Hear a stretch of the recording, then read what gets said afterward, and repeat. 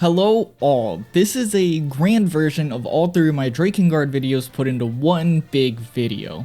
This is probably the most unhinged series I've ever covered.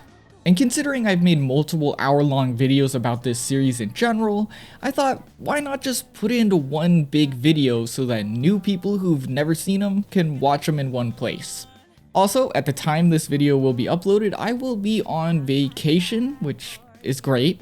Basically, what I'm saying is I don't want to leave you guys without an upload for like a month. Plus, NieR video is coming soon, I promise, and this will hold over till then. Anyways, thank you for watching. I know Emil will, and enjoy the video. Yet again, Emil will. Enjoy the video, watch it. Thank you. If you take a look at the NieR Automata cover, you get the impression things are rather bleak. Dull colors, a dark, destroyed, overgrown setting, and doom, just despair. Now look at today's game, Drakengard's cover. This one immediately gives off a completely different vibe. The red, the dragon, the knightly armor and sword. It smells of blood, yet it gives you the big impression of heroic action. Like you can almost imagine this knight-like character riding a dragon through the sky. Now, what if I told you these games were made by the same person? Well, that wouldn't be too far-fetched, right? After all, there's plenty of instances of people making completely different games. But what if I was to tell you that they're connected to one another? Still, even then, you could just describe them as maybe taking place in the same universe. Completely different stories, not connected, different places. But what if I take it a step further and say this game is a prequel to that game? And I bumped my mic, whoopsie. Now that proposes some interesting questions. More importantly, what even is this game? Well, this is Drakengard, a 2003 PlayStation 2 game that is the prequel to very popular game, I hope you've heard of it, NieR Automata. I imagine that surprises some of you, as I was very surprised when I realized how many casual NieR fans just don't know about the Drakengard series. I mean, just how? Regardless, upon looking at the covers, you could never imagine this is the case. After all, they're complete opposites in everything, from the minute details to the color schemes. Though, now that you know about their connection and have it in your mind, it's easy to imagine Drakengard's colors with a different meaning. Rather than attributing red to a heroic and fierce tale, it's quite possible to attribute them to a tale of bloodshed, of horror, and sadness. One in line with NieR Automata due to their close connection. A fair assumption, and one I too felt upon my journey into this game. But even then, I don't think I knew how bad it would get. I never would have imagined Drakengard might not only be just as depressing as NieR Automata, but maybe, just maybe, it's even worse.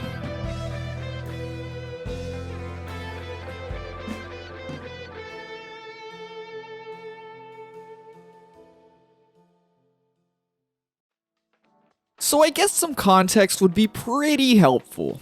After all, Drakengard is the rather unknown entry that spun into a huge franchise that has sold well over 12 million copies. A situation like this has gotta have a pretty sick origin story. And well, it does, lending its existence to what seems like a chance encounter. It all begins in a bar. In one seat, you have Takuya Iwasaki, director of Ace Combat 3, a flight-based combat game. In the other seat is Takamasa Shiba, a Square Enix producer. And this random meeting led to a random question. What if they made Ace Combat 3, but added dragons? And so Drakengard was born. Yet at the time, it wasn't Drakengard, rather Project Dragonspear. Iwasaki would go on to join Kaguya for this Project Dragonspear. And while the project was spearheaded by him, he felt as if he just didn't have the time to fully take the reins. And so he personally gave the role to a young man named Taro, placing him in the director's seat for the very first time. Drakengard was also one of Yoko Taro's first games, period. And if you don't know who Yoko Taro is, you've probably seen him. You know, the guy with the Emil head. You know, this little guy. You know, the guy who sits behind me every video. The green screen is probably messing him up right now. But if it is, I can't really check. If it is, put a picture of him just on top of my hand. Yoko Taro is always wearing this Emil head, never seen without it. And to add to the silliness, he's definitely in love with his characters, but we've all seen 2B. I get it. Despite the constant silliness, which never really seems to stop with him, Yoko Taro still shows serious love to all of those around him, recently saying Stellar Blade is better than his own games, as well as doing a whole video with Atlas about Metaphor, and this is the best thing I've ever seen. 俺の次回作はメタファーリーファンタジオ2、そちらのディレクター&シナリオを横尾太郎がやります。皆さんよろしくお願いします。And it's not even just his peers, as he constantly shows appreciation to all the support he receives, in response to art, cosplays, even normal tweets. It's just something super cool you don't see very often. Point is, nothing can be said but that Yoko Taro is all around a great and entertaining guy. Yet Aniplex still felt like they could deny Yoko Taro adding a scene to the NieR anime because apparently that's not how his characters would act, when he literally made them. Anyways, very off topic, Yoko Taro is the man mainly responsible for spinning the game in the direction we know it as. Everything in this series, NieR, this guy is the craziness behind it all. Hence why it's so important to note this guy. He's a genius. With Drakengard, Yoko Taro and writer Sawako Notori set out to create a standout story. One that was far darker than popular Square Enix titles like Dragon Quest or Final Fantasy. To them though, a dark story wasn't just simply a dark world. They wanted Drakengard itself to seep in dark identity, consuming everything in the game from the music to the dialogue. One of their bigger ideas was to make the cast rather gray. Gray in the way that while they may be trying to do a good thing, they aren't good people. With themes of extreme violence and standout topics like incest or cannibalism running rampant. Yoko Taro, you mad lad. But with topics like this, there's an obvious fear around the game being outright rejected. And if not, at least being submitted the changes the team behind it may not love. Changes that may or may not ruin the creative spirit and individuality a game is meant to have. And in Drakengard's case, it's a mix of both good and bad. When Yoko Taro had someone pitch the game to Sony, he was lucky enough for them to pass it without questions, making a PS2 release possible. Though when it came to Square Enix themselves, they weren't so quick to let the game through without issues. With the recent rise of the Dynasty Warriors series, Square Enix demanded elements like that in Drakengard. Issue is, these guys were not used to making action games at all. Matter of fact, Ace Combat, the series the project was majorly inspired by, was an aerial game. They hadn't even considered ground combat for Drakengard, leading to the entirety of the game being restructured. While most of Square Enix's other requests could be turned away, this doesn't mean it wasn't a constant battle over what this game would and wouldn't do. Oh, and it all happened while this game was being time crunched. The time crunch was so terrible that while Drakengard was planned to be big enough to take place on 2 whole discs, it never even got close to that size, and you could still find tons of weird, scrapped content in the game files. Like, oh, you know, Neo from The Matrix. Yeah, that's a real thing, by the way. Like, it's right. This is perfect. I absolutely love it, and I think this should have been in the game. All these changes and issues heavily bothered Yoko Taro. As to him, Drakengard's somber topics were normal for him. He felt there was no real reason for changes, and by the time the game was complete, he had been told to do so many retakes, make so many changes, and remove so much content, he never wanted to work on the series again. To think it could have almost ended there. But anyways, in the end, we know how that worked out. Drakengard, or Dragon Dragoon as it's known in Japan, released in 2003 for the PlayStation 2, a title that would mark the beginning of Yoko Taro's long legacy of games, as well as marking the start of this universe me and so many others have been entranced with. This is Drakengard, one of the most disparaging games I've ever played. Love, crimson blood, poison, eternity. Revenge. 2. Sacrifice. Mother. Ritual. Scarlet. Prayers. Heresy. Hell. Solitude. Clouded sky. Madness. Goddess. Watchers. Adore us. Drakengard opens to a world swarmed by battle. The Union and the Empire wage war for control of a goddess. In the midst of this war, we're introduced to Caim, a soldier who fights for the Union, a military made up of small independent kingdoms to repel the forces of the Empire. The Empire is a huge military, far bigger than the Union, them characterized by their mysterious red glowing eyes and trance-like state. The Empire's big grand goal is to break the world's seals, with all these seals being physical places besides one. The goddess, Caim's sister, Furiae, is the final seal. We don't know too much about being a goddess. At least Drakengard 1 doesn't tell us too much about it. I know Drakengard 2 does get a bit more into detail about how it happens and all that, but for right now, we don't know all too much. But what we do know is that somehow her existence, her being alive, is something keeping the world from ruin. Though this battle we've opened to seems like it could very well be the last. The Empire is on Caim's doorstep, and the only thing between the Empire and Furiae is him.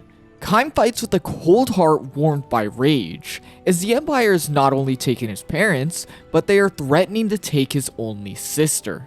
Still, this rage isn't enough. Caim finds himself bloodied and on the brink of death, only carried by adrenaline as he walks into the castle. But by a stroke of luck, or maybe despair, he finds a dragon, a creature the Empire used to kill his parents. And in a moment that shouldn't go this hard, Caim proposes a pact with this being.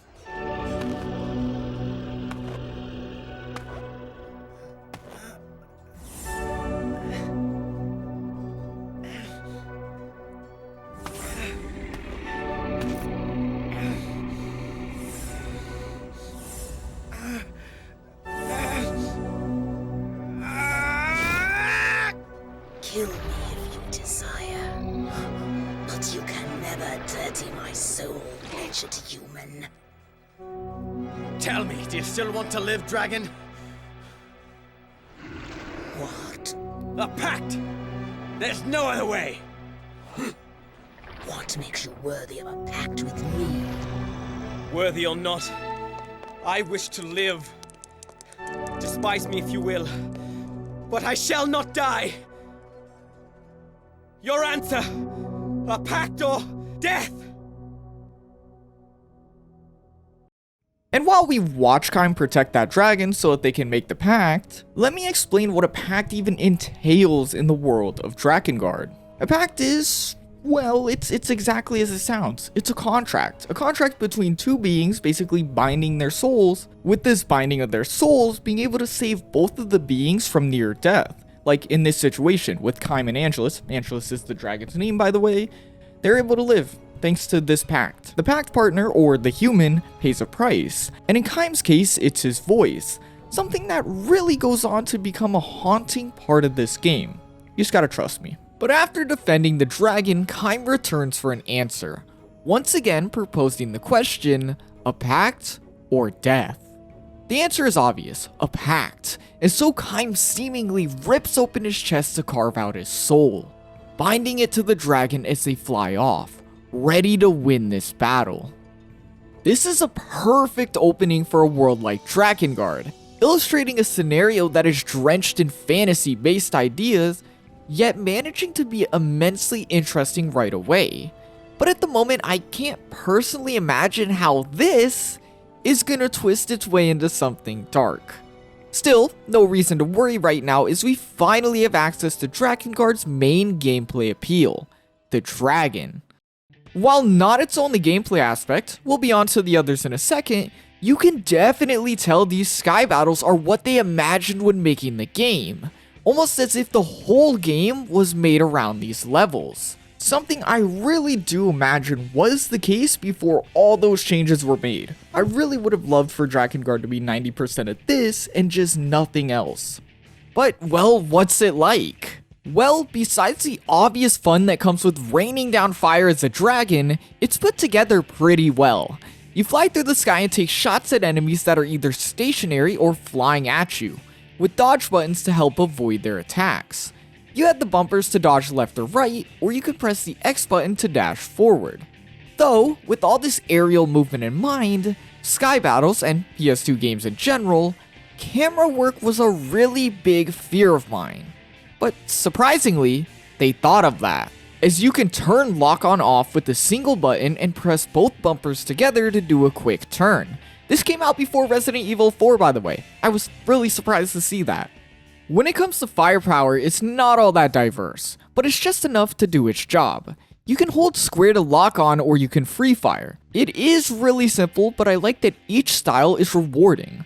While locking on is more brain dead, you can choose to manually aim your shots for a nice bonus to your damage, making each option great in its own right. Eventually, once you save up enough magic, the green little bar in the corner, you can fire a flurry of fire that auto-targets enemies and hits really hard. I mean, like literally really hard, like it will one-shot most mobs in the game. With all of this combining to be just enough to get you through these sky missions and back on the ground. Caim may be all-powerful now, but the battle isn't yet won. The Empire has them outnumbered 20-1, and so Caim lands, opting for a more personal battle. This means we're now onto the ground gameplay, and let me tell you right now, this part sucks. I'd say about 60% of Drakengard's missions are in this style, on the ground and personal, where you can alternate between Caim and riding Angelus. Riding the dragon in the sky levels is great, and so it should be the same here, but it's not. They constantly try and make you get off. As about 30% into this game, they will start filling these ground levels with archers and magic resisting enemies, making the dragon absolutely useless if you don't get shot down first. Then I don't see the dragon fitting in the inside levels, as it's definitely not getting through a door.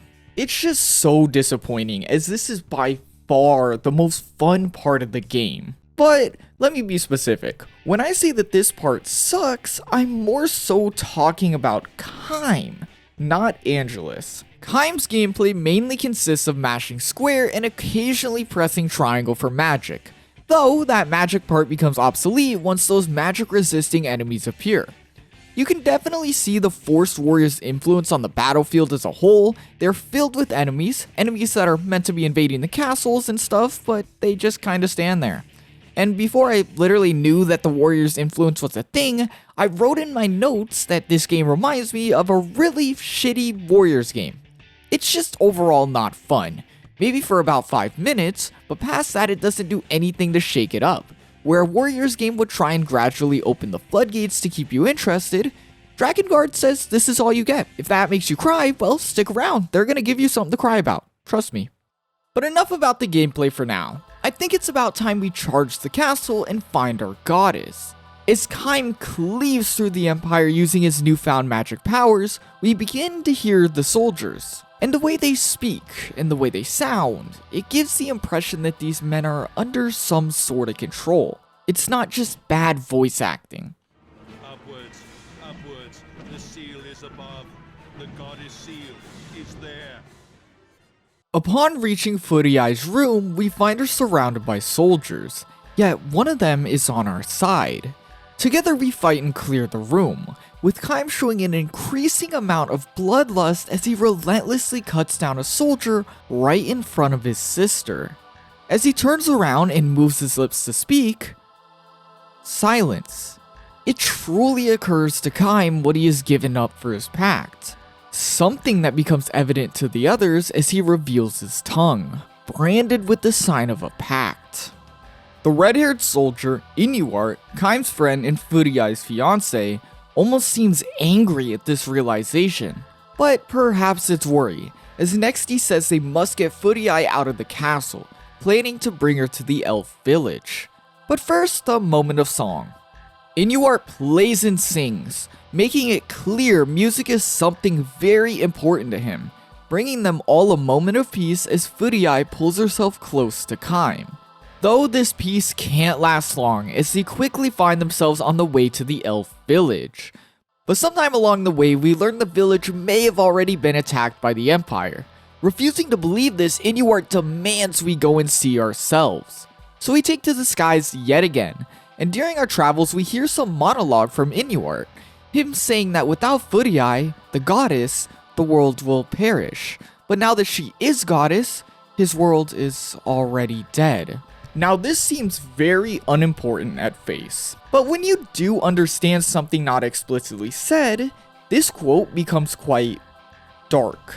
Furiai is the goddess, a position she didn't choose as it's randomly bestowed upon people, but it's a position she didn't really want. But she can't say no to this position as, well, as he says, without it, the world will perish. Without the goddess, the world will go to ruin. There's one thing though, for some reason, a goddess cannot get married, meaning Inuart, her fiance, has been put in this horrific position where he can't say nothing due to the weight of her position, meaning his world with her has died. I just wanted to chime this in as it is a very essential piece to understanding his character and later motivations. But eventually we reach the foggy lands that house the elf village, and once there we find hell. The Empire is ahead of us and has brought this village to ruin. Yet when all hope seems lost, we hear a voice.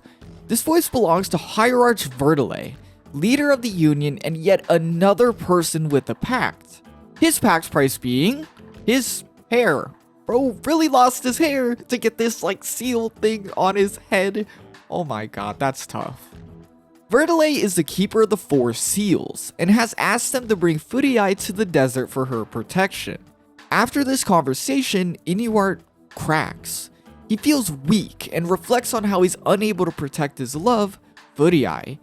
Yet she tries to comfort him, saying she loves his music and his songs, that he should keep going. But he cuts her off, saying that he prays for nothing but strength, demanding they leave now for the desert.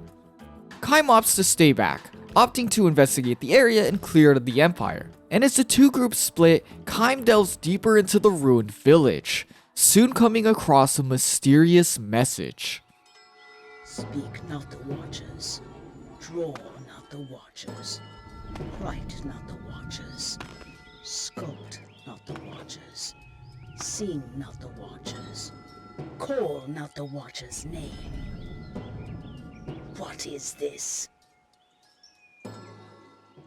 These watchers are soon revealed to be some sort of cult residing in the area, and after learning where they might be, Caim chases after them.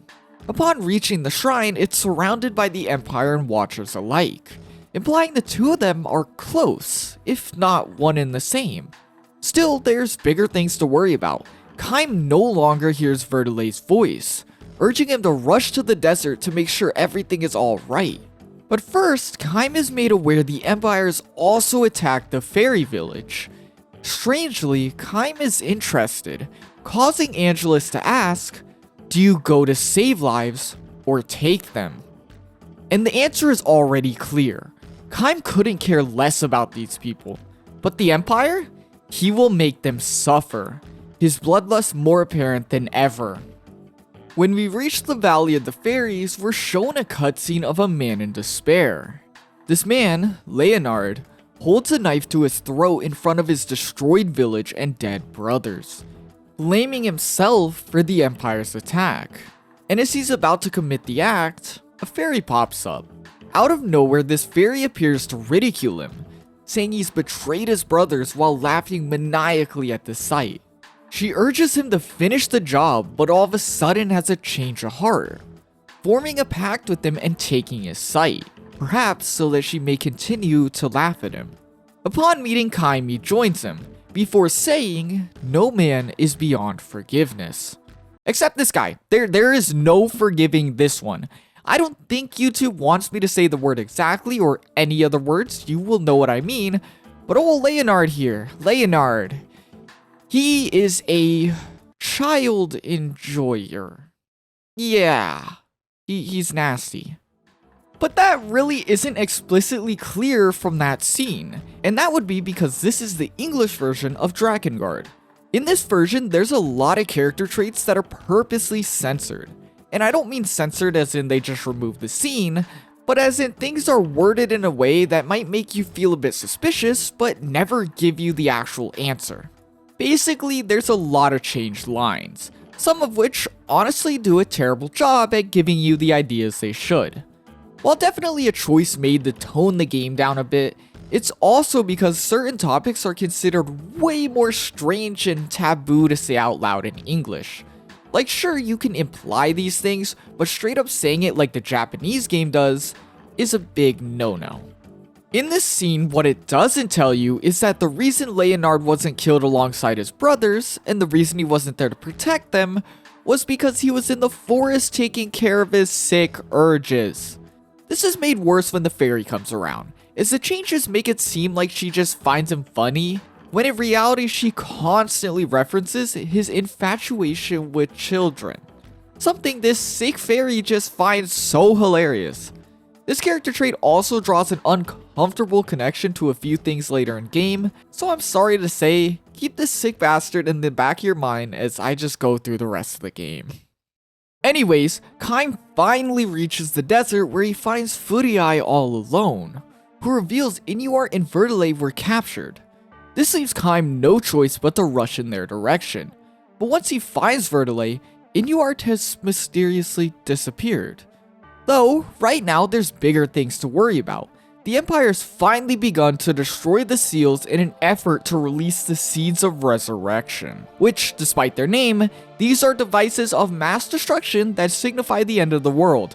It's not good. We then cut to NieR, held in some kind of Empire Watcher prison. He's speaking to a being clad in a red aura, a Watcher. And as he yells out in sorrow, they respond, almost trying to push him further and further. NieR asks for strength. The Watcher responds, saying that with strength he could protect Furii. He could make her his own. Confused, NieR wonders what could be going on. Yet the Watcher presses on. Her all his, in his arms. No one but him can have her. Not even Caim. Then, they say the goddess will die, even though she was once a normal woman, one who would laugh and love next to NieR. She will die due to the seal. These words cause NieR to ask a question.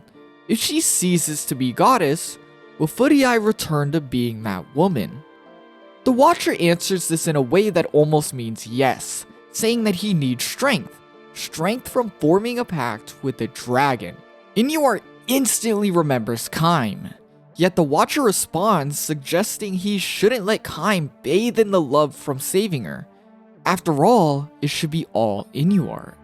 And here, we gotta stop for a second to talk a little bit more about censorship. This situation is a bit more obvious, yet it's not there as much as it really should be. What is being censored? Well, it is heavily implied that Caim and Furii's relationship and how Furii thinks of Caim is not how a sister should think of her brother, if you know what I mean. Though still somewhat censored, with lines being changed or removed, I think you can understand this one being the case in game. From the very beginning, their relationship seems a bit strange. When we first meet Furii, she gravitates towards Caim rather than her lover. Then later, even Angelus notices these feelings. During a certain sky battle, she continuously speaks on Furii's strange feelings. And finally, in a secret scene towards the end of the game, she even asks to be held by Caim, all but confirming her strange love. Though it's important to mention, there's not one point where Caim reciprocates these feelings. He's not weird in that way, he just really likes blood. In the end, this plotline is mostly used to push NieR over the edge. NieR understands and is painfully aware of Furii's feelings for her own brother. Hence why he gets so upset upon thinking of Caim. Caim's literally taking his girl, yet the girl is his sister. This situation shouldn't even be happening, yet it is. On top of that, he is all of a sudden super weak compared to Caim. While he was never as strong as him, NieR was at least comparable to Caim at one point. But all of a sudden, Caim is teamed up with the dragon, making NieR useless in comparison. NieR is jealous, not only of his love, but of his lack of strength. Both things Caim now has. And here we witness the watcher manipulate Inuart's true feelings on this, something that can only lead to the worst outcome. Meanwhile, Caim fails to protect the seal, but not before finding something strange. Back at camp, Caim reveals he's found Inuart's harp, and now knowing what we know, this can only mean the worst. But before they can dwell on it, they hear another voice and Caim is whisked away to another location, like always. And look at that. These two just get to sit here while Caim is trying to make sure the world doesn't end. He hasn't gotten a single rest since this game started, and I'm really thinking he needs it by now. What? Well, okay, actually, really thinking about it, he really likes killing, like it seems to be like his hobby, his special thing. So he probably really enjoys that this is happening. This is a really weird game. Things get even stranger when Caim learns the source of the new voice, Arioch. But first, before they meet, we see Arioch make her pact. As she draws closer to death, she is confronted by the spirits of fire and water, them offering her a pact. Arioch, with no real options, accepts, trading her womb in return. Soon we meet, and upon meeting she seems normal, but it is soon revealed that this new friend has some serious issues. Tell me, are there any children here? Fear not, they have been evacuated. So there are none here. A pity. They're so sweet.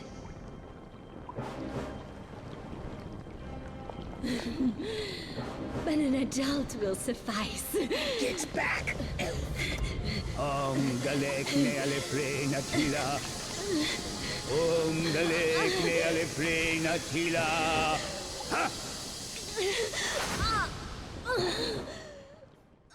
All I gotta say is that even Vertile couldn't handle that, and he's just fine with Caim killing children. And I think that says a lot. Arioch, just like Leonard, is hiding a dark secret involving children. Except she's not really great at hiding it. You see, Arioch is a cannibal. Her preference in food being, well, children. Hence why she was asking for them. Oh yeah, I'm pretty sure the only reason she was fine with Caim here was because she was hungry. This dude cannot catch a break. Arioch is insane, that probably being the easiest way to put it. Arioch tragically lost her family at the hands of the Empire, the situation breaking her, leading her to a weird urge to devour children so that she could quote-unquote protect them inside her womb.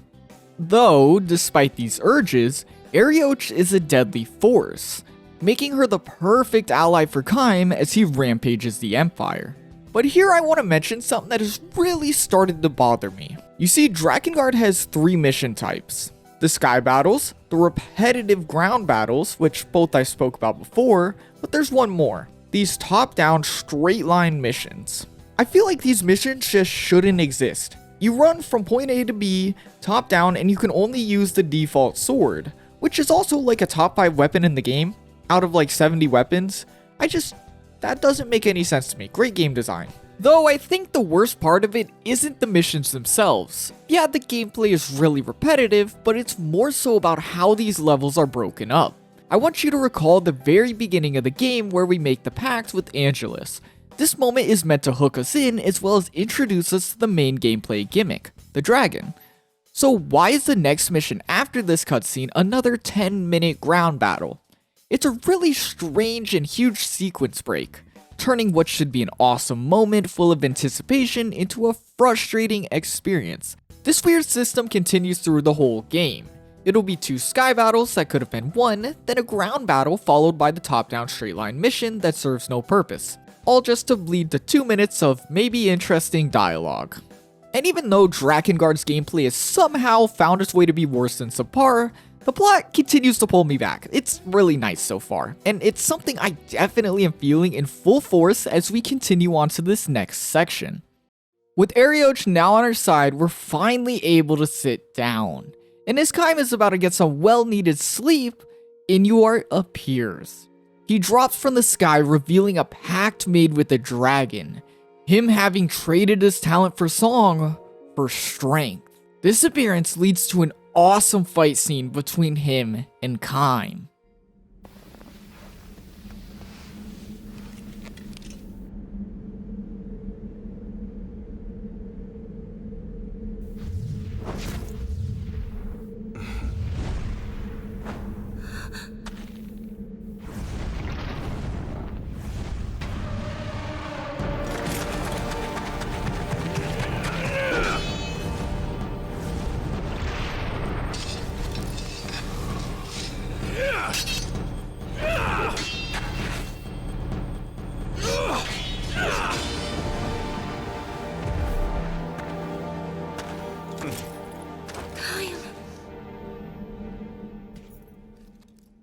Caim has realized Inuart is bonded with the same dragon that killed his and Furiai's parents.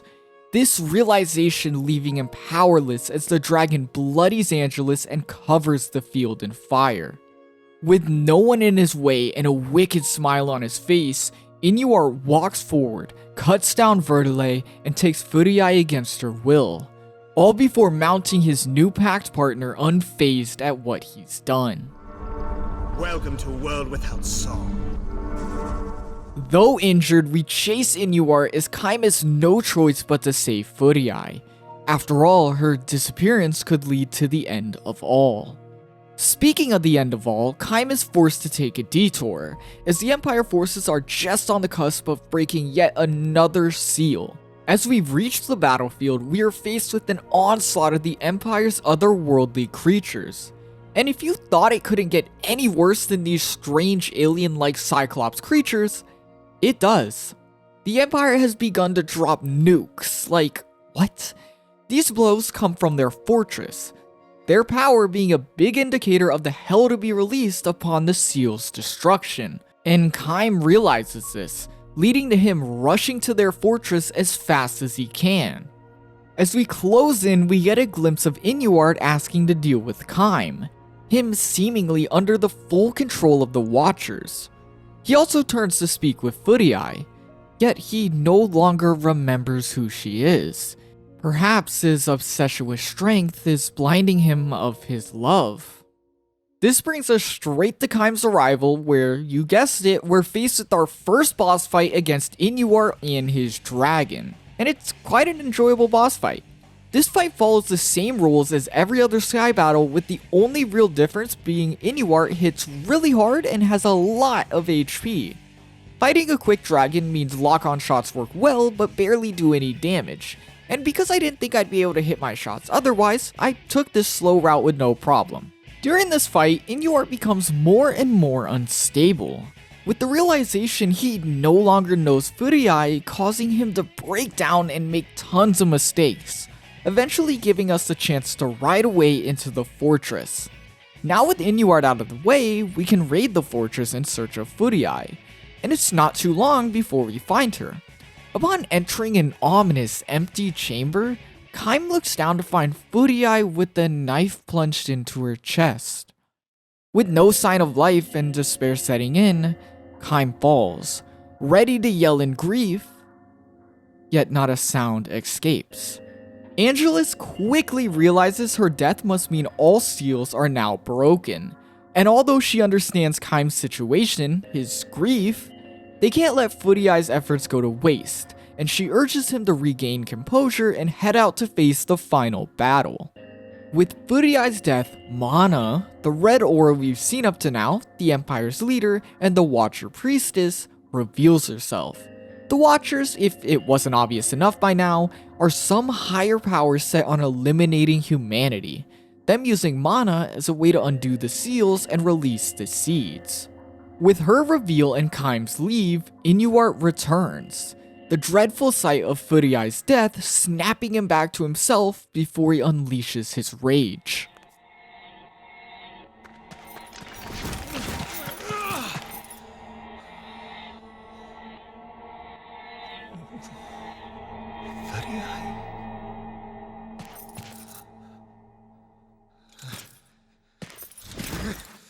What have you done?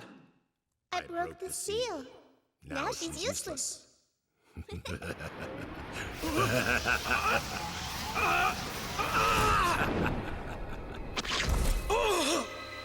Watchers left. Watchers left. La la la la la. I just want to real quick note the music. All of Drakengard's music is like the music you've been hearing in the clips.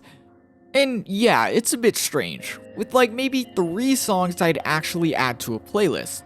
Not to say it's bad, but rather non-traditional and very atmospheric, with most of it sounding like it belongs in a horror game more than anything. I honestly really didn't get this at first. After all, I'm very used to the NieR soundtracks, which have a way different feel and include a lot of vocals. But I came to notice that these soundtracks work very well for this game, adding that dreary and unclear feeling this game is shrouded in. While it's not a great soundtrack in the way I'd just casually listen to it, it's a great soundtrack when it comes to making Drakengard feel a certain way, something soundtracks should aim to do, and despite being different, I did end up loving it a lot by the end of the game. But NieR, back in his own mind, realizes his mistakes, that while he claimed it was all for her, perhaps it was really just for himself, his actions inadvertently killing her. He then takes to the skies with her in his arms, vowing to use the seeds of resurrection to bring her back, just maybe taking their name a bit too literally. Realizing what NieR plans, we follow suit, engaging in yet another boss battle that is literally the same as the first one. We shoot him down and move on. As we travel, we come across the ancient worm, the origin point of every dragon ever who was awakened alongside the seeds. In a true test of our bond, and regardless of Angelus's dragon heritage, we fight. As if we stop now, the seeds will sow the end of the world. This begins a huge boss fight against the worm, and it's probably the easiest in the game. The worm is this huge target that makes it impossible to miss, and it doesn't really do much. The only real damage you take in this fight is the tens of dragons that share the arena with the worm. A really cool thing about this fight though is the dialogue from Angelus, implying this is not only the first time her and Caim have felt fear, but implying that she is only willing to commit an act as bloody as killing her parent for Caim. I guess it's also implied that her feelings for Caim are strong, you know, like that, although I personally never really got that feeling. I don't know if it's another like change from the Japanese version, but I couldn't really find anything in either direction. Together, the two of them just barely strike down the worm, and with the final obstacle fallen, they rush towards Mana's temple, where her and the seeds lie. Upon confronting Mana, Caim readies his blade to finish the innocent-looking child, but Vertile stops him. As though the blood on Caim's hands is heavy, he cannot shoulder the slaying of a child, and instead prepares a seal. Vertile's seal is sure to work, and it is. Mana is beginning to be weakened by the casting, but as if the gods themselves are helping her, in a split second she breaks it and begins to grow to the size of a giant. This begins the final fight against Mana, and it's a tricky one. Mana has this shield she'll periodically drop to recharge, giving you just a tiny bit of time to take your shot. But don't even bother using the lock-on because it does absolutely no damage to her. She keeps this up for the whole fight, and once she's down at 50%, she starts to send out rings, adding another thing to worry about. It gets worse as the lower you get her, the faster they become, turning this whole fight into something very tricky. But eventually she goes down, and upon defeat, Mana shrinks and calls out for her mother, as just like NieR, this poor child was just another puppet for the Watchers. We return to the group as things calm down to find Mana begging us to kill her. Yet that won't do anything now. They leave Mana to suffer with the weight of her crimes, knowing that she shall now be unforgiven for all of eternity. With Mana out of the way, all that's left is to find a new seal and rid the world of the seeds of resurrection. In a strange twist of events, Angelus steps up, as no human could be as strong as her.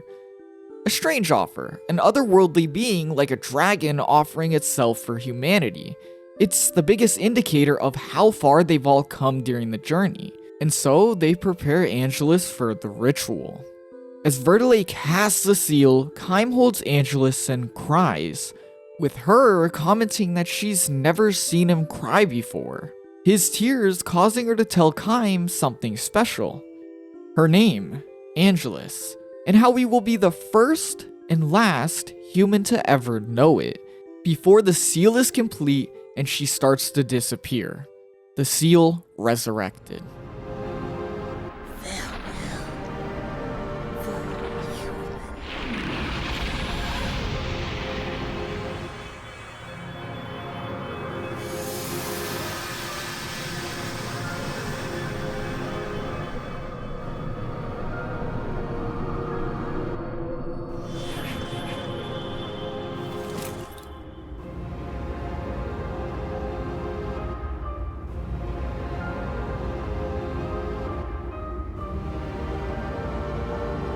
Ye gods, is it your will that we should live on? Ending A, the anguish of an unsmiling watcher. This ending really threw me off. It feels like your typical heroic story end, and even though things got dark here and there, we came out fine. If anything, this is the good ending. A great ending. The best possible outcome. One I didn't even think we'd get close to throughout the game. And that's just kind of weird, is it not? For most games, they make it very tough to get the best ending. If anything, on your first playthrough of most games, you will get a bad ending. So the first ending of Drakengard being the good ending, what the hell is about to happen?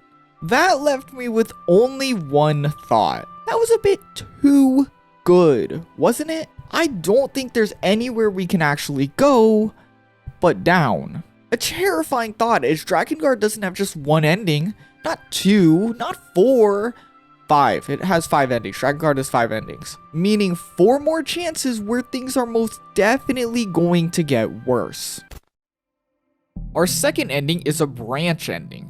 As in Drakengard, every ending is more so a what-if outcome of the world. None of them are really set in stone, and none of them are really the canon ending.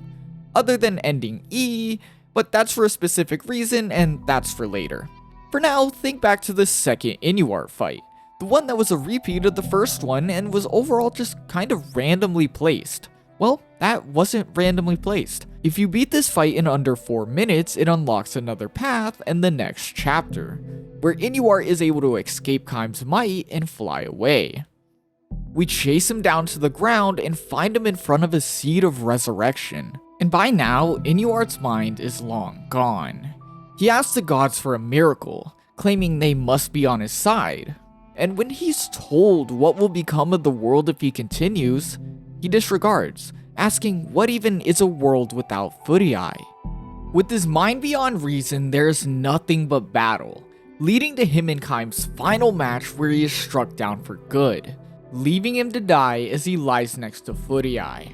Caim rushes to Mana, but upon his arrival, the girl is gone, a pool of blood in her place, revealing she was killed trying to summon a dragon.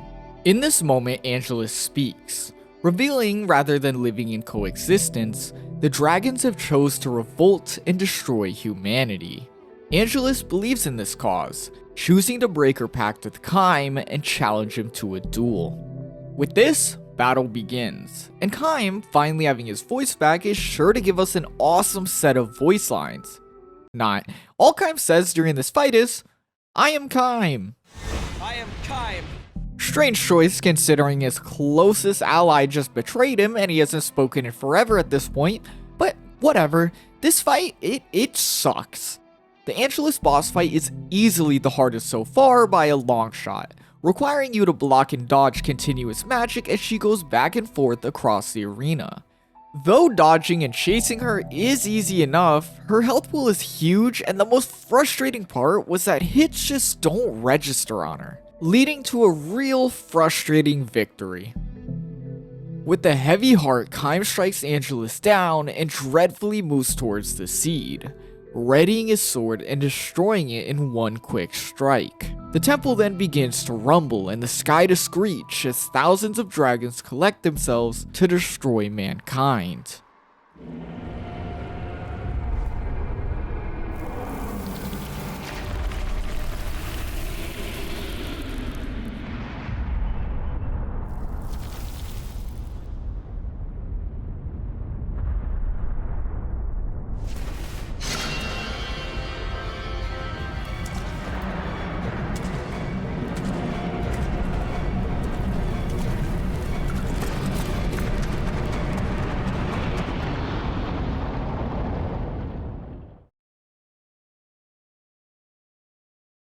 Ending C, a companion's eternal farewell.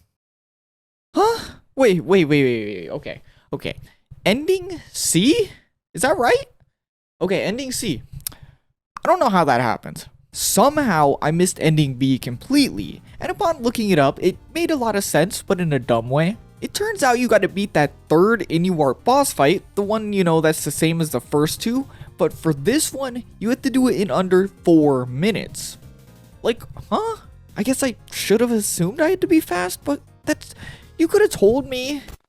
This branch begins with NieR able to yet again escape Caim and fly off, eventually reaching a seed of resurrection. Still twisted by their name and in a clear state of delusion, he shoves Furiai inside one with the strange hope it will somehow bring her back. The result being perhaps one of the most haunting scenes of the whole game.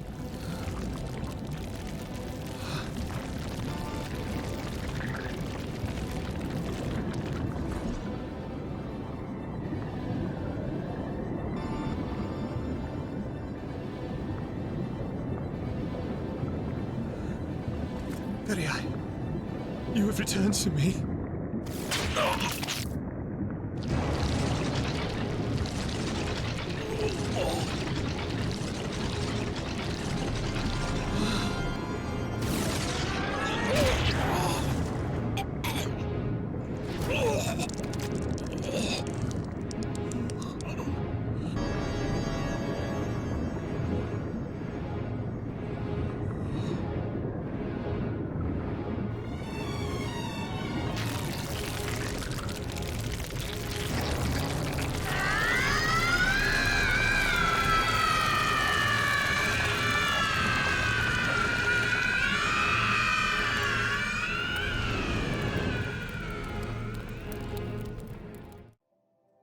Absolutely insane.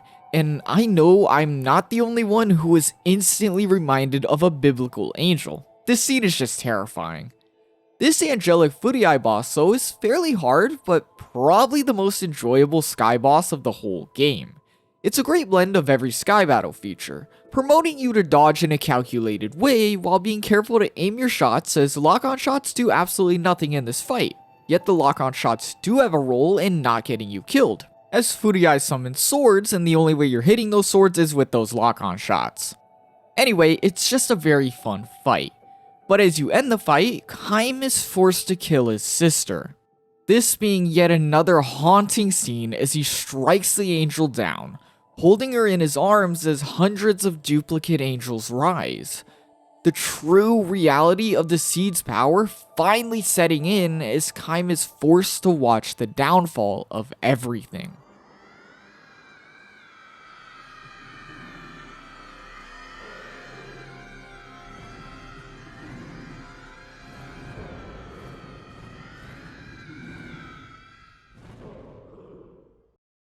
Ending B, Flowers for the Broken Spirit. Can you imagine if I missed that? The most insane ending so far, and by a long shot, and I almost just missed it. I almost just forgot it existed. I really did like ending B and C, but as I assumed, it got worse. A lot worse. Not only did we have to fight Angelus before, showcasing what happens if we didn't bond with one another, but in the next ending, we had to watch what I would say is the worst thing you can put Caim through. He's watching his world fall, this world that he holds dear, and oh yeah, he just had to murder his sister. I can really only hope things get a bit more hopeful and tame as we move on to ending D. As for ending D, Drakengard kinda wants you to replay the game, though this time with 3 new episodes spliced in between the events we've already went through.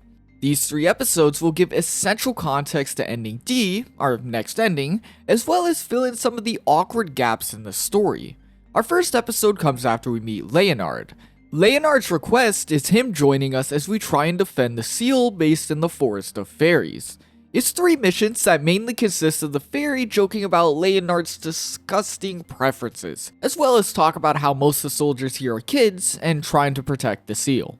The last scene begins with Leonard on the ground in pity. telling Caim he can no longer go on and that it would just be better for him to die. Yet when the time comes to reveal why, he refuses to tell. You sick creature.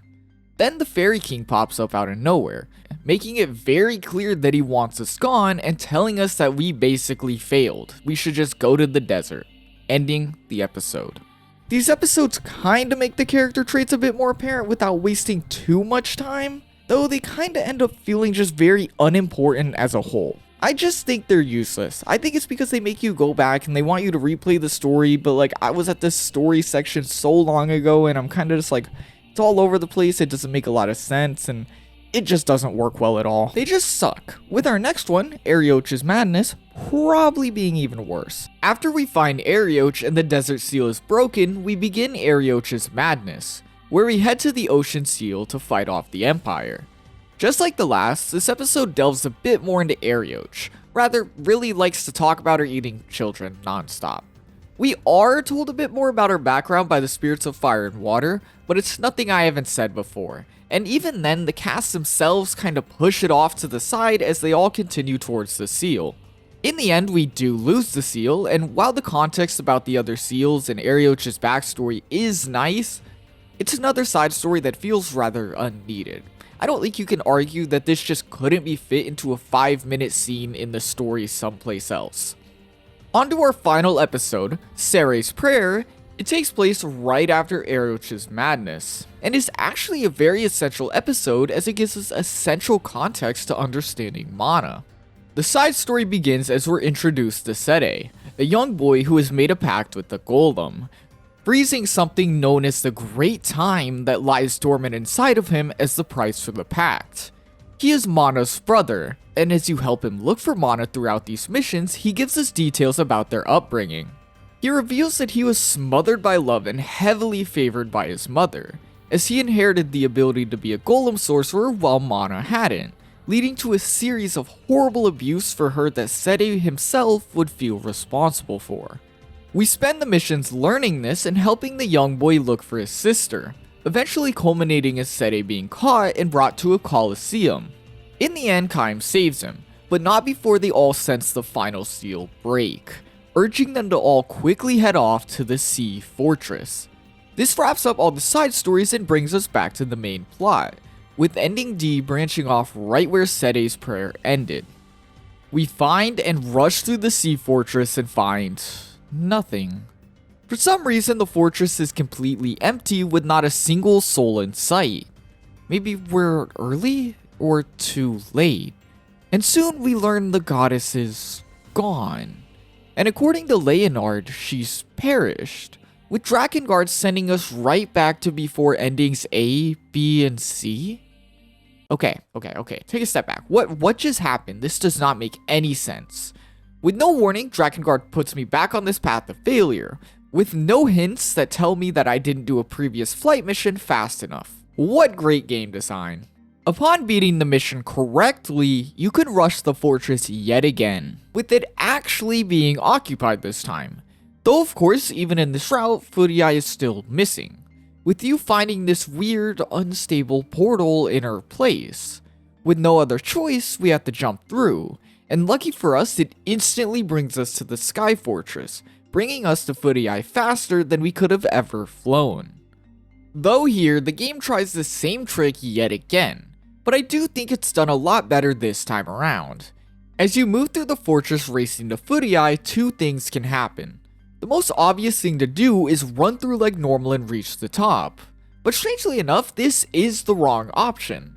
And though wrong, Drakengard is kind enough to reward you with a special cutscene that puts Furii's death in a whole new light. Soon after NieR steals Furii, Caim enters the room and is met by her and Mana, with this appearance prompting Mana to start revealing Furii's true feelings. She reveals that Furii hates being the goddess, something we have come to somewhat understand, but even then, Mana cuts deeper, revealing Furii's feelings for her brother, saying that they make her feel dirty, to the point where she would even say she wants the world to be destroyed. Mana continues on insulting Furii before saying, "You failed at being goddess, now what?" And with those words, Furiai's world comes crashing down. Her bizarre love for her brother revealed, her inner thoughts shown to the world, and her shortcomings in the role she was given leaves her with the thought to do one thing only.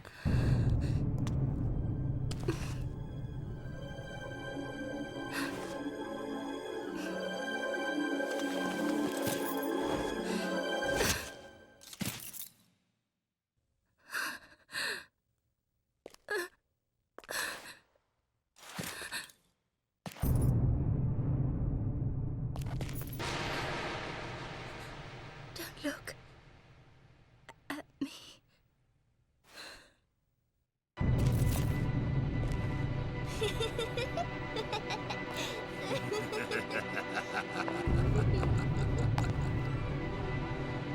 Do the Watchers laugh too? This reveals the true horrifying events around Furiai's death. Something that up to now seemed like murder was actually done by her own hand.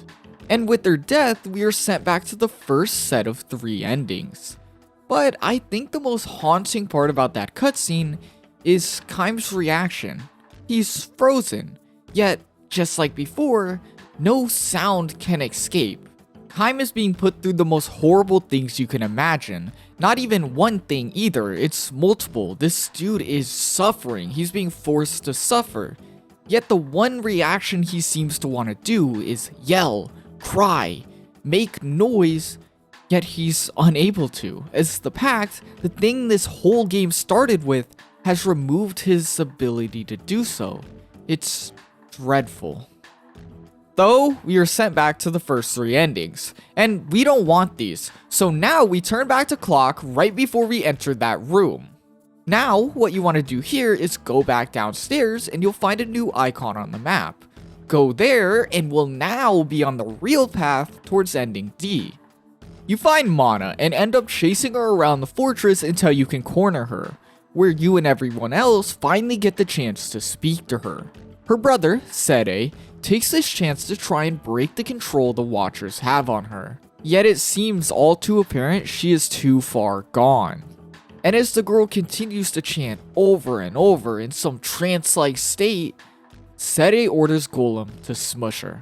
With her death, the gods seemingly strike in anger as the fortress begins to shake, urging the group to rush outside where they witness horrors beyond human comprehension. In a scene I can only describe as hell, the sky is stained blood red and devilish portals open, releasing grotesque beings of mass destruction onto the world. An uncanny scene as these objects of havoc resemble children. Yet to Caim this doesn't matter. It never has. And he takes to the sky to, well, murder these creatures. Though, no matter how hard Caim fights, their numbers seem infinite, with the group soon being forced to the ground, cornered. Then in a moment that might seem heroic at first, Arioch propels herself at the creatures, drawing their attention and allowing them to surround her. Yet this is a moment of pure delusion, as she sees the overgrown children as the perfect meal and can't help but charge at them. Disgusting. As she falls, Vertile demands they run for their life, but as he screams, the ground rumbles, his cries of despair drowned out by the rising of a new divine-like being. The queen of these creatures, far larger than anything we have yet to see, has risen. But if they've learned anything at all on this journey, it's that the bigger it is, the more important it is. And with the new goal of destroying this queen, Leonard steps up, saying he'll be the one to clear the path. In a moment that mimics the last, Leonard says goodbye to Sede and charges the creatures, acting as a distraction so that the others may leave. I think they want us to see this moment as a noble sacrifice and redemption for Leonard, but to me, there's no curing nor forgiving this man. Not at all. This was deserved. Yeah, I might have celebrated that sicko's death, but well, we still gotta get closer to the queen. And so what's left of the group inch closer and closer. But now up close, it becomes clear that defeating a beast of this magnitude by normal means won't be possible. But that's when Sede speaks up, mentioning the great times stored inside of him. You see, Sede has had something called the Great Time inside of him all along, the effects nullified by his pact with Golem. If this pact was to be broken, this Great Time would be released instantly, its effects freezing an area the size of a continent, forever. And though Sede is scared, they all realize this is the only way they could possibly beat the Queen. Kicking off the final mission, we drive Sede as close as possible to the Queen. And though now weak, injured, and outnumbered hundreds to one, we prevail. In a sight that can only be described as a miracle in a hellish landscape, we drop Sede onto the Queen, leaving Caim and Angelus to look on as they are torn from limb to limb. Upon landing, Sede breaks his pact, releasing the Great Time and asking one final question. Will you forgive me now, Mana?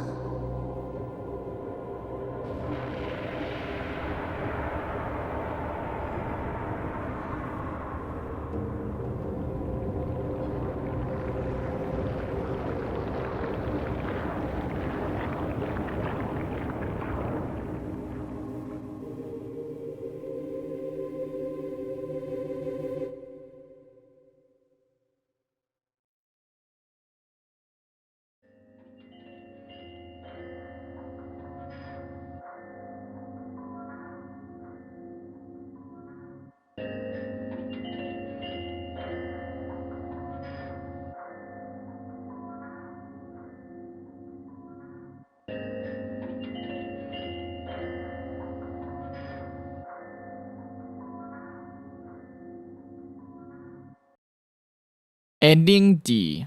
The Wild Dreams of a Deluded Child. Ending D is... oh my... how do I even describe it? I felt like they took every other ending, added all the worst parts of every single one, put it all in one scenario, and just made it all the more dreadful. From the sheer amount of bloodshed to the horrors beyond our cast's human comprehension, and the final scene almost seeming like a win for everyone, it's strange. It almost feels like we lost in a way. An absolutely wild ending, and considering they want you to replay most of the story with added episodes that give essential context to this route, I think it's fair to say this almost seems like Drakengard's real ending. Though of course it's not. This video wouldn't have a whole nother section called Ending E if it was, but before I get on about that, I really want to note a small 30-second scene this game randomly shoves in during that section. I didn't mention it at the time because it literally goes nowhere, it's just super random. After Mana's death and after the fortress begins to fall, we see a short scene of Inuart proclaiming the gods have died. This is the last we see of them during this ending. And I'd like to hope, even if unlikely, considering the world basically ended there, that they had some sort of happy ending in this route. Maybe they even survived somehow, and lived on to tell the tale. I think it's a nice little glimmer of hope. But on to our final ending, Ending E. This ending was originally the game's joke ending, a special reward for doing absolutely everything Drakengard has to offer. And I mean absolutely everything. You have to unlock all 65 weapons to access this final scene, and to do that, you must play every episode, every side episode, which there's a lot, and finally, on top of all of that, you gotta do tons of these mission-specific challenges just for another useless weapon. It's a stupid grind. Your reward for your pain and suffering, because trust me that's what it is Chapter 13 or Ending E. The joke ending that would go on to birth the NieR universe as we know it, proving itself as the realest ending of them all. But it took like 10 years for it to be the real ending, so who knows. This ending branches off right as we drop Sede onto the Queen. Though, instead of wavering in the sky, we choose to dive after him and clash with the Queen. This clash is an act that breaks space and time, transporting Angelus, Caim, and the Queen to modern-day Tokyo? We all end up falling from a strange portal and seemingly ending up in a whole new reality. But, well, we can't falter. The goal is still the same. The Queen must fall. This begins our very final boss fight against the Queen. A boss that Yoko Taro apparently really wanted to be a Yumi Hamasaki. She's a Japanese singer that I guess Yoko Taro is a pretty big fan of, and I think that would have made this fight a lot funnier. As maybe laughing would have saved me from the torture that is this fight. This is the worst boss fight in the game. Not only is it a rhythm game, oh yeah, did I even mention that? It's a rhythm game. The whole final boss battle, the final boss battle of Drakengard is a rhythm game. Yoko Taro, yet again, you mad lad. I suck at rhythm games, and it can't just be a standard, somewhat chill rhythm game. It's gotta be the fastest and most intense one I've ever seen. So I spent half my time pausing to see the next few notes and praying I could get them in time. I don't really care if that's cheating. If that's cheating, I cheated on this boss fight. I don't care. If you've played it, you know what I'm talking about. But eventually, the Queen falls. And, well, I just gotta show you it all. I don't even think I could put it into words.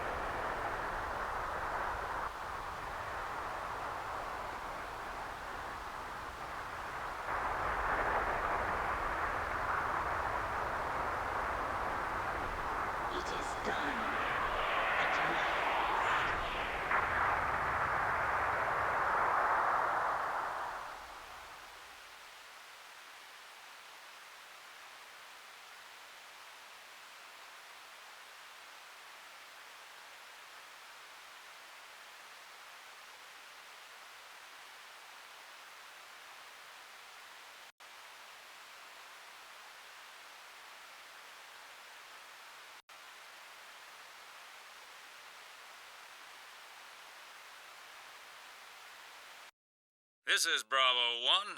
Unidentified target has been neutralized. Over and out.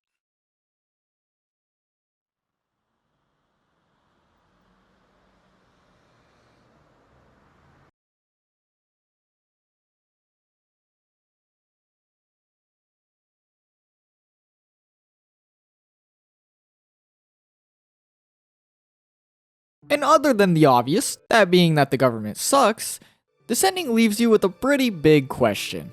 How does it all link to the NieR universe? Well, with the death of Caim and Angelus, their magic spreads across the lands, as well as the Queen, which the Queen is huge, that's a lot of magic. Considering that all of them had came from a whole nother existence, this magic was incredibly foreign to Tokyo's people. A Tokyo that had never seen magic at all. As time passed, the effects of this magic would develop a disease in the human world, and through efforts to preserve the now dying human race, we would eventually see the birth of the NieR franchise. And even though I'd love to say far more in greater detail, I think that's about all we have time for today, because there's literal hours of content to talk about if we want to get down that route. This ending marks the finale of Drakengard. And even if ending E isn't what you'd consider the real ending like I do, that's okay. We don't have to agree. The NieR and Drakengard series is a tree of timelines and routes full of different outcomes. Each of these endings technically happened. They're all real, they're all correct. And in the end, this is what makes these endings so damn interesting. It's just yet another part of what makes these games so magical. Drakengard is despair incarnate. And if I'm going to be completely honest, I really didn't think the game would turn out this way. I feel like people tend to exaggerate when it comes to media, saying something is darker or scarier than it really is. And when I started this game, I was sure Drakengard was just another one of those cases. Sure, the NieR games can definitely be dark at points, and I already knew some of the important chunks of Drakengard's lore, so I knew I was in for some kind of ride, but I really didn't think it would be all that. I kept to this idea as I began. I was convinced during my first few hours of play it was yet another classic case of over-exaggeration, but I did stick with it and eventually things started to roll. And before I knew it, yeah, By the end of the game, I was left speechless. Speechless being a very fitting word, as it's something that was always there.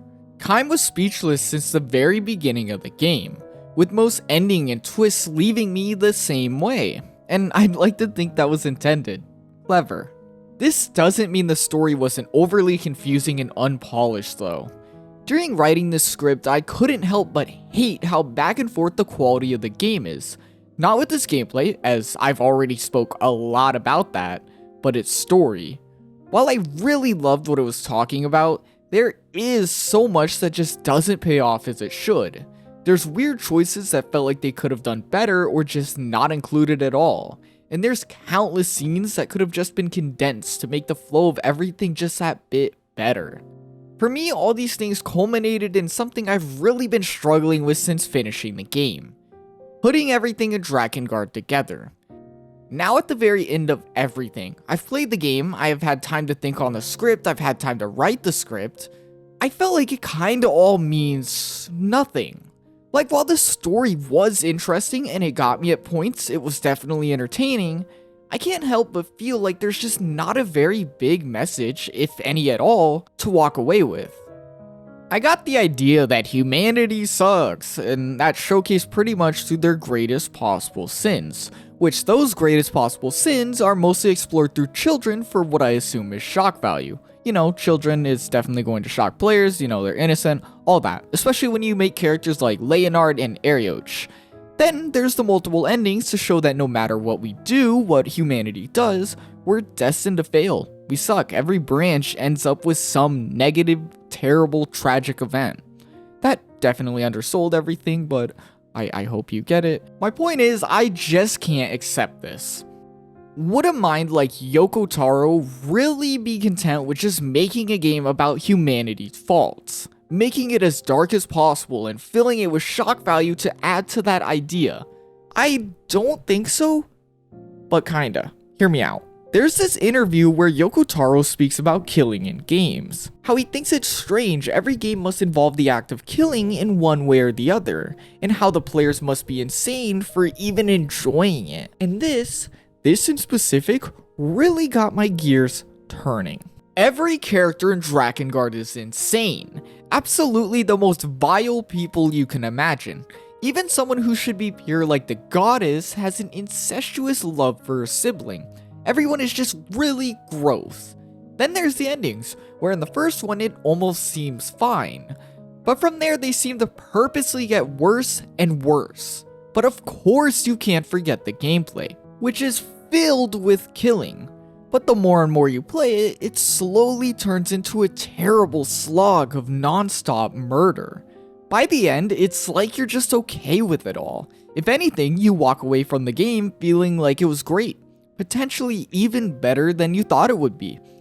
When in reality, we should be repulsed. We just played a game about humanity's downfall, our own downfall. As the player, we should not be like Caim, whose biggest trait is that he loves killing. He relishes in everything this game is about. It makes me think that we might just be those insane people Yoko Taro was talking about. I think Drakengard is meant to lead you down this path of insanity and almost make fun of you for it. Hence why the final ending, the very last thing you can possibly do, the thing you get after doing everything and anything you can do in Drakengard, was meant to be a complete joke. It's a genius play and something I think perfectly falls in line with what Yoko Taro seems to believe. Making fun of a player as well as games as a whole for loving a dark topic like killing way too much. And well, maybe Yoko Taro's right. Not everything needs to be graphic to be entertaining.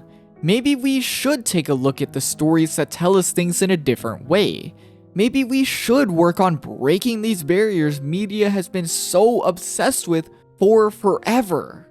As in Yoko Taro's own words, maybe doing so could bring some real change to the world. Drakengard 2 is regarded as the black sheep of the NieR franchise, a label stemming from the sheer amount of hate and dislike people have for this sequel. The game is considered a downgrade in every way to the original, with there also being big issues regarding its canonicity to the series, something that fans care deeply about. But to add a cherry on top, Yoko Taro, the eccentric mind behind the series, wasn't even directly involved with the project, with his only credited involvement being that he edited a few scenes. What happened? How did Drakengard 1, a game that soared despite its own issues and dark topics, find itself reduced in a sequel that nobody talks about, with many even calling it the worst game of the franchise? That's what I'm here to answer today, by taking a deep dive into every aspect of Drakengard 2, the story, the lore, the gameplay, everything it has to offer, and getting a proper look at what many consider a terrible game. This is Drakengard 2, the NieR series' black sheep, and well, I don't want to spoil you, but it was a pretty insane game to dive into. I hope you enjoy.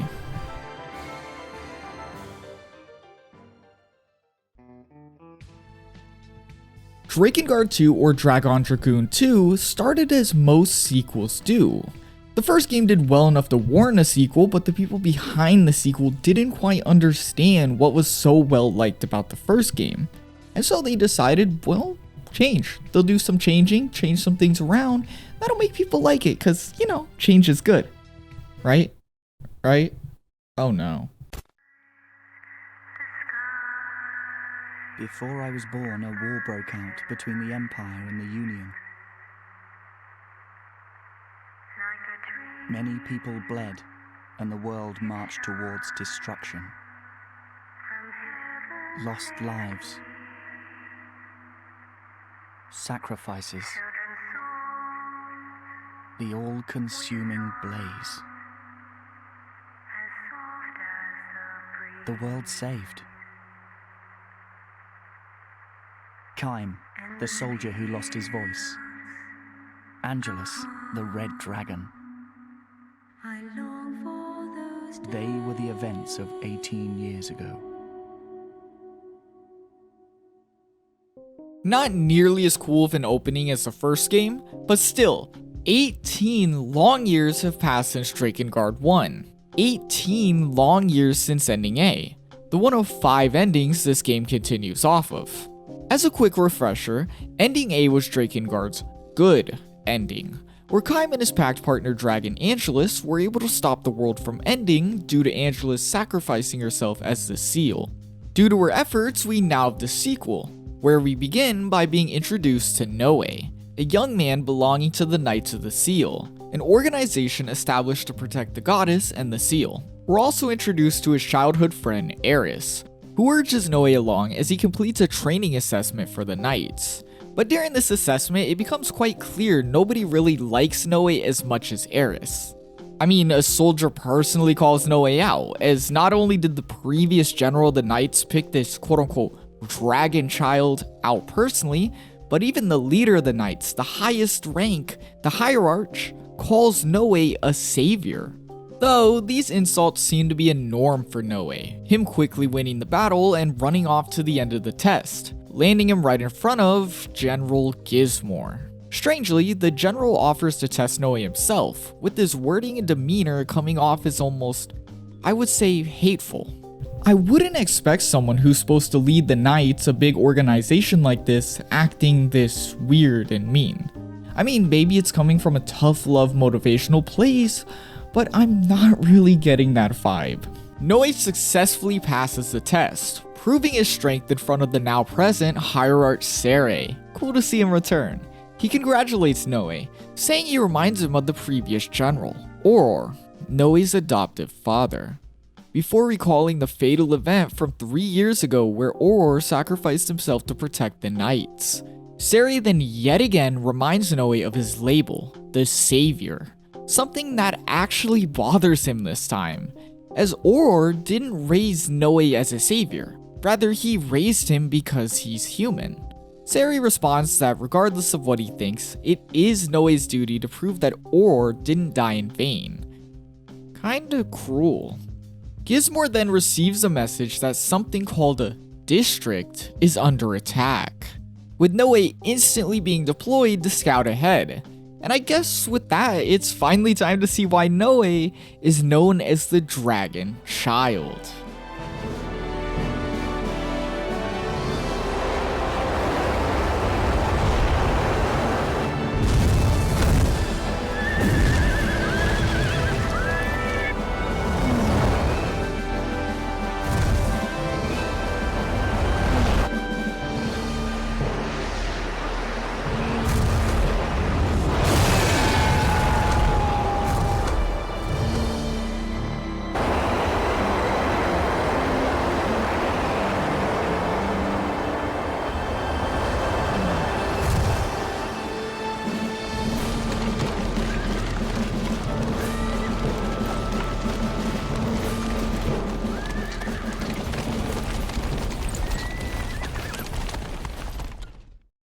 This is Legna, Noe's dragon parent, friend, pet. I honestly don't know, I haven't decided on a label for it yet, but yeah, this is Legna. I really wanted to note Legna as it's cool we have another dragon human duo. I mean, it's Drakengard, that's what the whole series is about, but they aren't Pact affiliated like Caim and Angelus. Legna pretty much raised Noe until the knights found him, and even after the knights found him and took him, Legna followed him and has since been helping him. He's basically like a parent to him. I think I just answered my question from her. Legna is, yeah, I did. Legna is Noe's parent, pretty much. This is also pretty cool because this is a type of relationship Drakengard 1 described as pretty much impossible. There are so many remarks in that game about dragons hating humans, dragons don't bond with humans, with Angelus waiting until the very end of the game to tell the player her name. So having a relationship right off the bat that is the complete opposite of everything we heard is really cool, and it really drives home how close these two really are. With that out of the way though, I want to talk about Legna's voice. We have this clip here that is very sweet, I absolutely love it, but I have to show y'all Legna's voice. Like, I'm not even joking when I tell you I actually had a nightmare because it is just uncomfortable. How many times is this now? How many times have I carried you on my back? Too many to count, Legna. I grew up riding you like this. Your wings have always protected me. Yes, it has become my duty in life to protect you. Nothing will stop you as long as we are together. You are special, Noe. You must be strong and brave. And just like Drakengard 1, when we get the dragon, the combat really begins. Kinda. This time around, there really is a lot different when it comes to the ground combat. But at least the good old sky combat, you know, the thing we're really here for. What did I say? Literally ace combat, but dragons, yeah? It's just everything that was loved in the first game, but just a little bit better. You got your dodge buttons, your lock on and free fire shots, and your magic, all serving the same purpose as before, though this time it all feels a bit better with some added speed, and the enemies can drop random types of magic that are definitely a fun addition. Overall, I still think it's so fun to just rain down fire upon enemies as a big scary dragon. I mean, how can you hate being able to do that in a video game? In the first game, I really did hate how easy it was to get shot down. I mean, how are you gonna name the game Drakengard but constantly push me off the Draken part of the Drakengard? I hated it a lot. But now in Drakengard 2, that problem pretty much doesn't exist. You can't directly get kicked off Legna. I mean, you can die on Legna and you can choose to get on and off Legna, but there's nothing that'll literally take you off Legna other than like a cutscene, which is an improvement that is so nice because I love spending my time fighting on the dragon. After tearing through the skies with Legna, Noe is dropped off to protect this district from monsters, giving us our first real hands-on moment with the ground combat. Basically everything from before has returned, still being very Dynasty Warriors-esque, but well, the improvement.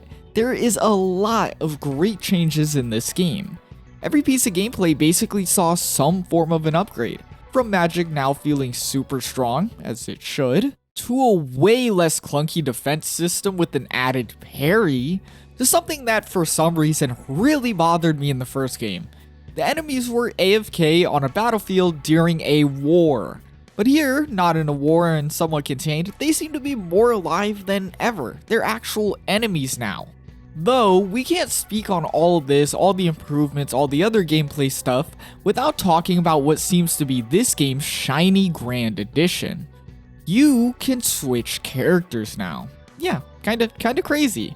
You can switch from Noe to 3 other characters, with our best example, our only example right now, being Eris, who offers her own unique strength in the way she gives a bit of bonus damage against undead enemies, with the other 2 party members who eventually join us also having their own strengths. Yet another pretty cool interesting change. But there's always a but. While these changes do end up making the game feel better, the overall loop still isn't all that fulfilling. While it did honestly take me longer to get tired of it, I came to the conclusion that these are improvements, they're upgrades, but they're not really anything different. And by the time I finished the game, I was more than tired of it all. Which sucks because, spoiler alert, I have to play through the game 3 whole times to get all the endings. So yeah. Still, I'm in it for the story, and there's many more mysteries to uncover as Noe and Eris finally close in on this district we've been hearing about. Noe then finally decides to ask Eris the question we've all been wondering. What even are these districts? Prompting Eris to explain that there's 5 of them, and that the Knights of the Seal consider protecting them their highest priority. Also reminding Noe for some reason that it was one of these districts his father figure Auror died protecting.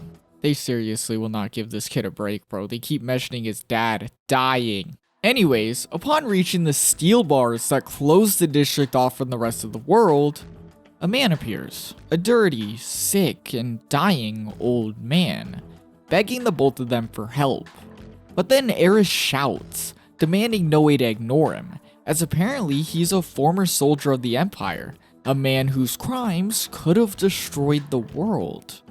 Noe then asks why he was never told there were people here, a very real concern to have, and Eris simply explains that the people in the districts are basically sacrifices. She explains the districts also house a key that locks away fatal, poisonous air, and that the only way to keep this key working is through life force, hence the what she calls martyrs. This explanation and term really upsets Noe, as he had instantly noticed how fearful and weak that man was. To him, he wasn't a noble soldier sacrificing himself for the greater good. He was a sick man who had no choice in the matter. Though, Eris quickly shuts Noe up, threatening him and ordering him to leave the district. I do really like how Noe instantly realized how potentially strange and wrong everything going on here was. His willingness to stay on the right path being very refreshing compared to everything we got in Drakengard 1. I mean, Caim literally wanted to save the world, but Caim was not a good character, and he also couldn't speak, so having a character who speaks up and speaks out against the injustices he's seeing is very refreshing. I couldn't have done 2 mute protagonists in a row, but I also like that Noe is like a good guy. It's kind of refreshing, because Caim just killed a bunch of people. Though I also gotta note these districts. I mean, if the Knights of the Seal are the ones protecting them, and it's very important to them, I think we gotta assume that if these districts are all broken, they probably end the world, just like the seals from the first game. I have honestly no idea or no theories about the sacrifices though. I don't know why they need those, so don't ask me.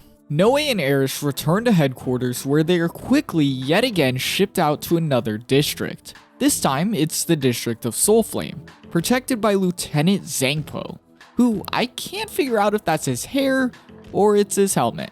Anyways, we take to the skies as Eris and Zangpo travel by foot, with Legna really hating how Noe just listens to everything Eris says and follows her around blindly. But eventually, after clearing another set of sky missions with Legna, we reunite with Eris and reach the district. Like before, Noe decides to ask Eris a question. If this district has a distinct guardian, why doesn't the first one, the District of Shining Light, have its own guardian? Her responding that she doesn't exactly know very much, but that the guardian had mysteriously disappeared. And I know that that means we'll definitely meet this guardian before this game is over. But soon we're reunited with Zangpo at the district gates. Him urging former soldiers of the Empire to head into this mysterious fog that has appeared, justifying it by saying they should be eager to atone for their sins. But before Noe gets the chance to really lash out, who has appeared? Lady Mana. It's Lady Mana. It's her. Lady Mana. Really her. It's Lady Mana.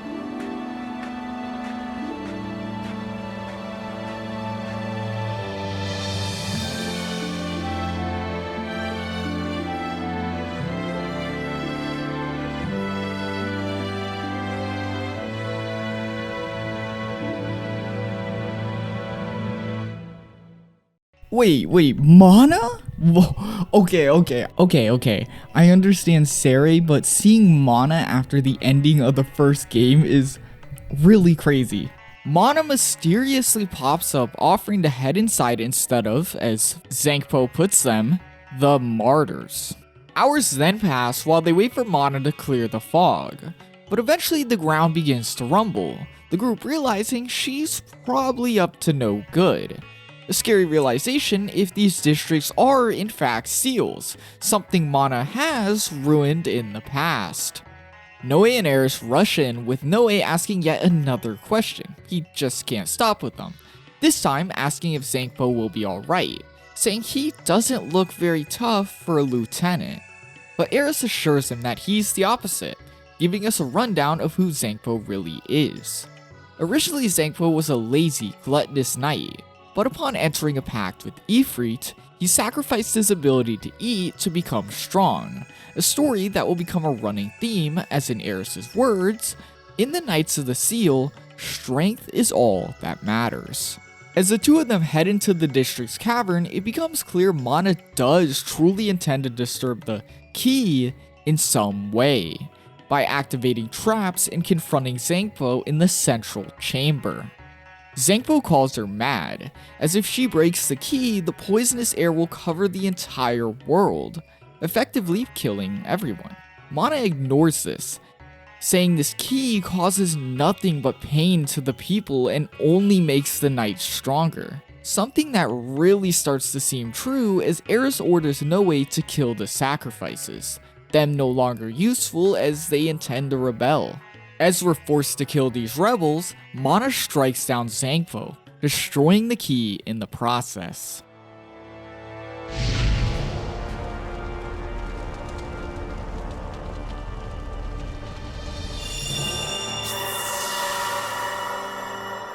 The flame, it has been extinguished. Now, at last, we are free. Eris quickly explains that once a district's key is broken, the associated lieutenant dies, a sign that the knights have lost control of said district. But while Eris and Noe lock up the now exhausted Mana, let's talk about a few things. One thing that I think is very obvious about this scene is that it almost feels cut down, like there was meant to be more here, but there just isn't. I imagine at least a boss fight or an extended scene maybe. You see, Zangpo's pact partner Ifrit was designed all the way in Drakengard 1, and well, they decided to bring him back here as Zangpo's pact partner, meaning they probably really wanted to use this creature. But we never see it. He's said to be his partner, he appears in official art with Zangpo, yet he never appears once in game. Is that not weird to y'all? This gets even weirder when, as you'll see later, every pact piece and pact partner have a boss fight. Except Zangpo. I mean, it makes partial sense because Zangpo is our ally. I don't imagine us to have a boss fight against him, but come on, you could have showed us Ifrit.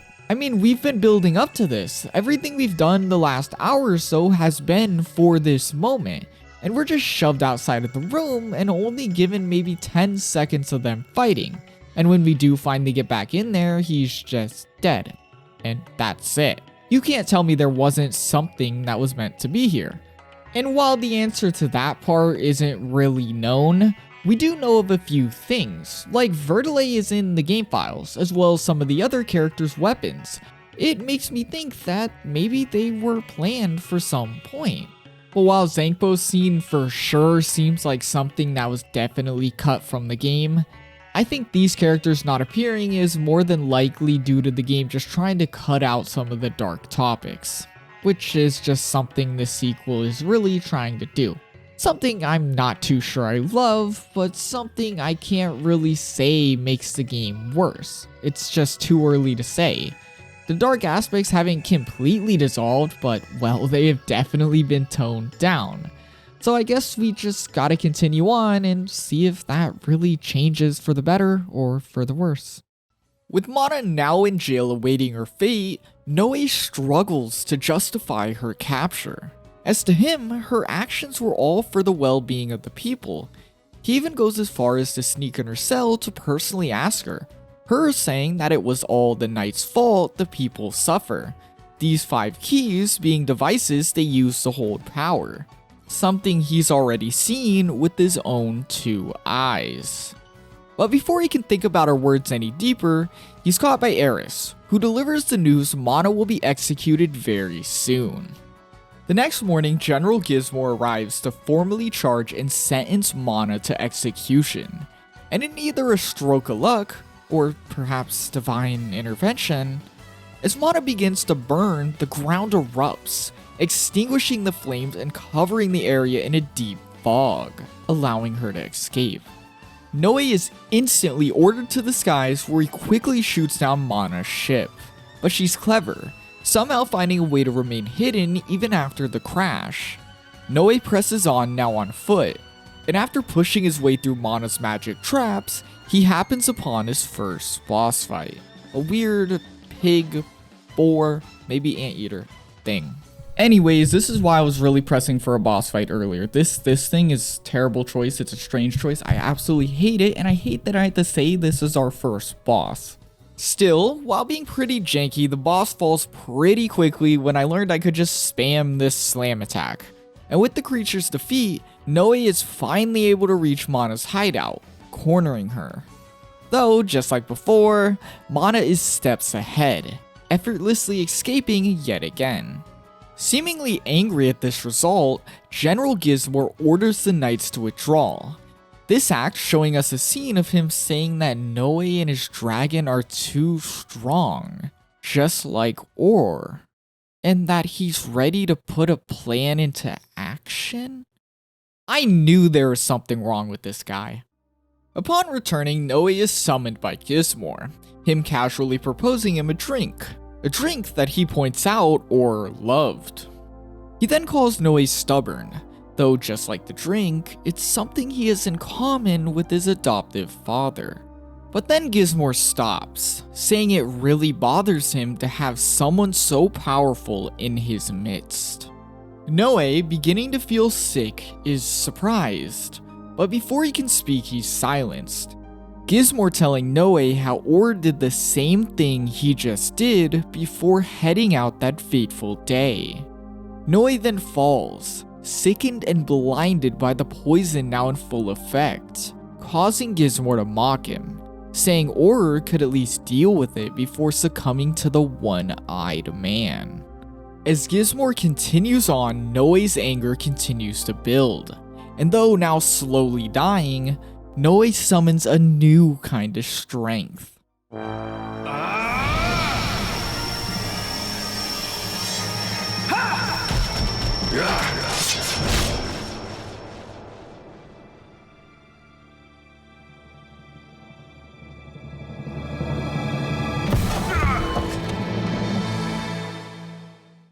Eris, hearing the noise, rushes in, speechless at what Noe has done.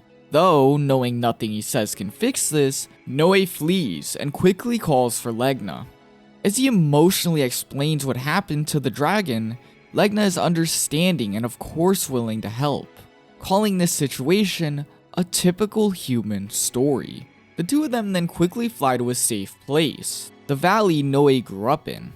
But meanwhile, as we fly, we're shown a very short scene of a silent man in the dark. Could it be?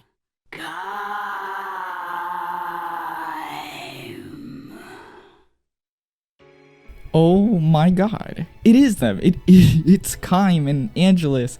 And why did he smile like that? I would try and do the smile, but I really don't want that on the internet, so just imagine it. Let's get back to the video, man. But back to our duo, where Legna has seemingly evolved. Something Noe instantly asks about. It's a big change. Legna's reasoning behind this is his blood memory. A dragon's blood allowing them to change as circumstances become more and more dire. Kinda weird.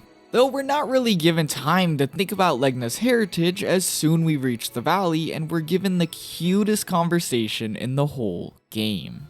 It's been a long time. I remember playing here when I was young. When you were young? When you were a small boy, these valleys were your entire universe. Back then, Legna, you were all I had. If you hadn't been there to raise me, I would never have survived.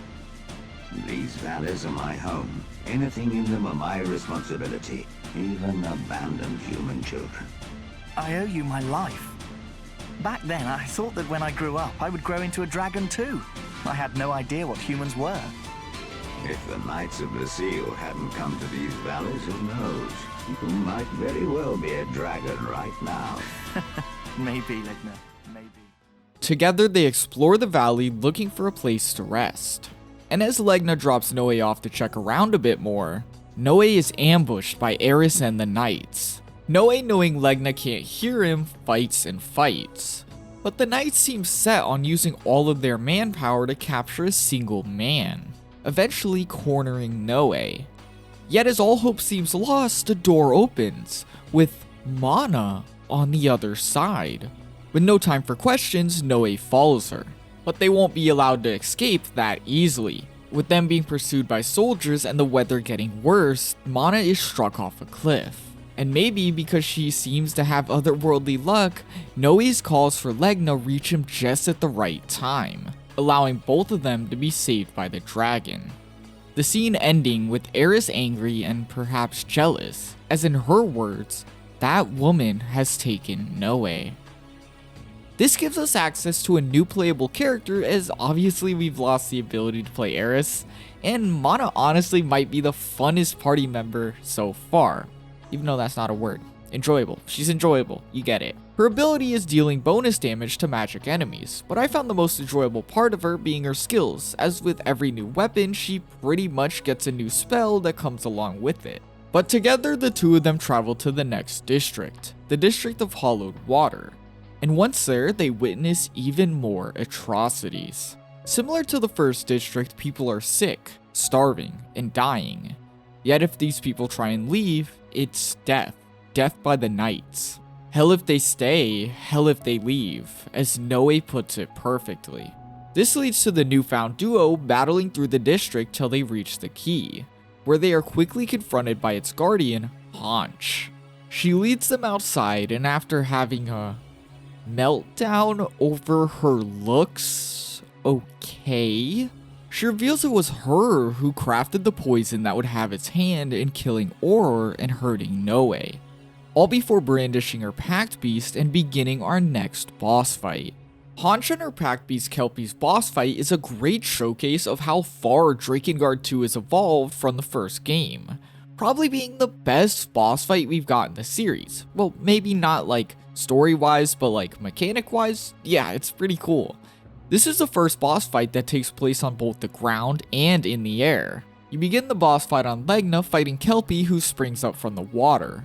But every 1/4 of her health, mages on the ground will create a shield around her. So Legna will drop Noe off and you play as Noe to kill the mages, with you having to do this about 4 times before Haunch falls. But Haunch as a character is actually really cool. Not only did her designer create an absolutely unsettling yet interesting design, but there's a lot more the game doesn't tell you about her character.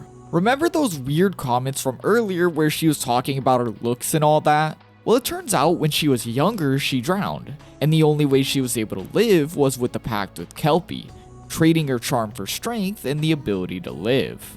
This story sticks out to me for a couple of reasons. They went out of their way to give this relatively minor character a backstory, but it's a backstory that you never hear in game. You have to go out of your way to find it online or in data books, things like that. To me at least, this tells me that they wanted to be dark. They wanted to be dark with this game, similar to the first game, but they didn't. A lot of stuff was heavily toned down and the rest of it was kept outside the game, leading me to think that, yeah, this game definitely is trying to be a traditional fantasy. This label, I think, perfectly describing what Drakengard 2 basically is, a more traditional fantasy take on Drakengard 1, which does make sense considering Square Enix's history with tame RPGs, but it's just really weird considering it is a sequel to Drakengard 1. I don't know how to really feel about it. It leaves me in moments like these where I wish we heard these stories in game, something we would have definitely had in the first game. We've gotten rid of the darker aspects, but in return the story is far more structured, even if it is somewhat basic. It's just a toss-up. Was the sacrifice of dark topics worth a clearer story? I don't really know yet, and well, I honestly shouldn't have an answer yet. We have a whole section at the end of the video to talk about if this game is really that bad, so I guess I'll keep this in my mind till then. As Hansch dies, yet another key breaks, meaning it's time for our duo to move towards their next target, but not before Eris can appear yet again. Angry at Noe, she blames all of his actions on Mana, saying that the girl's controlling him.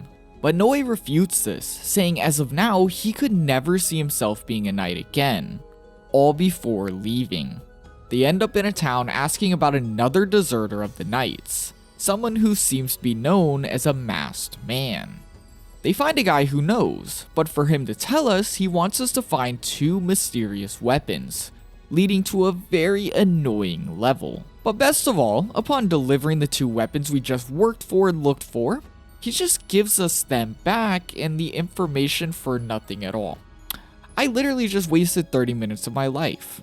He points us to a village that is known for housing shadier figures. But speaking of shady figures, we've seen another scene of Angelus calling for Caim, but also asking if he can see her, leading me to think that these two actually might not be together like I had thought. Weird. Once in the shady village, we find ourselves in the crosshairs of bounty hunters, Noe and Mana becoming quite the targets with their recent actions, and that, in combination with the darkness-covered alleyways, we quickly find ourselves cornered. Though, just like always, Mana has otherworldly luck, with the mysterious man dropping into our defense at the perfect time. With the goofy attitude, he taunts the bounty hunters, opting to show them his chest rather than fighting? Okay. He shows them a body so mangled, even the game opts to show it off screen, causing them to run off quickly. The masked man then turns around and reveals his face, excited to see Noe. And although it takes him a second, Noe also recognizes this man, revealing him to be Urick, a man who once served under Auror. Urick becomes our next party member and is indeed quite cool, if that wasn't already apparent. He uses an axe which he spins around with and quickly gains velocity, making him the best character at taking out large groups of enemies. His might proves useful as we're effortlessly able to battle our way out of the village, but not before we find ourselves in one more chance encounter.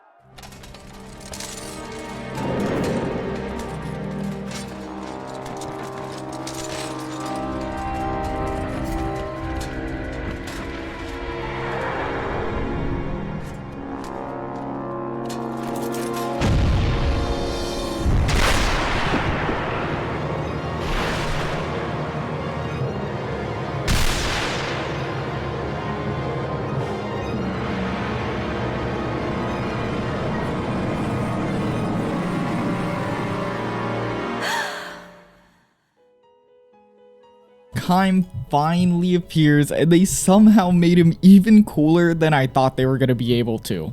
This whole scene and his personality in this game is quite literally just a Berserk reference, and you know, that's not a bad thing. They can copy paste. If you copy paste Guts from Berserk to anything, he's loved, so I get it, and it's amazing, and I'm just a really big fan of it, and I could probably yap about it for like 10 minutes, so I'm just gonna give you the scene that this is based off of, like read a quote from it, because it's really cool. This is literally the scene. This Drakengard scene is from Berserk. That thing was too big to be called a sword. Too big, too thick, too heavy. and too rough. It was more like a large hunk of iron. Caim's appearance causes tons of panic and brings forth revelations. Mana is terrified, Caim's appearance shaking her to her core, though she has no idea why. But to us, we know exactly why. Urick also recognizes Caim, calling him the One-Eyed Man. This label instantly causing Noe to realize this must be the man who killed Auror. But right now, they must flee. With Mana's condition, there is no time for any more fighting, so they take to the skies atop Legna to escape. A bit of time passes and they all finally get the chance to regroup, with Legna confessing he could somehow hear Caim's thoughts, his words being, "the District of Precious Light." And well, they were gonna smash the place up soon anyway, so they head forth with their next objective in mind. Just like before, but now with the mighty Urick, we effortlessly run through the fortress and reach the key, this one guarded by Yaha. Yaha is probably the most annoying boss in the game. His pact was with the gnomes, an already annoying creature, trading his luster, as he puts it, for strength. You fight through waves and waves of gnomes, with Yaha occasionally popping up with a tree-like body, and as he reaches half HP, you just gotta fight his tree. This tree being yet another annoying phase. And he has a very annoying voice. Come, children. It's time to play. Not very fun. I think they try and set him up as a tragic figure, his longing for strength leading him to a pact where he loses his luster, something that's explained as if people can no longer feel attraction to him. He also gains the ability to control people through eye contact, as according to Urick, eye contact will cause him to trick you with his lies. It sets up an idea that a man who prided himself on his beauty can no longer be looked at by others due to his thirst for power. Though, if you were starting to feel bad for him, honestly don't. He spent the whole battle sexually harassing Urick and Noe. Just like, okay dude, why are you doing this? With Yaha fallen, they smash the key up and quickly head back to the shady village for some more information, with Noe's resolve notably stronger than ever. After clearing up some more bounty hunters and having some skirmishes with the knights, the group is told about a person who allegedly has information about the rest of the districts. Yet the knights are also pursuing this person, so they gotta be quick. They take to the skies and head to the closed lands, with Noe noticing Mana has begun to get quieter and quieter since their encounter with Caim. Once in the valley, Noe follows what he thinks is the informant. But well, like always, Eris has to show up, her having tricked the whole crew. This time, rather than trying to persuade Noe, she's set on capturing the group, sending what seems like the whole knight's military after Noe yet again. A long battle commences, though rather than a certain side winning, a new force joins the fray. Caim closes in, making quick work of forces all around, sending Mana into a breakdown where she finally reveals the man is Caim, something we knew but Noe had no idea of. This realization sends Noe into a spiral. The man is Caim? The man known as the hero who saved the world 18 years ago? How does Mana know and connect to Caim? Things he soon learns as Eris reveals the truth, revealing Mana's connection to the world-ending events of 18 years ago, sending him and Mana, who seem to have lost all these memories, into shock. Legna then snaps Noe back into place, helping him remember why he's here and telling him they need to escape, leading to Legna shooting Eris down and flying the group far away to safety. Eventually, after a little bit of recovery, Noe finally gets the opportunity to confront the shaken Mana, confront her over everything Eris had said, who quickly confesses the full truth to Noe. That man, he made me promise. Caim said that I wasn't allowed to forget. Caim, the one-eyed man. The one who saved the world 18 years ago. The one who later attacked the seal and killed my father, Auror. He told me never forget. Never forget your crimes. Live on, open your eyes, and spend every waking moment reflecting on your sins. So when you break the keys and save the people, Are you just trying to atone for your past sins? No, I believe in the path that I have chosen. I must follow it right to the very end. Thank you, Noe. Farewell. With this, Mana leaves. Noe now left with nothing, feeling as if the one cause he had forsaken everything for has turned on him. For now, he decides to follow Urick, who himself is chosen to head in the direction of the next district. Though, little time passes as Noe is quickly wrapped back into Mana's efforts, with them finding out Caim has somehow captured Mana and left her to the Knights. And after a failed, frantic rescue effort, Urick calls Noe a good boy, don't know why he did that and needed to say it that way, when Noe decides that he's still willing to follow Mana and help to save her. Mana's held in the place where it all began, the Knights of the Seal headquarters. And after battling our way to the top, Noe finds himself face to face with General Gizmor, a scene that mirrors their very first encounter. This time though, things have changed. Noe isn't naive like before, facing General Gizmor directly and quickly striking him down. But before he can finish the job, Gizmor reveals Mana's time is limited, leaving Noe with no choice but to rush out of the room and to the fortress's dungeon. With little to no time left, they just barely make it, saving Mana and allowing her and Noe to make up. Mana begins to apologize, but Noe doesn't let her. He understands that she wishes to save lives and everything they've done up to now has been for that cause, leaving Urick to whisk them away towards the District of Shining Light. After all, this one should be easy, it has no guardian. Yet again, they effortlessly smash through another district, opening the doors to the key expecting to find nothing in their way. But instead, they find Caim waiting for them. Then, all of a sudden, Urick speaks up.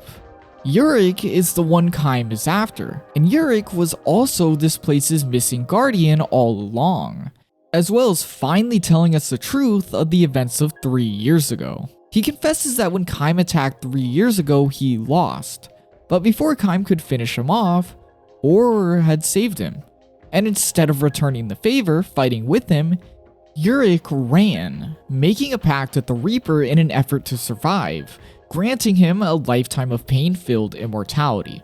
Guess it's not a lifetime if he can't really die. But this is where you expect Noe to react in anger. After all, when it comes to anything about Horror, it's been nothing but lies, anger, deceit. Yet he actually seems concerned, realizing if they destroy this key, Urick will go along with it. But that's what he wants. Urick asks Noe that in the second the Reaper comes back to resurrect him, to finish him off for good. Although filled with tons of mixed feelings, Noe decides he'll find a way to destroy the key and save Urick.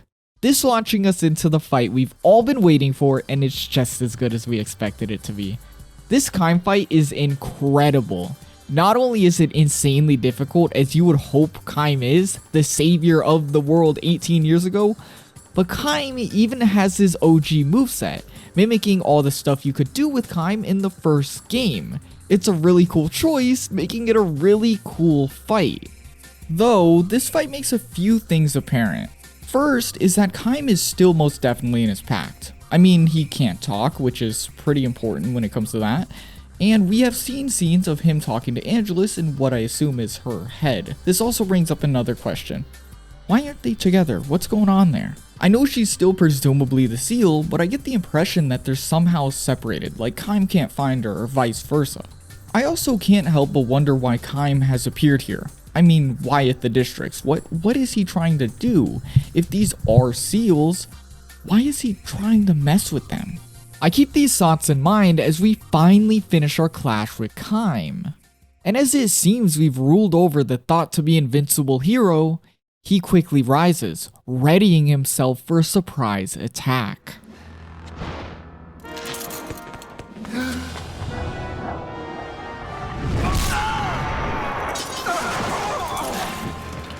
Urick!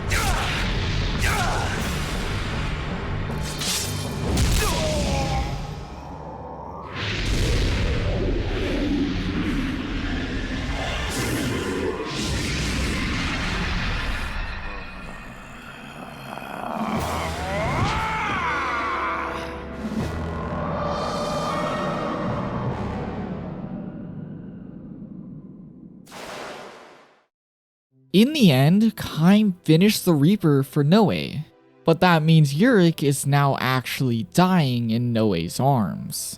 Urick, viewing this act as finally atoning for his mistakes, before saying farewell to Noe as he passes away. This death fills Noe with determination, him instantly asking Mana to take him to the final district, ready to finish this once and for all. Issue is, nobody knows where it is. Except Legna, someone just gave him a message of its location, and he just refuses to elaborate who. Guess it's just not important. Legna is just a normal dragon. Anyways, Noe doesn't care, him ready to rampage the final district. Though, this time things aren't so easy, as they quickly run into Eris and Gizmor.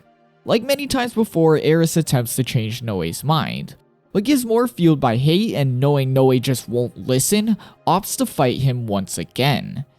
They clash, with Noe quickly gaining the upper hand, sending Gizmor back and breaking his armor to reveal he too is a Pact partner.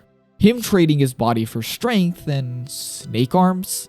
He quickly pulls Eris into the way of Noe's sword, forcing him to fatally stab her, before disappearing and calling Eris nothing more than a useful servant. With her in his arms, Eris seemingly passes away, with her final words being that she will no longer try and stop Noe, leaving the player, me, feeling like trash. Poor Eris. Like, I think even through a video like this, you can see like they did not care about her as a character at all. Her treatment through the whole game was horrible. Fueled by rage, Noe pursues Gizmor, the last district guardian, continuing to tear up his district as he rushes to the key, but not before finding Sere. This is an interesting scene, as Sere makes it apparent he hasn't seen Mana since the end of the first game, though he claims he's done everything in his power to look for her. Weird. Mana seems unaffected by this reunion, quickly rushing Noe towards their goal, soon reaching the final key. Now face to face with Gizmor, the only thing in the way of their goal, Mana and Noe begin the boss fight. And I don't love this fight. It's definitely one of the weaker ones as it's a lot of waiting. The room is laid out kinda like a cross, with Gizmor moving between the ends slowly and just spamming magic. Every time you get a few hits in before he moves, and that just makes it very slow. It's not hard, it just takes a long time. I guess a terrible boss for a terrible person, as Gizmor finally falls, but not before speaking ill of Auror one more time. A very deserved death. With the final district key destroyed, the tower erupts, causing them to just barely make it out thanks to Legna. But meanwhile, at the very same time, a familiar creature is set free. Never forgive. Never forgive.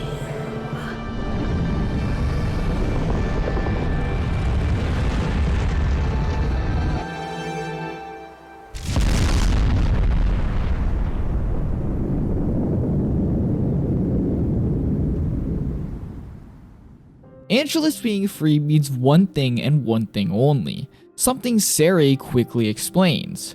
While Noe and Mana believe they are setting the people free, in reality they were breaking the seals keeping Angelus, the final seal, sealed.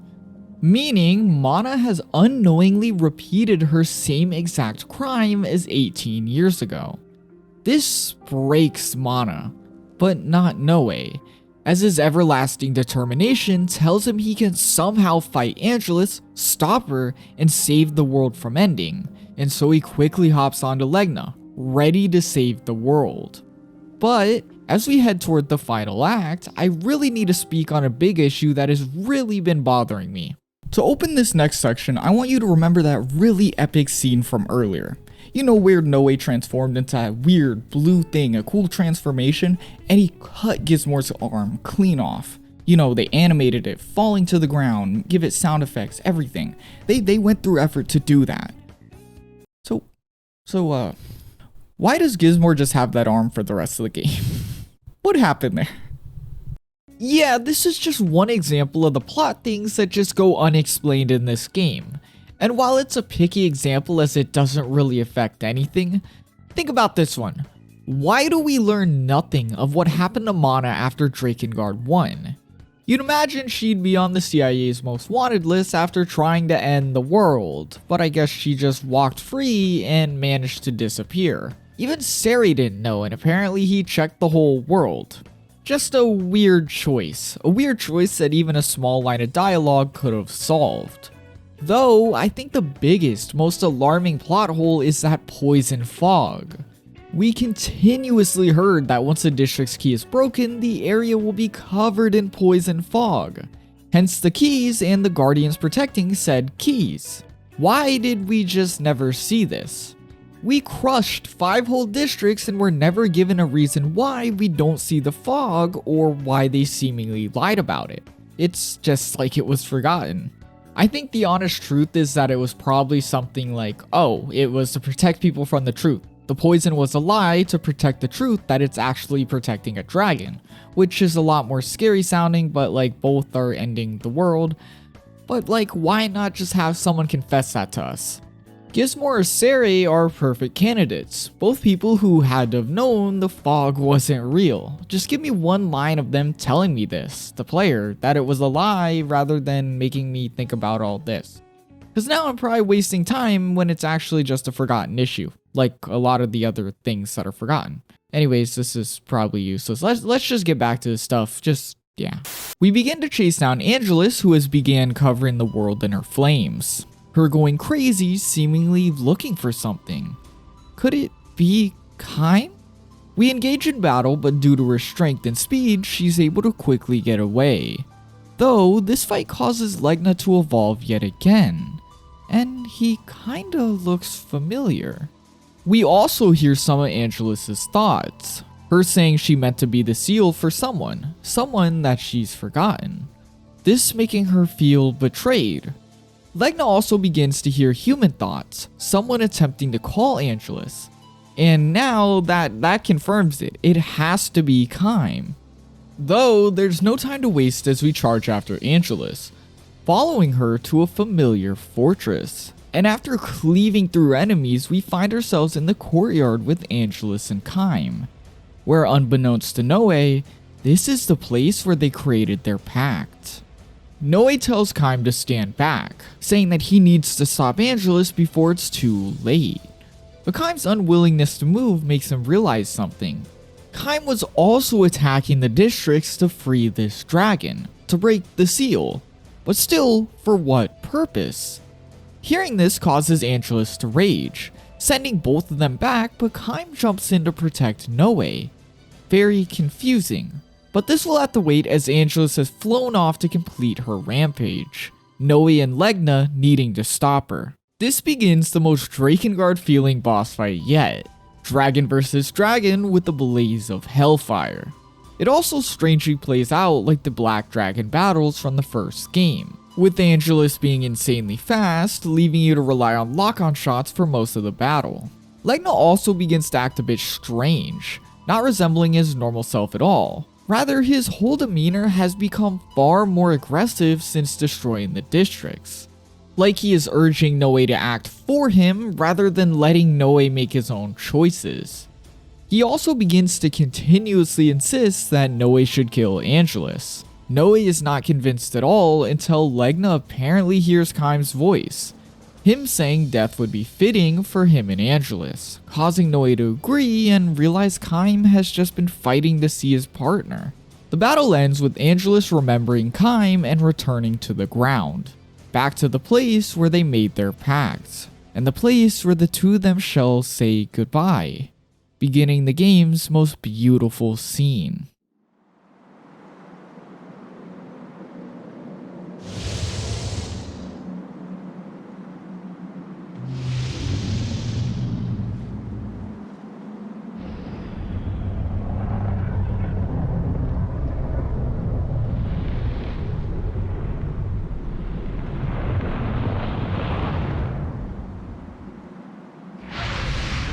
I call out these prayers to the sky.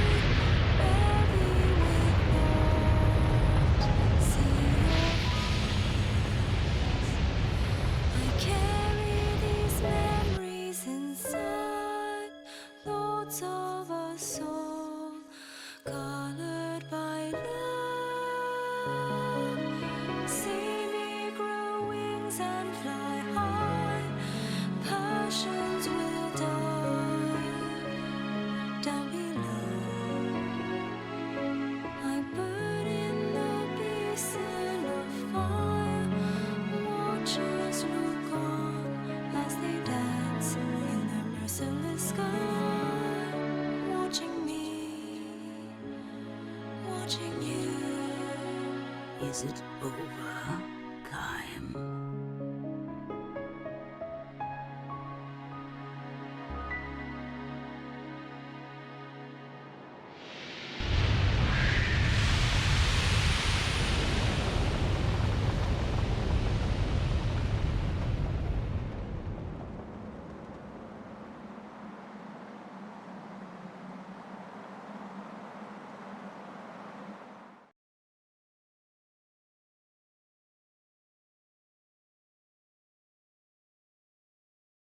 Together, the heroes fall in the same place they met years ago, perhaps happier than ever. But as of now, Noe has bigger problems. With Angelus's end, the world has begun to break apart, as well as Mana, who has begun acting like her child self we've seen glimpses of in the first game. Like always, Noe is set on saving everyone and is sure he can save the world. So Legna proposes the obvious, a new goddess. Yet no such woman is known, leading to the two of them agreeing to visit Sere, as if anyone would know what to do, it's gotta be him.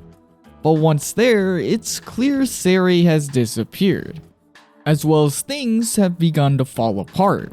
Strange monsters have begun to appear everywhere, distortions are appearing out of thin air, and Mana is becoming increasingly unstable. Legna does choose to point this out, making a big deal out of it and trying to get Noe to just leave her.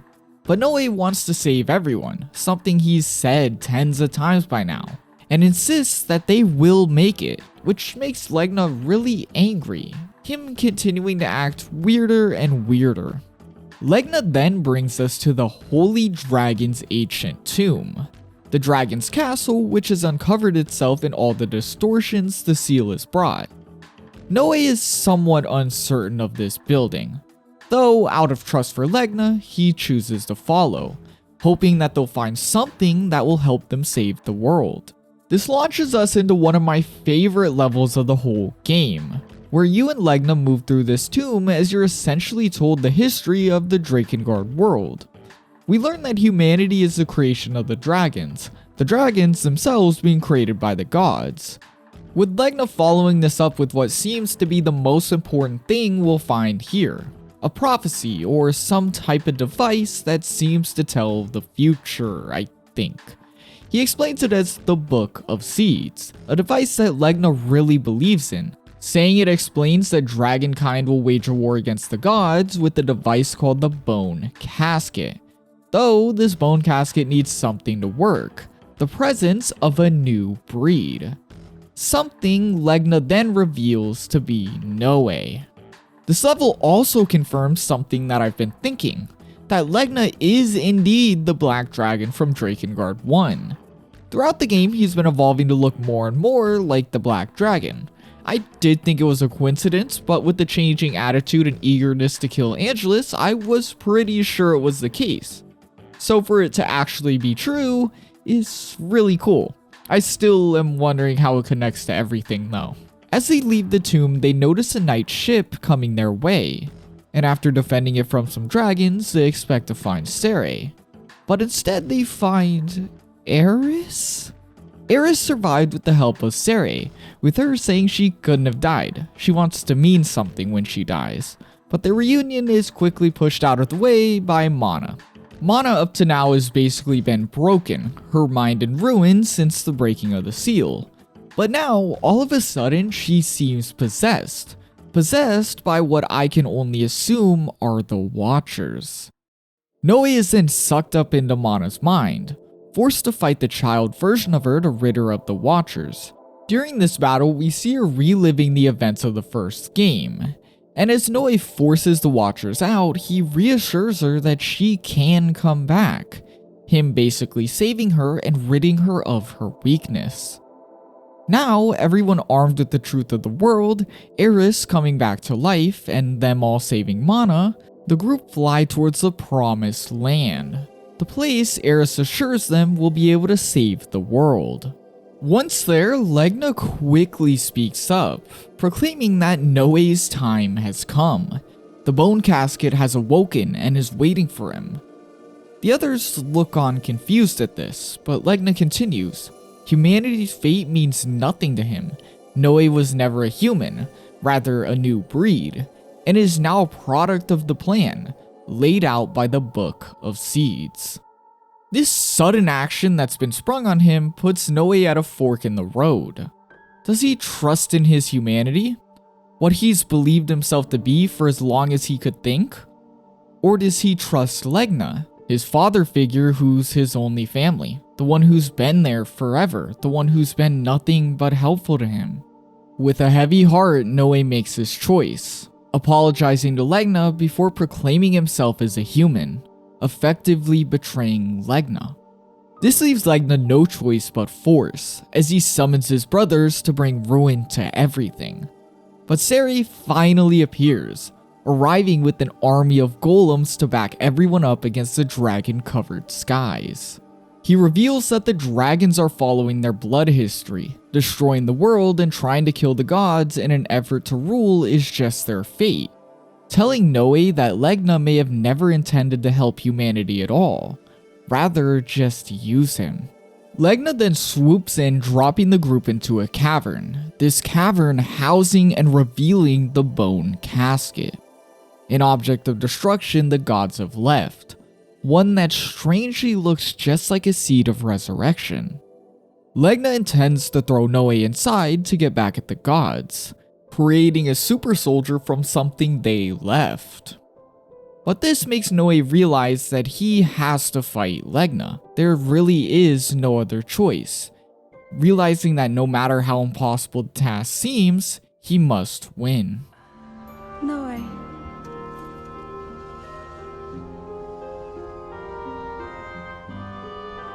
I hated for so long being called a savior. Now it burns me to be called a regular human being. Isn't that ironic? I wish I could be a savior.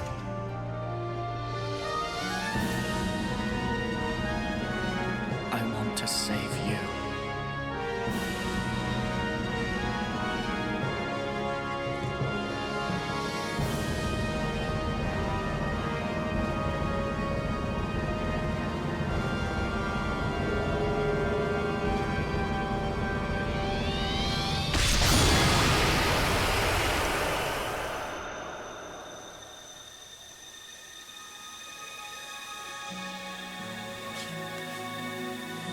Mana.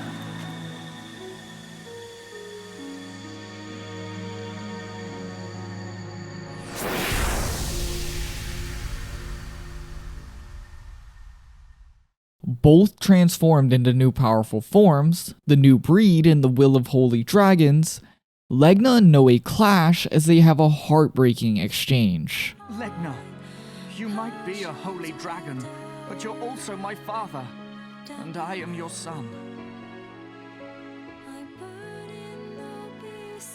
I'll ask you one last time, Noe. Will you not come with me? Legna. I wanted to stay with you, Legna. As long as you remained my father, I wanted to stay. But this is goodbye. This launches us into the final fight, where you play as an extremely powered up Noe that is basically a dragon in a human body, making for an incredibly fun but tragic fight. A fight filled with a beautiful soundtrack, probably one of my favorites from the whole series, and a ton of sad lines, like, "When I was little, your wings were my home." When Noe finally does beat Legna, it's probably even more tragic. Noe telling Legna that this was guaranteed to happen. Children always surpass their fathers, no matter their race, with him still finding it in himself to thank him for being his father. causing Legna to laugh and call him sentimental, just like his real father, before falling, never seen again. Noe then returns to the ground, signaling the beginning of a new future, beginning with Eris as the goddess. Something Noe now hates, knowing what a goddess goes through. In the end, this may be peace, but at a great cost. The world is still chained by the gods, forced to rely on seals and a goddess, and while they now have a guaranteed chance at the future, it's only so long before events repeat themselves and this happens all over again. Okay. Drakengard 1 also did this. The first ending was a great ending that lowered me into a false sense of security, so I wasn't ready for the next endings. But this time, I know their game. I'm not falling for it, and I know we're probably about to get a lot worse. Still, I'm not sure I really love this. I love the implication that Noe's parents are somehow NieR Inferii. I mean, implying that Legna took him after Drakengard 1 and dropped him in this big casket thing and he got Noe as a result. That's pretty cool. I like the idea of it. It's cool. And I think it does wrap up the points from that game pretty well, because what happened to them was something I think I said in that video that I wondered about. But the thing that really bothers me is Eris being the goddess. Is it just me, or is that like a perfect position for Mana? This whole game was about her trying to fix her sins from the first game, trying to be a better person by freeing the people. In the end, it turns out she committed her sin a second time, and well, what's a better way to atone for that than becoming the goddess, effectively just preventing those mistakes from happening again. But instead it was Eris, a character that seems like she was only inserted to be in this one moment, for her to be a goddess at the end of the game. I mean, she literally appears, does the same action 4 times chasing Noe, dies, comes back, whoop, she's the goddess now. I don't like that. Though, I guess because it's a Drakengard game, we have more endings to go through, which in this game there is 3, and this is one of 3, so there's 2 more chances for it to get better, and probably get more dark and worse, right? I hope. Just like in Drakengard, Ending B branches off at a certain point to give us an alternate timeline. Though, strangely enough, in Drakengard 2, you have to replay the whole game again to get Ending B, pushing forward the idea that this is indeed an alternate timeline, which is what these branch endings are. Strangely enough, this does mean Drakengard 2 was the first game to do this. Replaying the whole game to get a second ending is now a staple of the NieR franchise, which started here. This is the first time it was done. But there's also added scenes on every playthrough, which means Drakengard 2 also started this idea, which is crazy because it is quote unquote the worst game, yet it started something pretty big for the series. It was an idea clearly still in its infancy, with there only being 3 total new scenes that really only give context to things. They don't change anything or how you think about things. Our first added scene is Noe speaking to a soldier, him reminding Noe of how he came to the Knights, telling us Sere somehow knew a quote-unquote savior would appear one day, leading to Noe's discovery where Auror instantly took him in, no questions asked. Our second added scene is a scene with Sere, pretty much confirming that Vertile did teach him everything before dying, basically telling the player that it is the same old Sere from the first game after all. Added scene 3 is by far the best one, featuring a flashback scene of Noe and Eris where Noe promises he will always protect Eris as she's a woman. Noe's a good guy. But this pretty much gives us some essential context on why Eris was so hung up on Noe's betrayal, as not only was it basically a betrayal to the Knights, but it was a betrayal to her. Him basically ignoring his promise to her for another woman. Those are all the scenes, and since those are all the scenes, we're now brought to the actual ending, Ending B, which branches out right at the end of the game as the group rally towards the Promised Land. Things do play out very similar, though this time Eris being the goddess is mentioned early, causing Noe to give in to Legna's push and follow him towards the Bone Casket in hopes of creating a situation where a goddess isn't needed. Together, Noe and Legna crack open the casket, but in a strange turn of events, the casket doesn't follow Noe, rather Mana, quickly absorbing her. Legna quickly draws the comparison to how Mana was controlled before, the gods intending to use her yet again. This launches a boss fight that is a really cool callback to Drakengard 1, acting in a very similar way to how the Mana boss fight in that game was. She's a bubble-like enemy that doesn't really move, rather spams these shield-type projectiles you have to continuously dodge as you do damage. And as you win, effectively killing Mana because you're not really given another choice, she speaks to Noe. She tells him to not give up, and that this moment is basically a culmination of everything for her. Her sins, her punishment, her destiny, it was all to lead to this moment. Her saying goodbye before her and the casket disappear. Mana was able to trick the gods into thinking they could use her in an effort to destroy their tool, the casket. But while this does save the day, everyone besides Mana is okay, the gods aren't going to just let them walk away. This act, the destroying of the casket, signals war. The dragons never forgot their history. They've lived to honor it. Now, they are about to surpass the gods. With the new breed as their weapon. If the world is truly to be free from the rule of the gods, I shall become a weapon. Do you think that's what Mana would have wanted? I don't suppose we'll ever know now. All we have left is war, and the desolation it leaves in its wake. Okay, this ending is actually way better than the first. Like, it's a gooder ending. Gooder is not a word, but this ending is brighter. Destroying the Bone Casket means they no longer need a seal, but at the cost of Mana and now an impending war with the gods. So I guess it's maybe not better, but it's at least more hopeful. I do really like this ending though, and I think a big part of that is that Mana was used better as I had really hoped for. Her sacrificing herself for basically a better future, which I think is a perfect way for a character who has done the things she's done to like provide for everybody else. Still, it didn't really follow that darker route I've been craving through this whole game. But there's still hope. We still have Ending C, Drakengard 2's final ending. So I forgot to hit record till I actually got to the final boss fight of this ending, so please bear with me when it comes to this footage. This game is 20 years old and people don't care about it, so the only footage online is 1,000 years old. Just bear with it. This ending pretty much plays out the same exact way as ending B, all the way up to cracking open the casket and it chasing Mana. But rather than the casket choosing to absorb Mana, she absorbs the casket, not allowing herself to be a plaything of the gods. Pretty cool.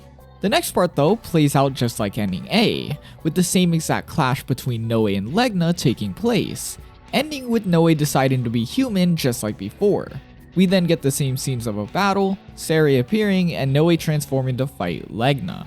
The fight plays out just like before too, but with Legna having a slightly bigger and harder moveset. Still, it's not really anything different. When Legna's brought down is where the differences start, but these differences are really just a cutscene. No new bosses, no new fighting, nothing like that. Basically, with the casket gone, a goddess is no longer needed, and with Legna beaten, the dragons are gone too, and everyone has survived and there's no war. It's basically an ending where you beat both the gods and the dragons, signing a real, true new beginning for humanity.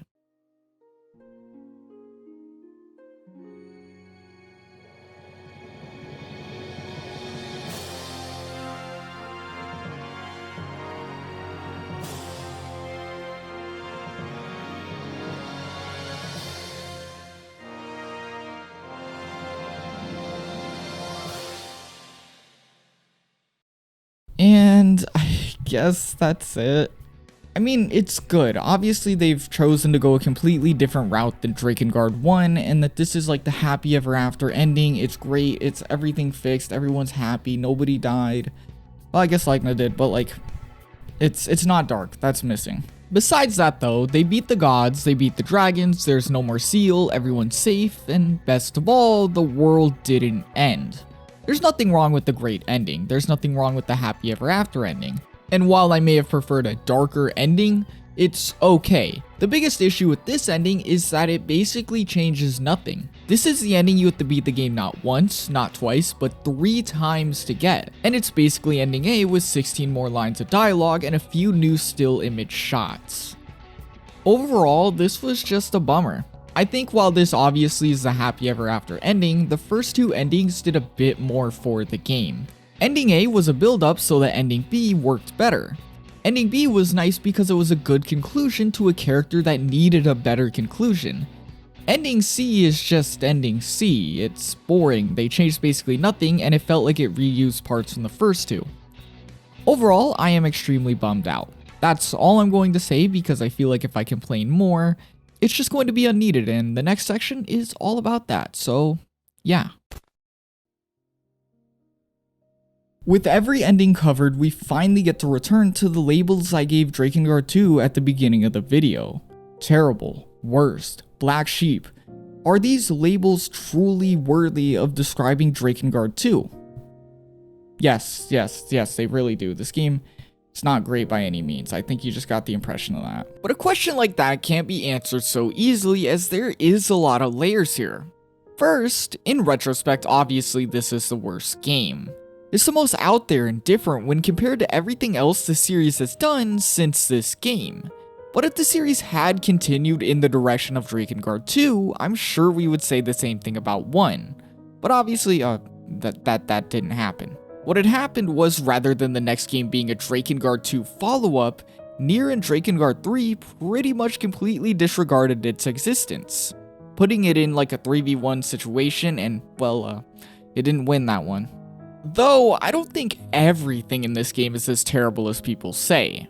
And to be completely fair, a majority of its issues, the non-story ones, are more than likely a stack of development-related issues.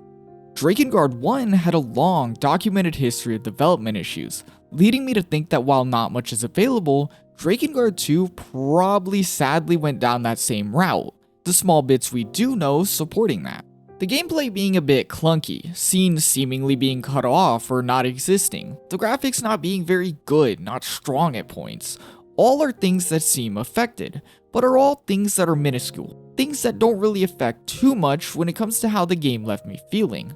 But the story, the overall story though, yeah, finally, the story is something that left me super mixed and understanding of why this game might have its rep. The plot Drakengard 2 follows isn't really horrible. While it is definitely generic, all over the place, and has a strange share of plot holes, none of these are too big of an issue, not enough to destroy the game for me. Rather, my big main issue is something I've constantly mentioned. While it is indeed put together better than the first game, Drakengard 2 is an insanely different sequel story-wise. If this game was on its own, isolated, I don't think I'd hate its story. The mysteries around the district and seal are interesting enough. The constant back and forth versus right and wrong in the groups is okay. And I really liked the father-son dynamic between Legna and Noe. I think it was actually perfectly explored. Though, because all this is in a sequel that did end up being an entry in a whole new series, you can't help but think about that and therefore consider it. This being the part that really did weigh it down for me. If Drakengard 1 was a 100% when it came to the dark tones, then 2 here is like a 20% at best. A huge change. But a change that is made even more apparent when it's a direct sequel that makes effort to continue and return pieces of that first game. They're effectively trying to reform the series into a traditional fantasy. And maybe that really would have worked if the series had gone on and stayed in this traditional route, or maybe even just toned itself down in the future. But spoiler alert, Drakengard 3 is probably the bloodiest game in the whole series, leaving Drakengard 2 in this kind of like, why do you exist moment. In the end, I think I finally get it when I see people telling others to just watch the Drakengard series online. I often see this type of comment a lot when researching these games. I've seen it for the first, I've seen it for this one, I'll probably see it for the rest. And well, I think the conclusion I've come to is that most people see these games as disconnected to the NieR series. Maybe that's not the full truth, as these games are very connected, but to many, that's how they view it. And Drakengard 2 being a game that is somehow more disconnected in what is a disconnected series to many is probably going to give it a pretty terrible label. And it did. People don't like this game. I think I agree that this game is pretty disconnected. Disconnected from what made the first game so cool. Disconnected from the future of the series, what it would eventually become. And even disconnected from its very own ideas. And maybe saying it's a terrible game would be wrong. But Black Sheep, worst, not the greatest? Sadly, yeah. Drakengard 2 fits all those things and probably all the other labels I've given it. Without a doubt, Drakengard 2 just wasn't that great.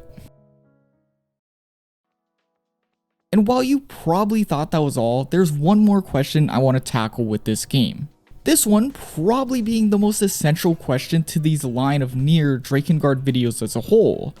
Is Drakengard 2 canon? Yes, Drakengard 2 is obviously canon. I don't understand why people will fight tooth and nail to say it isn't. A lot of people believe that because Yoko Taro, director of the first game, Drakengard 3, and every NieR game, didn't direct Drakengard 2, that it can't be considered part of the universe. This argument falls very flat when you take every game into consideration. A big part of Drakengard 1 was its branch endings, something every game would have from there on out. Being a main appeal of the series itself, you know when you finish your first ending, you have multiple to go through. It's never been disputed that all these branches don't technically happen. Matter of fact, it's encouraged. Multiple timelines is something the NieR games encourage by the branch endings. While NieR would branch out from ending E of Drakengard 1, Drakengard 2 would branch out from ending A. It's the same exact situation with the same conditions, yet for some reason people say this one doesn't count. Also just random, think about this. If Drakengard 2 isn't canon for some reason, why is the random Final Fantasy XIV NieR quest canon? Come on, let's just be serious. Drakengard 2 is canon. It hurts absolutely nothing for it to be canon, and even if it's never been revisited in any way or mentioned, it can still be a canon entry. It's just another branch that's never been referenced. Something I also see in relation to this question is, why doesn't Yoko Taro say anything about Drakengard 2? And like, why would he? The game is going to be 20 years old next year. Not only would there be no reason to go back now, but it would also be insanely disrespectful. I think a lot of people assume for some reason that Yoko Taro doesn't like this game or just hates the history around it. But the truth is, he worked with tons of the people who worked on this game for years. He respects them, and since has had nothing but good things to say about the people who did work on Drakengard 2. If he tweeted or did an interview tomorrow talking negatively about this game, it wouldn't help what had already happened with the game, rather just ruin his relationships. Relationships with some people who still work on the NieR franchise. Yet again, it would just be meaningless. Why would he do that? And that's pretty much it. While Drakengard 2 may be a big awkward blip of history in retrospect, even this awkward annoying blip counts for something. As in NieR, its exaggerated crazy spiderweb of timelines, everything means something. Yet again, the big question, our final question, is it canon? Yes, Drakengard 2 is canon. Even if it's the most awkward, yet again, small blip that connects to pretty much nothing, it's still technically part of this crazy world in its own dumb way. And honestly, if you don't agree with that by now, I don't know what to say. I'll just get out of here, send y'all over to the outro so we don't gotta argue over this.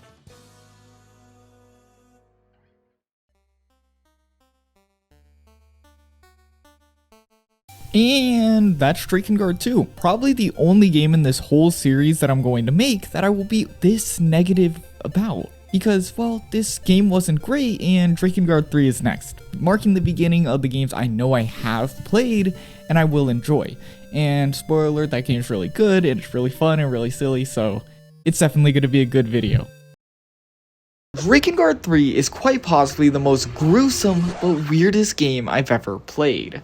From deleting your sisters from existence for a flower, to scenes so gruesome even the game censors them, to the weirdest time-traveling alternate timeline story I've ever experienced, where, by the way, the real ending is from a novel. Who does that? You see, after Drakengard 2, nothing really happened. The series was dead. Even when series creator Yoko Taro announced this brand new shiny game, it wasn't Drakengard, rather NieR. And even though this new NieR game would connect to the first Drakengard, it had completely dropped the series name, meaning what was meant to be a trilogy would never be complete. That was till Yoko Taro all of a sudden announced Drakengard 3. But strangely, this game wouldn't be a sequel, nor a continuation of that new NieR game. Rather be a very early prequel to everything the universe had seen up to this point. But the best part of all is that this game would release as a PS3 exclusive in December of 2013, meaning it was a PS3 exclusive released a month after the PS4's launch, starting this weird and gruesome journey off to a perfectly rough start. This is my deep dive into Drakengard 3. Not only the best game in the series, but easily one of the craziest games I've ever covered. Enjoy. And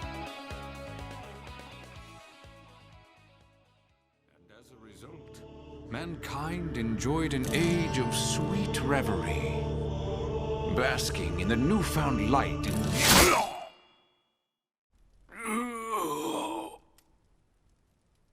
you murderous savage.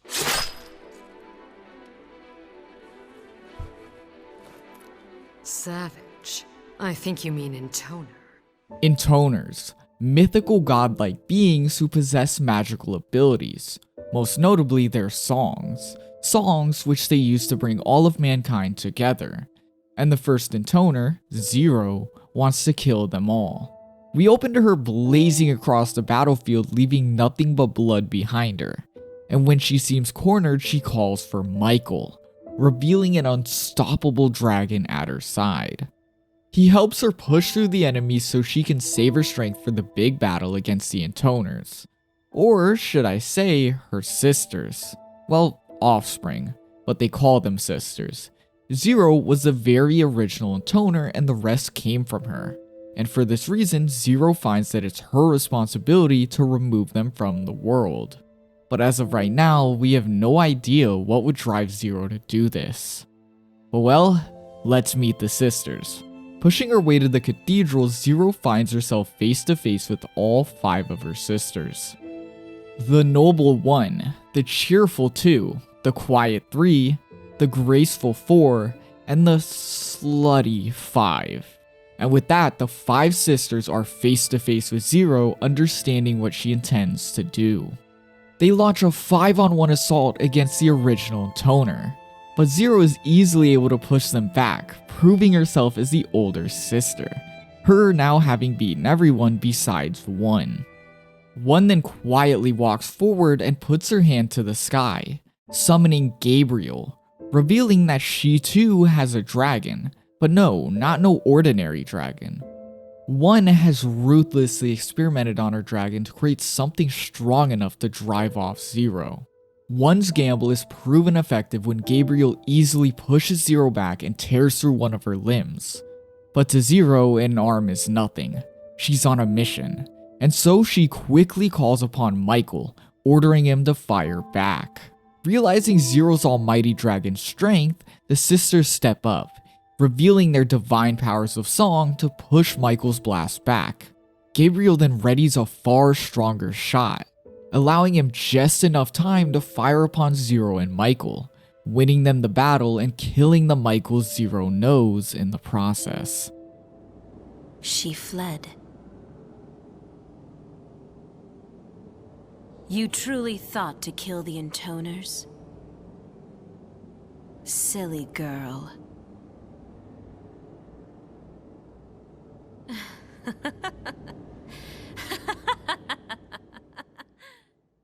Now, let us sing of the world's end.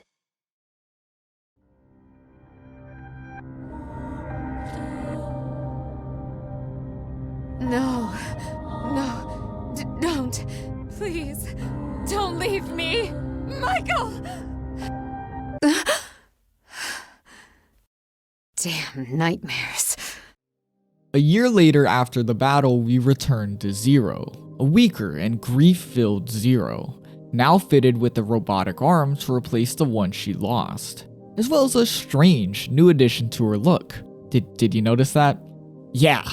For some reason, a flower is just growing out of her eye, something she doesn't mention at all other than saying it hurts, which I can imagine it does. It probably hurts a lot.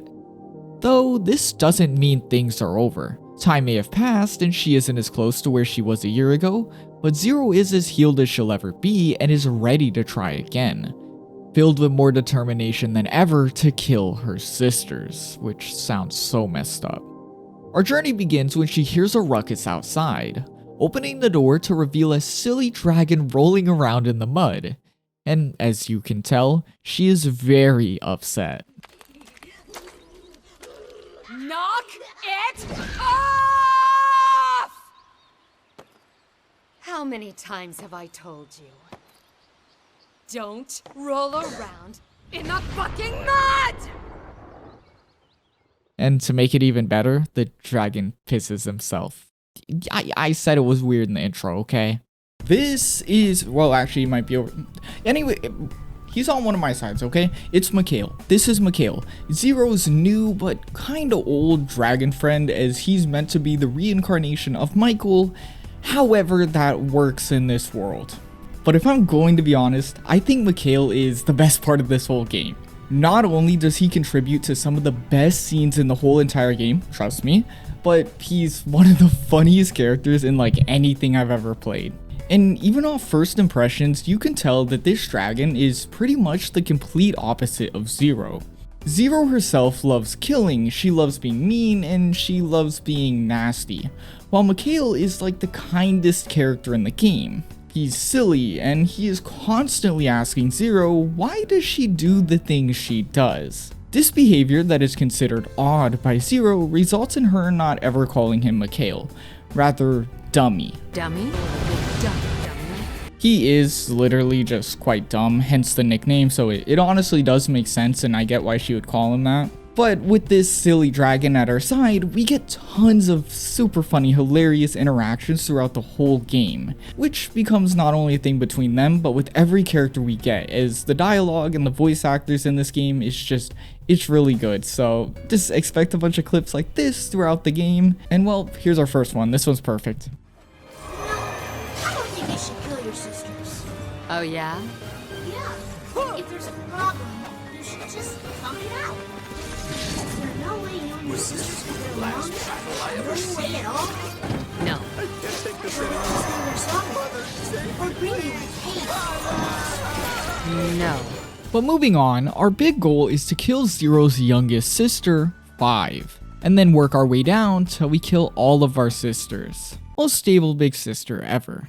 As we rush towards 5, honestly nothing really happens, but we are introduced to the campfire segments, which are kinda like rest areas. Zero and everyone she currently is with sits down and the soundtrack blares, and it just ends up being very comfy. I spent a lot of time just sitting in these levels just chilling, listening to the great soundtrack. Something that's a bit more notable though is that we find a strange abandoned shop. Even stranger though is there's a note just telling us to buy stuff from the shop regardless if there's no one there. The note being signed by a mysterious Accord. Things really get weird though when this Accord starts sending us side mission requests even though we have no idea who she is and we've technically never met her. No idea.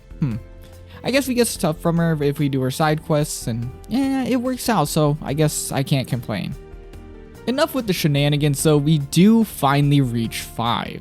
And if you remember, I described 5 as slutty. Well, when Zero shows up on Mikhail ready for revenge, 5 can't help but say her strength makes her thighs ache.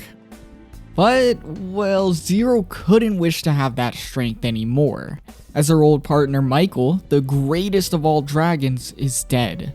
And as the two of them go back and forth, 5 eventually calls her disciple Dido forward to begin her song. 5's song signals battle, as with their disciple, the two of them summon Phanuel, our first boss. The boss fights and combat in general in Drakengard 3 is easily the most complete, functioning like normal fights you'd expect in all sorts of games, with these boss fights having normal attack patterns where you can eventually exploit a weakness to do damage. Though the main selling point is of course that all the combat happens on a dragon, it's Drakengard, and so you have Zero riding on top of Mikhail, raining down fire and dodging all sorts of attacks. It ends up making a lot of the boss fights really fun. You also get a pretty good idea who 5 is during this fight, and if you are still trying to judge my description of her, well, here you go, you asked for it. Work your way down. Zero, don't tease me. I'm not teasing you, 5. I'm murdering you. Zero, I love that flower in your eye. It really adds to your sex appeal. You're even sexier than you were a year ago. You can shut up any time, 5. My best feature is my breasts, of course. So round and perky. You can touch them if you want me. I think I'll pass. Yeah, I'm gonna just apologize if you're playing this out loud. Yoko Taro quite literally will do anything. Let's just cleanse. We'll cleanse the palate with the dummy clip. How about that? You know, wholesome. I'm having trouble hearing you, dragon. You wanna try saying that one more time? Zero quickly strikes down 5 using the same dragon she called inferior, launching us into a scene so bloody even the game censors itself, being a 30-second scene of just blood, gore, and tearing. But we only hear the noises, of course.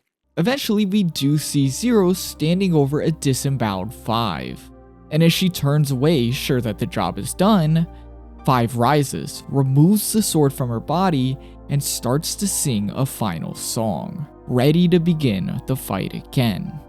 But then she's instantly split in half by none other than her disciple Dido. He then readies himself, seemingly ready to fight us, then he bursts out laughing, which is crazy, but then it gets even worse as he launches an attack on the now dead, disemboweled, and bloodied 5.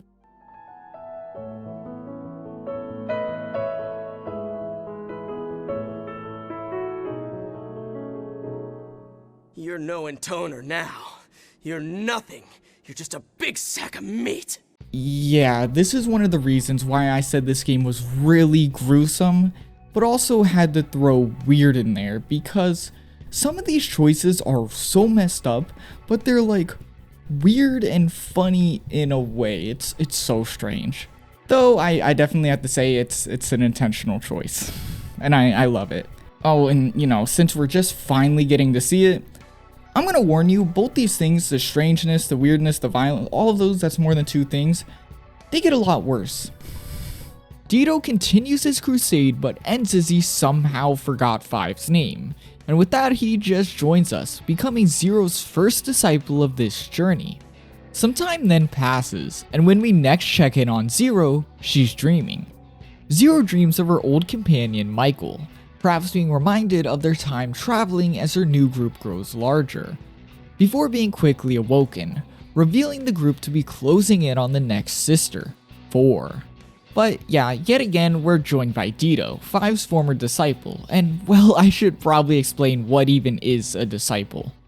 Each intoner besides Zero has a disciple, and in the simplest terms, they're a tool. A disciple protects their intoner, assists them, as well as allows them to take their song a step further by summoning an angel, hence the crab thing Dido used with 5.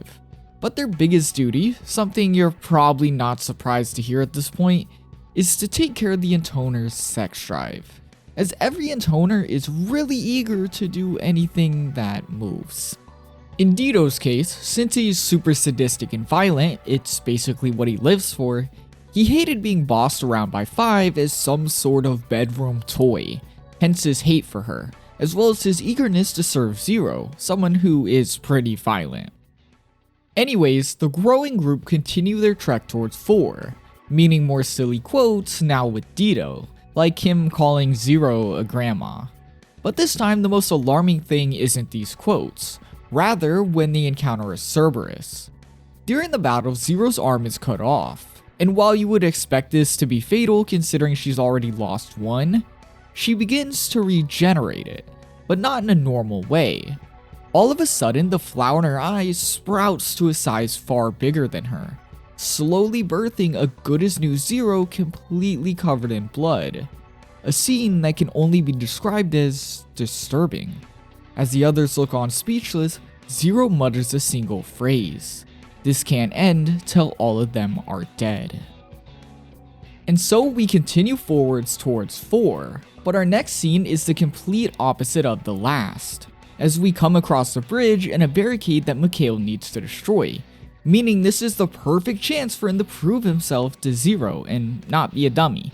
But of course, I hope you would have understood this by now, Dummy is pretty dumb and he just blows them all up. And as they fall, Zero decides to just stab his head, to keep herself from falling, so he just drops her, just like 20 feet to the floor. So yeah, that's just another day of Drakengard 3. Though, if we're going to be speaking about dumb Mikhail moments, in passing, Zero mentions that 4 is a virgin, and the dumb dragon feels the need to continuously ask what Zero means by that. Obviously, she refuses to tell Mikhail, but it's pretty obvious what she means. As sex-obsessed as the intoners are, a virgin one's gotta be pretty stuck up, which is exactly what Zero thinks. So I think it's the perfect time to go see what she's really like. They find themselves rampaging 4's fortress, but she's got the heads up and has fled, leading them to the mountains. In the mountains, after a fake ending caused by an avalanche, it totally got me, they learn 4 has most likely stationed herself up top Mount Bernstein of the Vice Norden, which they've taken to calling Mount Whatever, and so I shall do the same. Once atop Mount Whatever, trust me, I know this game is all over the place, we find absolutely nothing. But that's when Mikhail reveals a new ability, as he can apparently sense 4 in the sky, which is kinda weird, he can just sense the intoners. But we take to the sky hoping to end this goose chase 4 has led us on, and once there, Mikhail reveals a really strange hate for wyverns. Lots of wyverns around here. Must be 4's song at work. Wyverns, just a bunch of low-class dragon wannabes. Who understand language? And don't get me started on those pathetic wings. Come on, let's roast these wyverns. Let's roast them all. Wow, you're like a different beast when you're talking about wyverns. Thanks. That wasn't a compliment. Yeah, I really don't know why either. But after he reveals this hate for wyverns, we finally find 4. Strangely enough, 4 doesn't seem that bad. She immediately calls to stop the fighting, something I might believe because of how much she ran, and she tells Zero that she has no wish to fight her. After all, she's always admired her big sister. Zero then responds normally, an outburst of anger, insulting 4 repeatedly and causing her to burst out in song, beginning the fight against Armoros, a huge sky fortress. The fortress has the ability to lock Mikhail into place, slowly trying to pull us into these magical traps as we're berated by cannon fire, leading to us having to destroy everything just so we can have a shot at 4. But during this fight, it genuinely seems like 4 cares for Zero, recalling memories of when they were younger and non-stop mentioning how they should just stop fighting, to the point where it seems like she's grasping at straws, saying even if it's not for them, they should stop fighting for poor Mikhail. Still, her pleas fall short as Zero finds herself right in front of the now defeated intoner. And as the seemingly innocent 4 cowers in fear, something happens to Zero. She struggles with killing 4, saying that something can't come out, and as she raises her head, she's like a whole new person. 4, realizing Zero has somehow returned to her old self, runs up and holds her, happy to see her dear sister, the one she remembers, returning. Everyone else is waiting for you. Where are they waiting? 3's in the land of forests, and 2's in the land of sands. They're both... Thanks for the info. No, I thought you were back. I can't believe you fell for that bullshit! You honestly thought I'd have a split personality? Stupid son of a bitch! Then, to take this serious scene and make it silly, Zero takes yet another one of her sister's disciples, telling him to... Yeah, it's on screen, I don't really feel like saying that. More importantly, it seems Mikhail has evolved. A bit concerning, as in both Drakengard 1 and 2, the dragons in their blood evolving has led to some not so great things. We'll just keep an eye on it. But before we chase the next intoner, I want to point out something that you've probably picked up on. If you haven't noticed, Drakengard 3 takes a huge ironic shot at everything games tend to do. In the scene we literally just saw, Zero makes fun of the common split personality trope, being one of many moments where it seems the creators speak their thoughts on trendy ideas in an ironic fashion. This very ironic framing of things shines through everything. The humor, the lines, and, well, the gruesome violence. What's a better way to make fun of games that are obsessed with violence than make one about killing your sisters? The whole reason they chose this direction is due to series creator Yoko Taro, who has done many interviews discussing how he feels like the games industry is stuck in a loop of endless violence and repeated ideas. It seems like he's heavily dedicated his career to figuring out ways to push new ideas, and while he himself said he couldn't really break barriers with this game in specific, you can tell he didn't let that ruin it, instead opting for an ironic take on the things we see as well as a message about them. It's a message that transforms this needlessly violent all over the place game into something stronger, something you'll find yourself thinking about throughout this whole entire playthrough. This doesn't mean Drakengard 3 isn't meant to be serious at points though. Yoko Taro is genuinely a genius when it comes to crafting heartfelt and absolutely dreadful stories regardless of their underlying messages. And if you've never experienced one of his games, well, welcome, you're gonna enjoy this one. And I'm pretty sure you'll understand what I mean by this by the end of the video. Continuing on towards our next goal, Sister 3, we're introduced to our new disciple, Decadus. Decadus is a strange one, but probably the most morally good character in the game besides maybe Mikhail. He's not obsessed with violence like the others, and more often than not is willing to put himself into danger to protect others. His only downside is that he relishes in pain. Decadus is obsessed with pain, but it's Drakengard, so of course it's a sexual type of pain. Hence why he was paired up with 4. She was so against the idea of sex that Decadus never got any, the yearning being just a type of pain he loves so much. He's a weirdo, but like he's a chill weirdo, that's all you gotta know. After the airship we stole from 4 is shot down, we arrive in the land of forests. Conveniently where 3 is located and our next location filled with randomness. This begins when Zero runs into a fairy, an annoying fairy, with them bringing us to the Fairy Kings in hopes of learning where 3 could be hiding. But of course, Zero has a short temper and just kills him. Good job, our only way of going forward has been ruined. Well, it's ruined until 3's disciple appears out of nowhere and surrenders. We just got a disciple and yet now another one is joining us, this being Octa, the most excited disciple, as his reason for leaving 3 is that she no longer satisfies him. Though this encounter does help us quite a lot. Octa doesn't really help as he's a weird old man that won't stop talking about sex, but helps us in the way that 3 is now weakened without a disciple and we know exactly where she's hiding. We trek through the foggy forest, losing Mikhail in the process, though he's just as soon to be dumb and lost. So regardless, we walk our way into 3's great tree and what do you know, we find Mikhail trapped. Freeing him isn't that tough, but it does reveal 3, the quiet but unstable sister. Something we quickly see when she reveals her experiments, an army of zombified creatures and soldiers. But she doesn't stop there. While 3 seems to not really care about Octa's betrayal, saying her love is only for her experiments, she still forces him to summon her angel Armisael, a huge doll-like creature who appears amongst an army of dolls.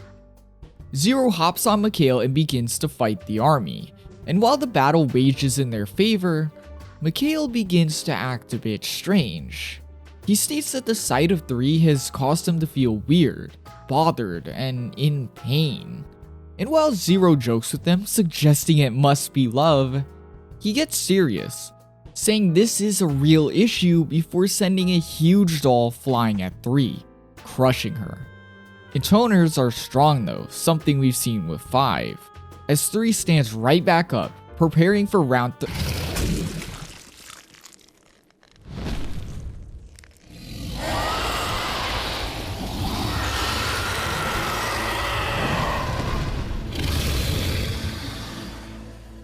And if things couldn't get any stranger, the whole group is sent flying by the appearance of a new face. 2's disciple Scent has appeared to take Mikhail, him quickly disappearing with the dragon. Okay, so this is weird. Earlier I mentioned how Mikhail evolving and Mikhail's involvement with the Intoners was a pretty big red flag, as normally when the dragons evolve or have some sort of change, it normally means something is happening with the world's gods, with it being all sorts of things in Drakengard 1 and in the second game signaling the dragon's rebellion against said gods. Mikhail here having the ability to sense Intoners and now evolving, and as well as the big eagerness to kill them, that's probably a pretty big thing to mention, is just a lot more alarming with that context. It's weird. Even more so if you haven't noticed that the Intoners are more than definitely some sort of godly being or extension of some sort. The group quickly rushed to the lands of sand to save Mikhail, hoping to find Scent's Intoner too in the process. After rampaging the desert and beating some golems surrounding the downed Mikhail, we're confronted yet again by Scent, though no sign of 2. Strange. He reveals that one day Mikhail will be Zero's downfall, and when she eventually realizes this, it'll be far too late. But like normal, Zero is unaffected and saves Mikhail, and while everyone else is worried about Scent's words as well as the lack of an Intoner, Zero is set on pressing on. Though, it soon seems this determination to kill her sisters might be catching up, as when she's showcasing yet another disgusting way of regenerating by, reattaching her arm completely normal, she loses all feeling in the newly attached limb. Still, we work towards 2, and upon finally flying into her underground temple, we find her. Though it's strange, it's almost like she's not really there. With Zero quickly realizing her mind has been broken.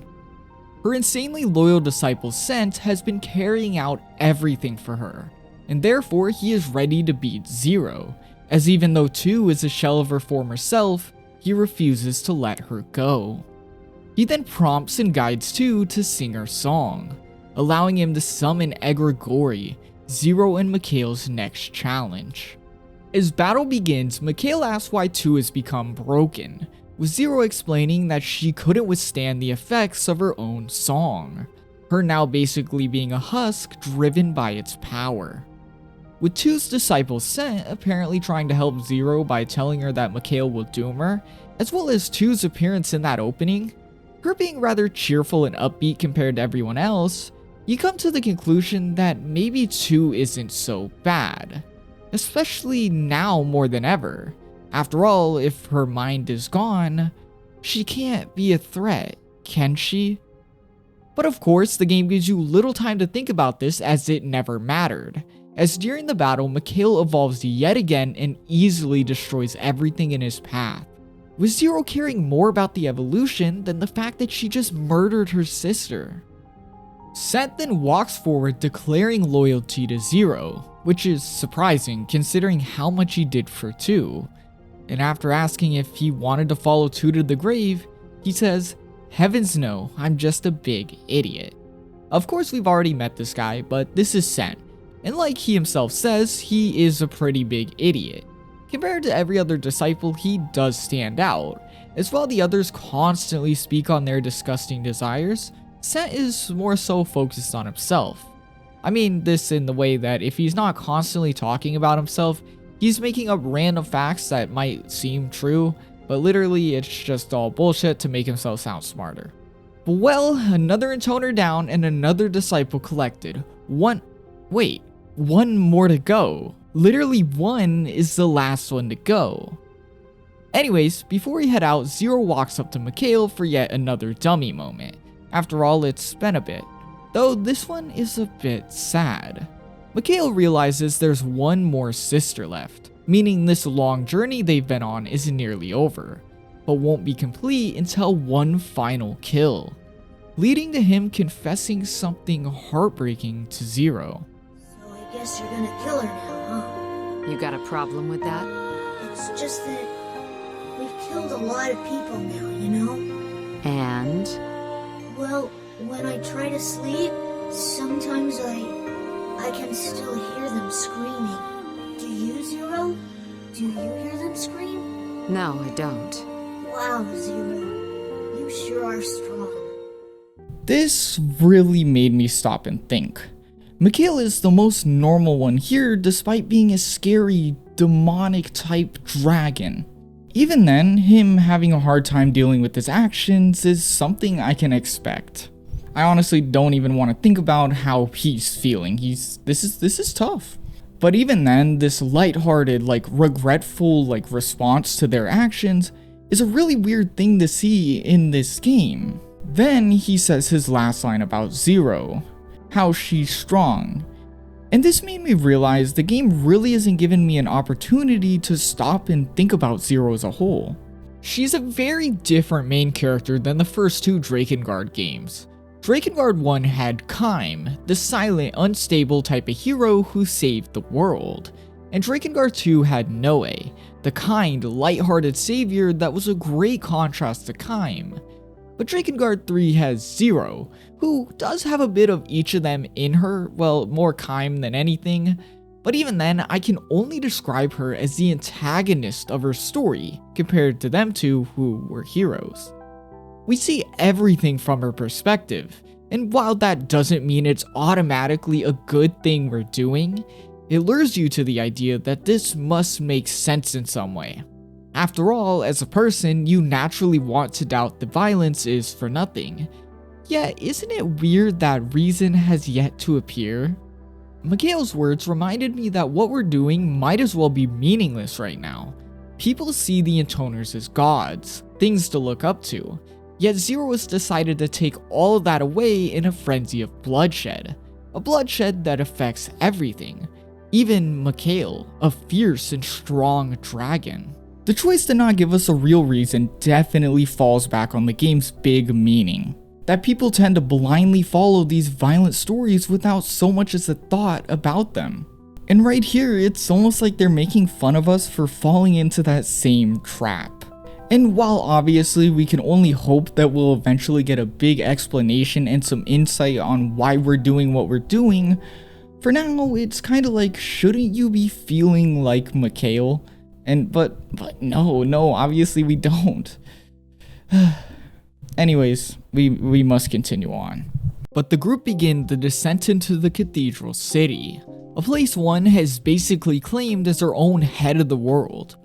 At first, things are quiet, flying into a desolate, destroyed part of the city. But things quickly heat up as one appears atop Gabriel, her heavily experimented on dragon. This causes Zero to ask her sister where's the disciple that helped her summon that dragon, prompting one to reveal she has no such thing. She has no need for tools such as a disciple. This locks us into an aerial clash where Zero and Mikhail just barely get the upper hand, causing one and Gabriel to flee, giving us the opportunity to rush to the heart of the city. As Zero and the group cleave through the city, we eventually find ourselves on a familiar path, the same route we used at the beginning of the game to initially reach the sisters. It's also important to note something Mikhail says. As they fight through the crowds of enemies, Zero begins to be unusually exhausted, and since Mikhail seems to be very in touch with the Intoners, he notices, explaining it as the flower getting stronger. Regardless, Zero refuses to stop and urges them to go on, landing us right where it all began. Where Zero was initially face to face with all the sisters, she's now in the same place with their disciples, saying to all of them that this is it. This is the end. She'll continue on without them. They all respond, saying if this is for their sake, it's okay, they'll continue with her. But of course it's not. With the loss of their individual Intoners, they'll all disappear soon enough, and before that, Zero would rather revert them to their original forms. As she waves her hand across them, they disappear, panning the camera down to reveal them as small doves before Zero says goodbye. This being the beginning of the end. As we head into the cathedral, we hear one of Mikhail's thoughts. Him saying that he didn't know defeating one wasn't really the end, as well as that he had no idea about the truth of him and Zero, which is very strange. For now, we tear through the cathedral until we reach the top, finally face to face with one after our long journey. One is reading a record of life in the city, citing it as strange that there was once a whole different kind of people here before them, people even more advanced in magic than them, saying she hopes to learn of their purposes. But of course, Zero's having none of it. After all, she's here to end one. One then sets the book down, stands up, and raises her hand to the sky to summon Gabriel. He then descends and tackles Mikhail, who barely escapes his grasp as the final battle begins. Gabriel is strong, his attacks leaving you on 1 HP with little room for mistakes, and the only real way to do damage is to wait for him to charge and strike his face. Even then, as you dwindle down his health bar, one's mighty disfigured dragon seems invincible, something one seems to have full knowledge of as she stands there just ordering the beast around. As Mikhail and Zero are pelted by its firepower, they struggle, with its blows beginning to make contact with the weakened Mikhail, eventually completely beating him. Zero then yells at the dragon, ordering Mikhail to reincarnate in the same way Michael did, as even if he loses his memories, at least he'll be okay. Mikhail then responds, telling Zero he would only be able to do that by using a dragon's final wish, and that he would rather use that final wish to instead guarantee a win against Gabriel. This causes Zero to cry out in agony, pushing Mikhail back, fearful at the thought of losing him. But Mikhail is okay with it. After all, if he just reincarnated again, he wouldn't be him, just as Mikhail was never Michael. No! No, no! Please, no! Besides, I had a lot of fun, Zero. I mean, being with you. Mikhail, no, you can't! I won't let you! Look at that. You finally used my name. My name. God damn it, dummy! Stop repeating things! Mikhail then stands up and uses his wish to send a strong blast in one's direction. And as the smoke clears and Mikhail falls, the two of them remain standing, one using everything she had to protect Gabriel. With Zero now alone and one weakened, the final clash of the intoners begin. One struggling to protect the world she's been building, and Zero grappling with the loss she suffered. In the end, Zero just barely wins. One losing the battle saying, "Do you honestly think this is enough to beat us?" before falling to the ground. Zero then kills one and walks towards Mikhail, telling him it's finally all over before...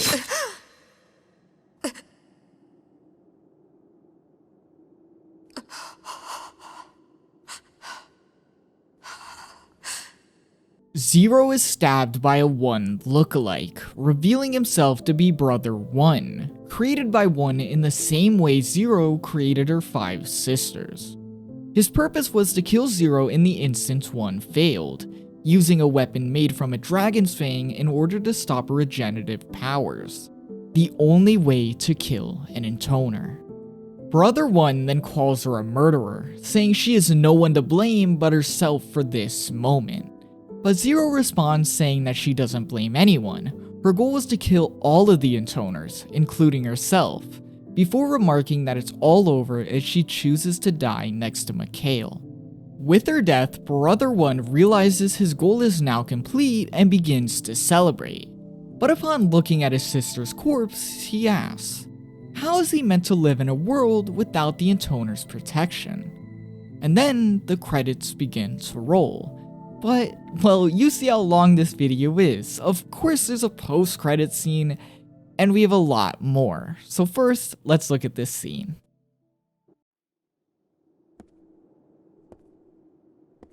I see. If there are no Intoners left to protect the world, then I'll just protect it myself. We'll form a new religion. A religion that worships my sister One. No, I am the true One. From this day forward, all will call me One.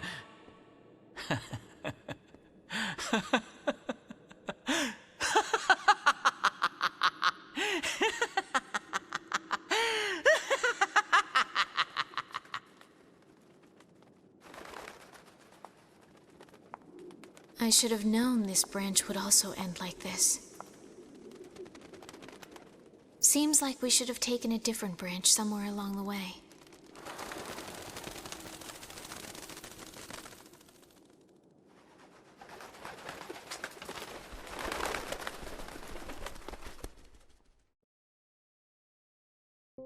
Who could that woman be?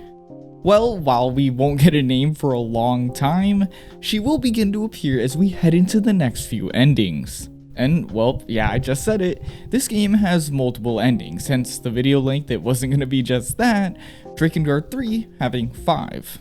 Which I understand does sound a bit crazy, but this is just the norm for Yoko Taro's games. Drakengard 1 had 5, it took me a second. NieR 2010, I think it was 2010, it might not, it had 4. And then Automata has like 26, so he likes his endings. And even then, endings are probably not the best word to use, as I think like branch would be, well, that's literally what the game uses, but branch is more appropriate. These games being like new outlooks and new versions of the world we just seen. Basically, it's a new time. Basically, each ending is like a different timeline where events are a bit different, and well, Yoko Taro loves timeline stuff, so there you go. Drakengard 3 endings are different timelines. But now, to reflect on the ending we just got, we have a lot of unanswered questions, which obviously it's meant to be that way so that we have things to answer as we head into all the other endings, but still, I'm really curious.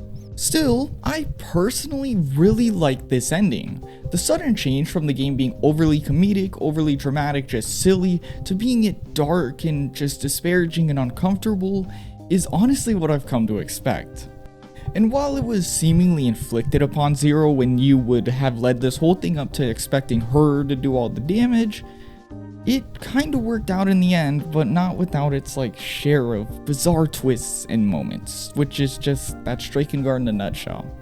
All in all, this ending really did remind me of Drakengard 1's ending. As while yes, we seem to have accomplished the goal and maybe saved the world, we still have yet to really sink into the true depths of this world. We're just still at the surface level of like the iceberg. And that kind of makes this ending feel tame almost. Almost as if right now this is the good ending of the game, similar to how Drakengard 1's first ending almost felt like the good ending. Though, if I'm being completely honest, I'm a bit hesitant on the term good here. It wasn't very good, that was bloody. Though, of course, if we're gonna talk so much about Drakengard 1, I have to mention the fact that Drakengard 3 is a prequel to that game. And while this ending, Ending A, is not the canon ending that would go on to become Drakengard 1, this ending does have a really cool tie-in manga that follows Brother 1 to the events of a What If Drakengard 1, which is very confusing, but basically, it's a non-canon ending that leads into a non-canon version of Drakengard 1, and the manga just shows that. Although I'm not going to cover that here because it's way too much to talk about, I do want to mention that I will be including it in the eventual video where I talk about all the spin-offs and things like that. So, you know, that'll eventually be here probably after this video. But I think I'm getting ahead of myself. I don't know why I'm talking about next videos. I'm not even done with this one. Let's just get on to ending B. This ending begins with that mysterious lady from before guiding us to the next branch. She's like a timeline manager or something along those lines. We're not really too sure yet. She then explains Zero as a singularity, a being whose specific choices basically cause these new branches in history, with the branch she chooses to show us beginning in the forest where we're searching for 3 and soon after meeting Octa. Right away, something strange is happening. Cent, why are you here? Upon speaking to him and mentioning 2, he has no idea who she is, which is super alarming considering how loyal he was to her. You can also speak to Mikhail, with Dummy mentioning how he's really hungry. I wonder if he'll get to eat 3 again. So we begin our trek through the forest looking for 3. But notably, since we mentioned 2 to Cent, he's been really struggling. He swears he hasn't met 2, he swears he has no idea who this lady is, but it feels like she's missing somehow. In his own words, I can't stop thinking about this 2 person. The forest is also notably very different. The silly fairies from before are gone and replaced with disfigured zombified soldiers, not to mention the deep, eerie fog. We then run into Summit 3's dolls, which there seem to be a near infinite amount of, and therefore it's no surprise when 3 appears out of nowhere. Zero, of course in a big rush, jumps at the opportunity to kill her sister, but 3 stops her, noting that the forest feels off, describing it as if it's crying. Zero then stops. She's noticed it. Every single person here has noticed it. Something strange is definitely going on here. And that's when 3 says that 1 holds the secret. 3 points us deeper into the forest before she explodes, but there's no blood. Maybe she just poofed from existence? Anyways, we all continue forward, but with a very changed vibe. Everyone is now on edge and very much aware that something is going wrong, with Octa even noting something strange about 3. And while this may just be him being him, he notices that 3 wasn't able to get him excited like normal, almost as if she was a different 3. Then there's the question of 1. Why would 1 leave her pedestal in the city and come to the forest? Nothing is making any sense. We've also lost contact with Mikhail, the forest blocking his communication with Zero, this proving fatal as we get a scene where Zero is pinned down by titans, and as she attempts to regenerate using her flower, they skewer her to a wall. Luckily, this pain Zero is now in strengthens her bond with Mikhail, allowing him to censor and head to the rescue, killing the titans and allowing Zero to regenerate yet again in the weird way. I hate that they keep showing us this weird way of regenerating like it's not the most awkward thing ever, and I think by now the game is becoming self-aware and like Zero knows it too. We then receive some potential answers from that timeline manager branch lady, her stating that the singularity 0 has led to multiple singularities in this branch.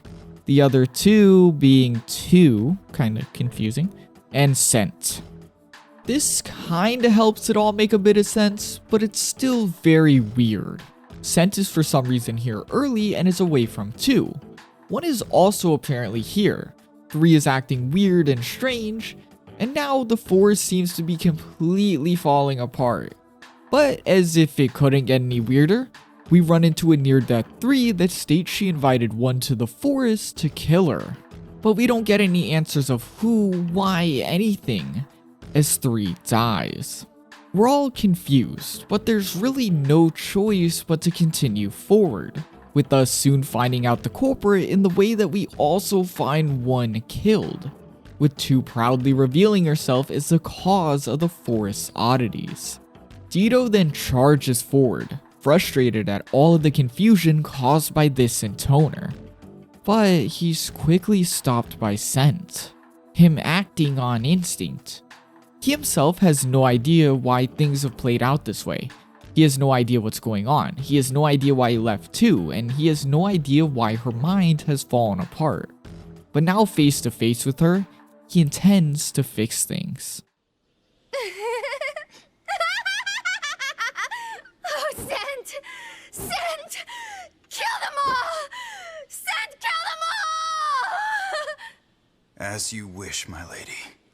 This becomes an all-out brawl between everyone, with Cent attributing his actions here to destiny, saying he was born to be with two. And after a fierce fight between the intoners and the disciples, both Cent and two find themselves fatally pierced and bleeding out. Even then though, the two lovers strive on, putting their hands together and using their divine power to summon a new angel, Raphael, a gigantic poisonous spider. The two of them summon this creature without a song, an act that is thought to be impossible. Perhaps it's just another aspect of the world the singularity has a hold over. But more importantly, the creature's poison is fatal. With the longer the battle goes on, the weaker Zero and Mikhail get. Luckily, they strike the creature down with an explosion, destroying 2 and Cent while sending Zero flying, though Mikhail finds himself too weak to avoid the poison. Zero, realizing what's happening, demands Mikhail to reincarnate, though, unlike in Branch A, it's far too late, with Mikhail barely just uttering a sentence before dying. Zero then cries out in pain, realizing the last thing by her side will never be able to return. Enraged, Zero begins to pull and tear at the flower in her eye, but then, at the same time, she has an idea. Using the flower's power, she proposes a pact, asking to trade her life in exchange for Mikhail's, and as it appears to be working, she thanks Mikhail by name, saying she's glad they met. With time, Mikhail wakes up, no memories beyond the point of his passing. Zero? Hey!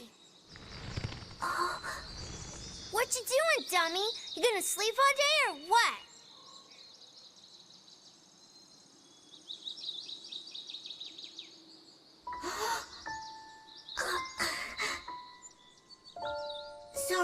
Sorry. I'm up now. Well, let's get going, Zero.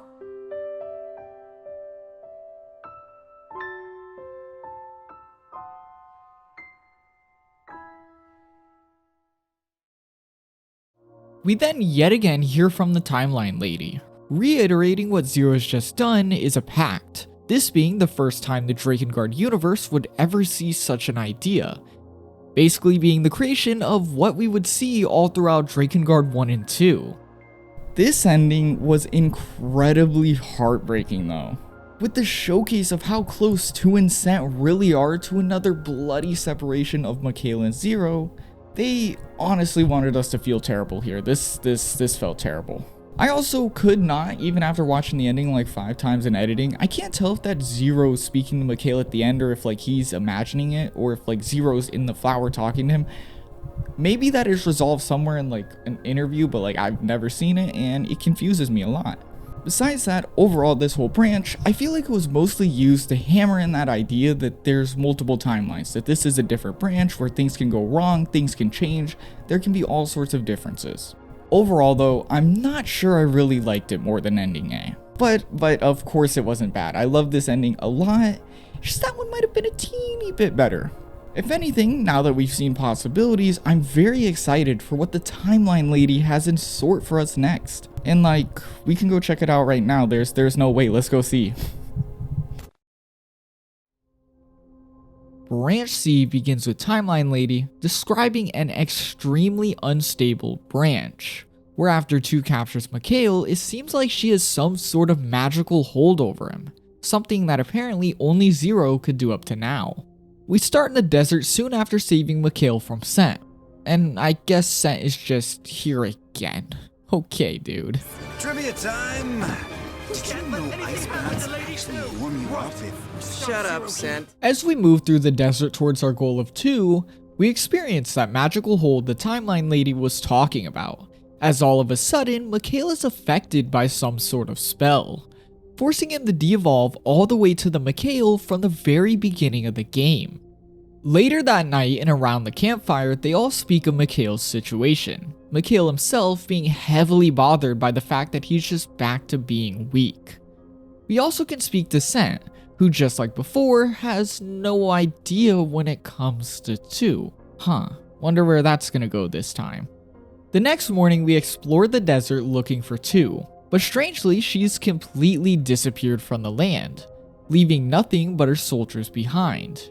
While this is to be expected, after all they do protect these lands, the soldiers are noticeably off, acting like mind-controlled fanatics of two and non-stop mentioning the cathedral city.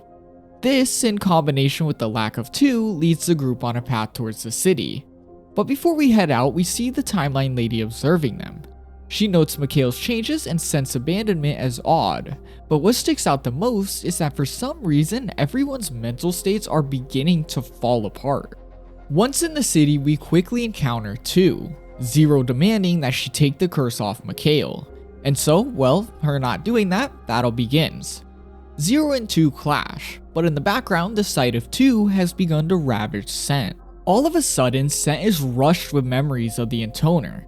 He feels as if he should go to her. As if he never left her, maybe her mind wouldn't be so broken. Though, by the end of the battle, he seems to come to a conclusion. Him thinking that the best way he could help her is by putting her out of her misery. The battle ends with her face to face with Cent. But just like Branch B, Dido impatiently impales the intoner. And while it seems like it's over, 2 begins to charge up a huge amount of energy. All the disciples then rush 2, realizing that she means to use her magic to cause a huge explosion around her. And as Zero rushes to help, Cent delivers the final blow to his intoner. The lovers then stare into each other's eyes, finally reunited. But as it seems like it's all over, 2 releases her magic, destroying her, Cent, and all the disciples around her, leaving only Zero and Mikhail standing. Though, strangely, Mikhail's curse remains. With no other choice and a goal to fulfill, the duo walk into One's chambers, where she locks in and spills the truth out of nowhere, finally filling us in on the secrets of Zero's quest. One reveals intoners are a device that will bring the world to its end, hence Zero's goal to kill her sisters and her willingness to die. But One also knows Zero's true plan for Mikhail. Remember how Brother One had a dragon weapon? It being the only way to kill an intoner? Yeah, Zero planned to use Mikhail to delete herself after killing her siblings, truly ridding the world of every single intoner forever. And of course, poor Mikhail never knew of this plan. One also reveals that she agrees with Zero's idea, also explaining that she knows the flower Zero possesses is the reason for all of this. It won't let Zero die till it can take over and end the world. Now I do want to stop for a second and kinda just take a moment to fully explain the flower, as if we're being honest, Drakengard 3 in-game doesn't do the best job at just explaining it in one moment so it can get confusing. Which is just, I don't think it's the best choice considering this is the big reveal we've been leading up to, and well, I want a clear idea of it, so something just fell, but yeah, I got you. The flower is explained as some sort of world-destroying instrument. It takes control of a subject and whittles them down till it just can fully control them. This means it's probably a fair assumption to say it's either some form of god or it's some creation by the gods to mess with the world, as the gods in the Drakengard universe are well known to just mess and want to completely destroy humanity, so I think it's a fair assumption that, you know, they probably made this thing. This explains Zero wanting to kill her sisters, as the flower also resides inside of them as they split off of her. If she kills all of them, then herself, well, this flower has nowhere to go, it's basically exterminated. She also kinda never told Mikhail this, and she never told Mikhail that he'd have to be the one to end her, which sucks and that's very mean, but well, he's dummy, I don't know if he'd understand it, so who knows what's going on there. One understands all of this, though she isn't trusting of Zero, insisting she'll kill Zero, then kill herself. Meaning it's a fight to the death where no matter who wins, the flower dies. We then begin a strange boss fight against golems, where they randomly shuffle and Mikhail needs to charge the correct one to do damage. Though, what stood out to me most during this boss fight was a heartbreaking quote from Mikhail. Look out! You too, Zero. Don't let your hands get hot. What? Your hands nights usually feel nice and cool, Zero. Sometimes they get real hot, too. Usually that's when the hardest time. It's when you're lost and in trouble and flying. But right now, your hands are really hot. Upon the golem's defeat, one summons Gabriel as a last-ditch effort. And while weakened by the curse, Mikhail is somehow able to beat the dragon. But as Zero turns around in surprise, the victory came at a cost. Mikhail has been torn apart by the firepower. As reality sinks in, Zero turns and faces One, both of them enraged and ready to finish this once and for all. Zero cries out in despair the whole fight, with One saying this is exactly what Zero deserves. She gave them all life just to take it away, thinking she could curse the world to just turn around and save it. In the end, Zero cuts down One, her final words telling Zero exactly what she's thinking. She's the only one left with no dragon to finish her, leaving Zero to walk off weakened and sick, the flower fighting for control of the alone intoner. I'll find a dragon somehow.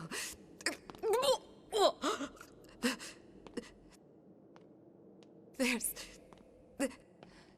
still time.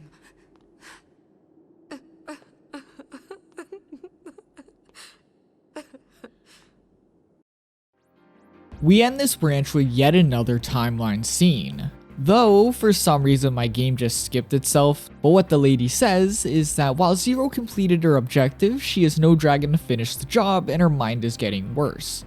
Therefore, she decides this branch isn't worth it and terminates it. Ending C is very interesting in the way that it's basically, and you can tell it's the setup for the real endings of the game. Basically being an ending where we get all sorts of these big reveals. We get the truth around the flower. We understand why Zero wants to kill her siblings now. And we finally learn poor Mikhail's tragic role in this story. I also want to note that by now we've dropped most of the ironic undertones, letting them take a back seat while we finally explore the real heartbreaking story of Drakengard 3. But even then, One's quotes during our boss fight really remind us how absurd this whole journey is. While saving the world may justify Zero's actions, the premise is still very bizarre even if it is the right thing to do. There's just no way to make murdering your family for a flower to save the world sound reasonable in any way at all, and yeah, that's definitely intentional. It's meant to sound just insane. All in all, I will admit this is by far the most interesting ending yet, and well, I'm gonna just say spoiler alert, it does get even more crazy and saying all those buzzwords. Let's just move on. I know you're probably eager to get into the next ending, but well, you actually can't access ending D right away. We had to do a couple of things before, with the first thing we had to do being the lost episodes. These lost episodes are a series of random missions in like unstated timelines and branches where they're basically here to introduce us to a character we've been seeing throughout the game, and they're pretty cool, so let's just get started. Our first one takes place after beating 2, with Zero wanting to revisit her home one final time for an unstated reason. This makes Mikhail really happy, by the way, it's super cute. But hey, speaking of dummy, well, since this is where it all began, I think our first dummy quote in a while is necessary. Zero! What now? Can I go find a bush? I need to pee. Just hold it, dummy, or else piss from up there. What? I can't do that. That's what animals do and stuff. They also discuss home-cooked meals, which is really funny. They all want Zero to cook for them for some reason, like they really insist on it, until Mikhail tells them about her cooking. It's a great scene. Anyways, upon reaching Zero's home, she tells the others to stay outside, as she wants to check if someone named Accord is telling the truth about the branches. Wait, that was a weird merchant from the beginning. She then recalls this Accord calling her a singularity, realizing she probably needs to speak to her face to face. Then, well, if you haven't put it together, Accord is that lady that's been managing Zero's timelines. She appeared at the very end of the first ending and has been showing us each branch. Her name was first mentioned in that merchant stand as well as when giving Zero the side missions. meaning she's been slightly interfering with Zero's quest for the longest, and therefore it makes perfect sense when she just poofs into existence behind Zero. And yeah, she does exactly that. She tells Zero that at the moment, no matter what she does, it all leads to destruction. Which this obviously causes Zero to be skeptical. Her asking if Accord knows the future, how does she know Accord isn't just creating it? In response, Accord just says she's not talented enough to do that. She then begins to walk off, causing Zero to strike her, but as if she's some sort of superhuman, Accord instantly reacts and blocks, this satisfying Zero and ending the scene, almost as if Zero was testing Accord.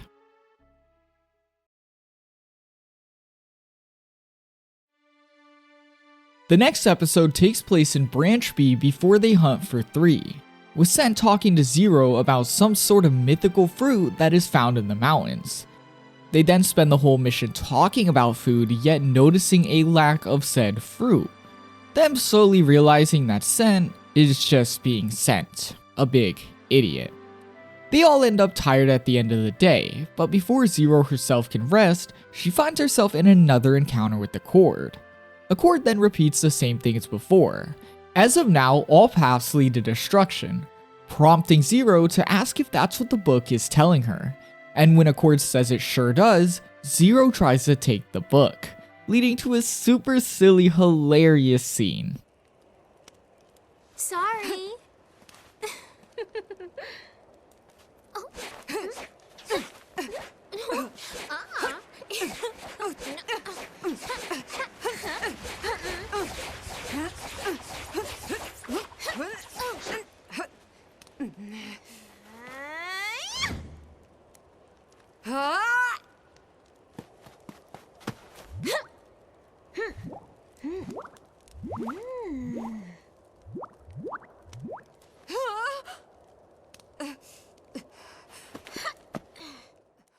Accord then reveals she's a recorder, a being sent from the old world one briefly spoke about in Ending A.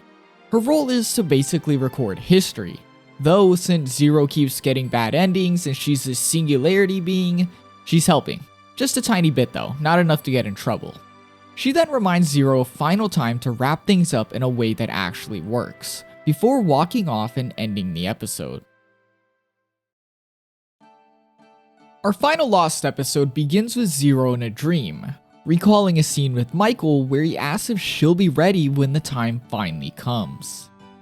Zero then wakes up to Accord, her repeating the only thing it seems like she can actually say, but adding she'll be forced to neutralize Zero completely if things don't change soon. The rest of the episode doesn't really have much, really just being a big showcase of how close but silly of a bond Mikhail and Zero have, hammering in the point that we'll soon see the end of their story. Anyways, here's a silly dummy clip.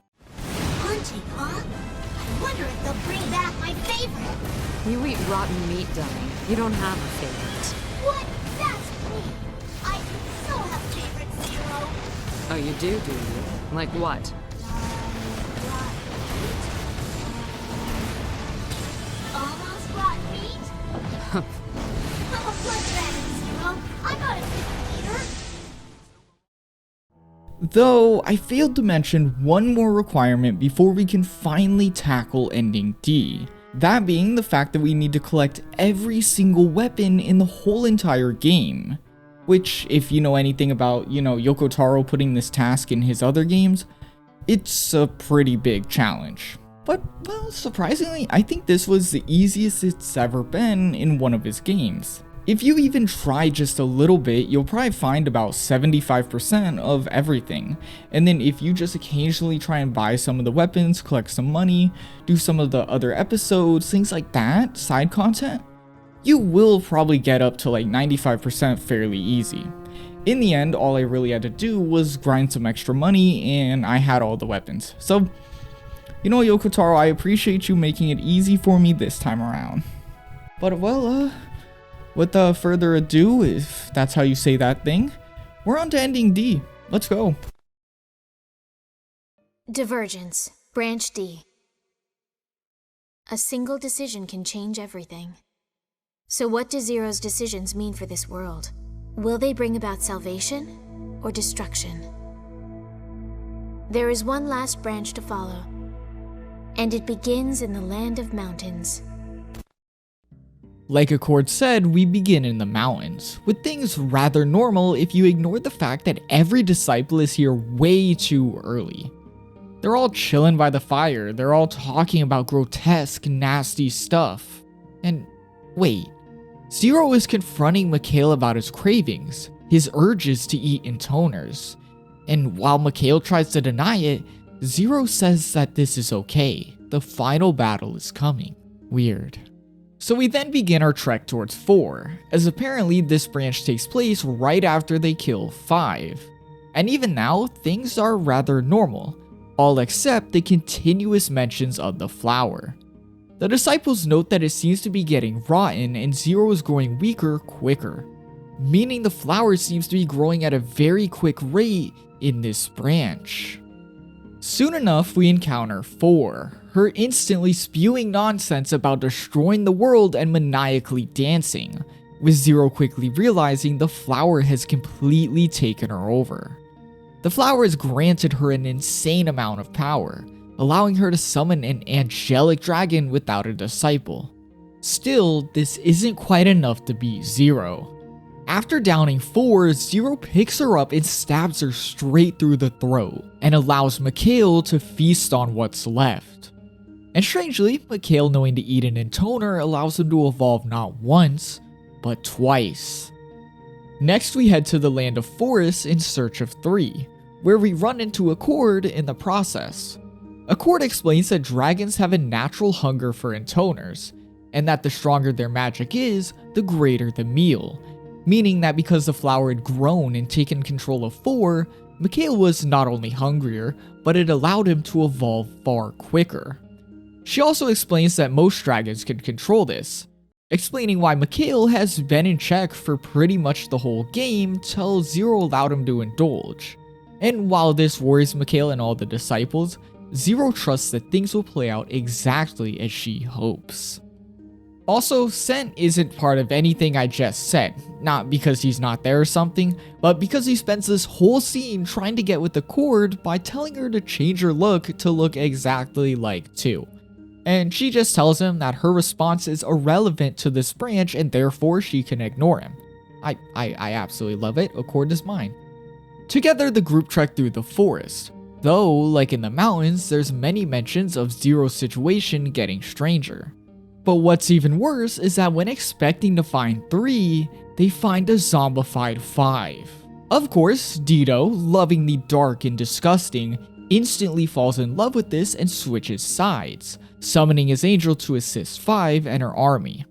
This pushes Zero into a corner, but thankfully Scent steps up, somehow summoning his angel without his intoner.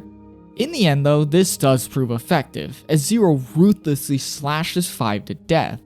And though it looks like battle will continue against Dido and his angel, both him and Scent begin to disappear, prompting Zero to reveal this is the price a disciple pays for summoning an angel without their intoner's song.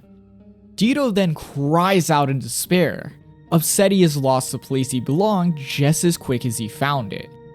Meanwhile, Scent laughs it off, him saying there was really no point for him to live without Lady 2. Our next scene has a completely different thing going on. I guess things have been a bit too tense lately, so Drakengard 3 has chose to show us a scene of Zero in the bath. Then, her discussing their bedtime routine with Mikhail wanting to join in on the quote-unquote playtime. And well, if I had to read that, so did you. We then find ourselves in the land of sand, as since 2 was already gone before we began this branch, maybe 3 has taken her spot, with Mikhail soon sensing her in the skies. On a completely random note, Mikhail sings a song right before this battle. It's not relevant at all and it's literally like 3 minutes long, and you can tell they quite literally added this scene just because why not? They wanted Mikhail to sing a song, and obviously dummy singing is the dumbest thing ever. I won't play the whole thing obviously, but from the second I heard this song and even before I started making this video, I knew this needed to be in this video somehow. It's just it needed to be here, so playing it now. Did It's time for verse 2! My name is Mikhail, my name is Mikhail. I also love me some rotten meat. Give me praise, give me praise, give me praise, give me praise. Tell me I'm the bestest. Hop on my back and let's fly through the sky. Yay! Hey. Huh? There better not be a third verse. What? Sing again and I'll kill you. Fine. After that silly song, we finally find 3. Her also corrupted by the flower and in turn summoning an ancient dragon. While the other fights so far have been easy, this one does prove a challenge for Zero.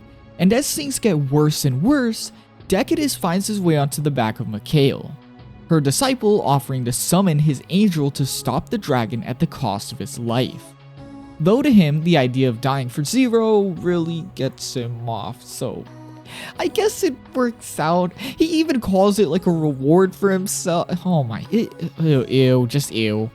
This does give Zero and Mikhail the advantage needed to win the fight, incinerating 3 and leaving 1 as their final target. Though, before we really finish this, Octa has a question, asking Zero, what really is the truth behind the flower? Surprisingly, Zero answers, revealing this all started 2 years ago when she died. Yeah, talk about terrible luck. Zero was sick, died, then infected with this flower that basically forced her to live. Worst of all, it's slowly taking her over with the goal to send the world into ruin. Pretty shit deal.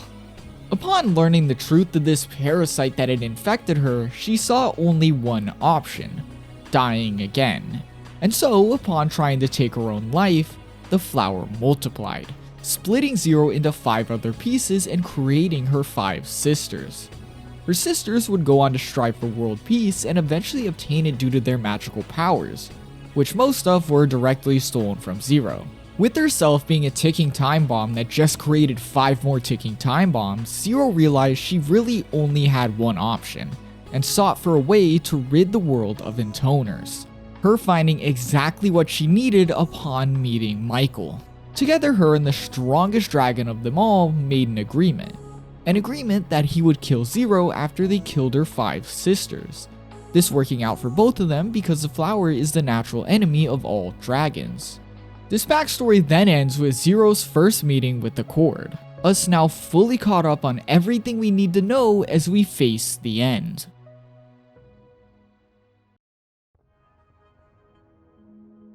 We pick up again during the siege on the cathedral with Gabriel hot on our tail.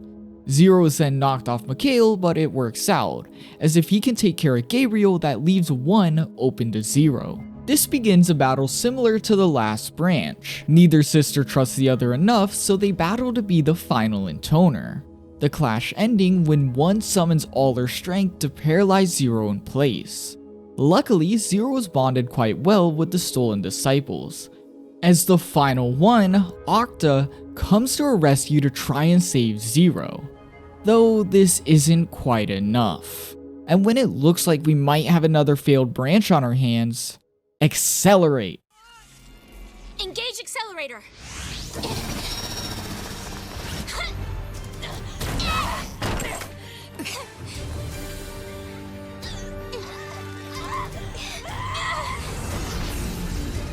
Jeez, you're stubborn.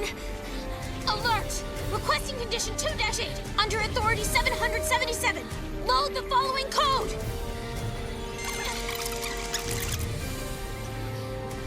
Zero. 51.08 seconds from now, the shield will vanish for 0.5 seconds. Accord. Just make sure you're ready.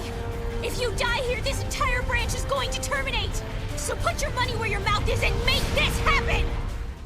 Zero readies herself, concentrating to make the measly 0.5 seconds worth it.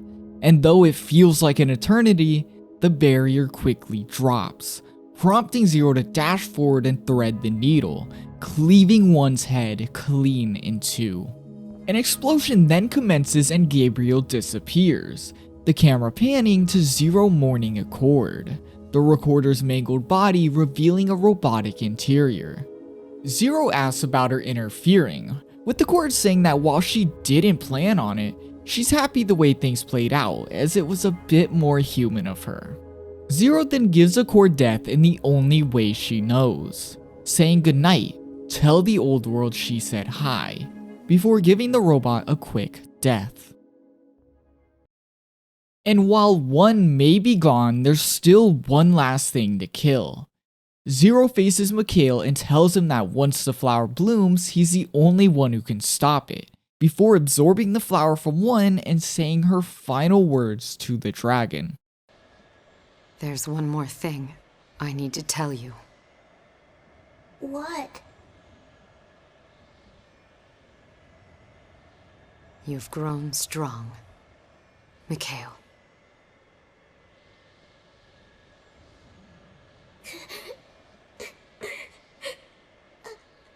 Zero.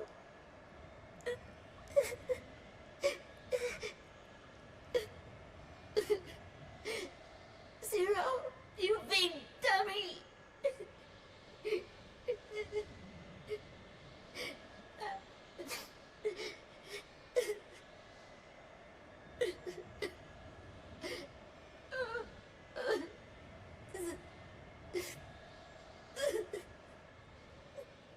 This begins one of the most confusing boss fights I've ever experienced. And I don't even mean confusing as in it played really weirdly or bad, but like, I can't tell if I really like it, or it's just, you know. You play as Mikhail and you beat the flower inside of every sister as it slowly blooms throughout the fight. It's pretty cool and it's a very visually looking great fight that made no sense, but it looks really good. But even then, the most important part of this fight is the music. This isn't a normal Drakengard 3 boss fight, as the final boss is none other than a rhythm game. I love this idea, as not only is it a callback to Drakengard 1's final boss, that boss also being a rhythm game, but it perfectly connects the intoner's power of song into a big grand boss fight. Plus, this game's music is just phenomenal and it makes for such a good experience. My biggest issue though is that it's also a ton of bullshit. You see, in a normal rhythm game, the second you would press the button, you would expect it to work.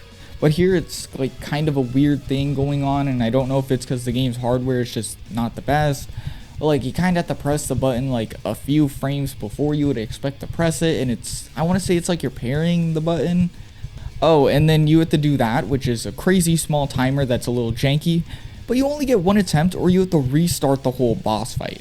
And I'm not even going to get started on the camera, as I think shitty cameras are just, you know, the norm for like the 2000s. So, well, this was 2012, but the camera's not great for this boss fight.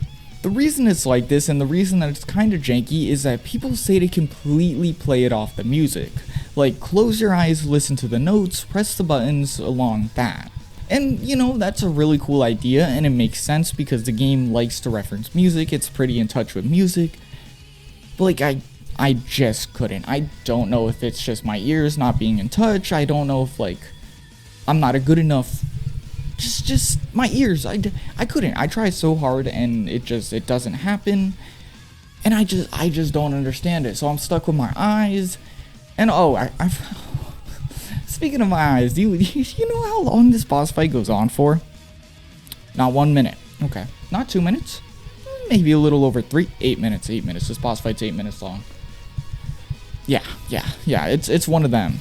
All that to say that it is a phenomenal fight. It has its frustrations for me, but well, some of those don't affect people, but for me it has a lot of its frustrations. I'm gonna be honest, but it is a great fight. I could give it endless compliments as much as I could kinda complain about it. I think it's a great final boss, and it's a really good final boss for this game specifically. It just feels like the perfect final experience for Drakengard 3. Even then, I wasn't about to do this whole boss fight again for a 5-minute section of this video. I'm sorry. I tried for like an hour and a half and I just couldn't. I was getting very angry. So, well, I beat it once, I'm not doing it again. I just pulled it off YouTube and, well, the video that I have here is in the description and it's going to be in the corner. So, thank you. It's a cool boss though. I don't want you to think that it's bad or something. I personally couldn't do that again. As you finish up the rhythm game, we hear Zero and Mikhail's final conversation, with him saying that he always had fun with Zero. Even if the killing was really hard on him, he loved being with Zero. She then responds, saying she's glad, but now the time is here. It's finally time to end this all. Mikhail, finishing the song, fires one final shot, destroying the flower and erasing all existence of the intoners. Well, besides Zero's sword, conveniently surrounded by 4 doves. We also hear Accord commentating on the destroyed flower, stating the intoners have been sealed away as the flower's been neutralized. And though this is the case, she can't shake the feeling she'll find a way to see Zero again. We then see the destroyed Accord joined by yet another Accord, this one wondering how the future will play out now that the singularity has been finished. And then even more Accords show up, then more, and then even more, them all acting silly until they find themselves in a formation, saying their goodbyes to their fallen ally. As they walk away, well, this story's over. But, well, not before we're given Drakengard 3's final message, one that you can tell came directly from the developers.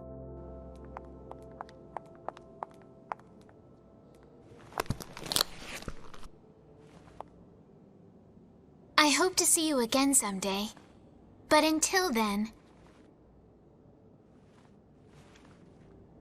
I'd like to say thank you for playing.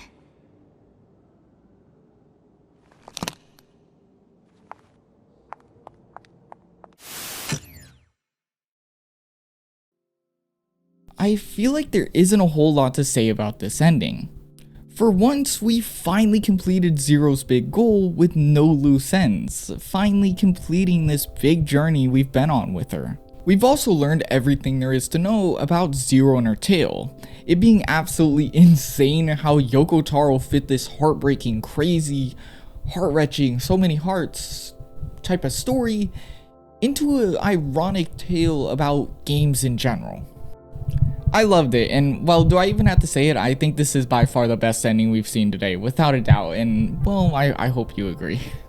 But, well, I kinda haven't mentioned it. We have one more ending, and this ending is without a doubt the craziest of them all. It's just crazy. Not even just in contents, but in just everything there is about it. But first, I think we take a pit stop at the game's DLC, as I don't really know where else I could fit it, and now that we've gone through and we know basically everything, I think it's a good time to, just take a look at some of the fun DLC. Drakengard 3's DLC consists of 6 extra episodes, as well as some things like music, outfits, kinda just some basic stuff that back then you could get for like $1, which I'd love to see them sell an outfit for $1 now. But yeah, the main appeal is these episodes, as every intoner has received a new episode, even like 5. So, well, we'll begin with 5, so let's go talk about 5. 5's DLC isn't all that special, really being used to drill in that lust-filled personality, if you know what I mean. Their main quest is basically just looking for legendary food. They then find a huge legendary crab and boom, that's it. My favorite part of these DLCs though aren't really the episodes themselves. I mean, some of them it is, but all of them have these things called memories of the intoner, basically being little like diary entries you could read for every single one of the intoners. So as we move forward through these DLCs, I'm gonna note and read some of these entries for the characters.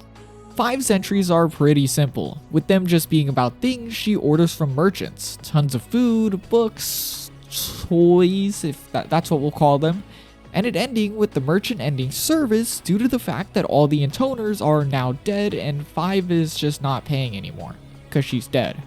Next up is 4's DLC, and it's pretty similar to 5's, not really being all that special. It basically consists of her helping 1 in her goal of obtaining peace, though it is interesting that we get to see the real side of 4. The side the main game may or may not have kinda tried to hide. Not only do we learn that 4 is insanely jealous of her sisters, basically willing to backstab any of them to appear better to 1, but that she's also insanely racist. She hunts down these elven pirates who are just trying to escape, flying through the sky literally doing nothing wrong, and she just defends this and shoots them down, saying it's all for one. Nasty. Also, if the dragon on screen, yeah, she's in all these episodes. It's Gabriel before one experimented on her, which is really sad because she's a cool character. Though, while 4 is revealed to be a messed up character, her entries are pretty funny. Her insulting every sibling to an insane degree besides 1, which, as you could probably tell, she really likes 1. She even has a whole entry dedicated to hating Decadus, her disciple, which, that's terrible. The final entry is her thoughts when Zero killed her, and it's pretty much everything you'd expect. It wasn't no final words, nothing like that. Rather, 4 decided that she was just going to insult all of her siblings one last time. 3 is next, and her DLC is probably the worst one to me. It's pretty messed up. It enforces her psychotic personality by describing how she went from experimenting on dolls to experimenting on humans. Her memory endings are even worse, being the POV of a soldier who met her, fell in love with her, and had that love exploited so that 3 could experiment on him too. The entries end with him in extreme pain, wishing for death till he just loses his mind completely. Really messed up. Messed up probably doesn't even describe it.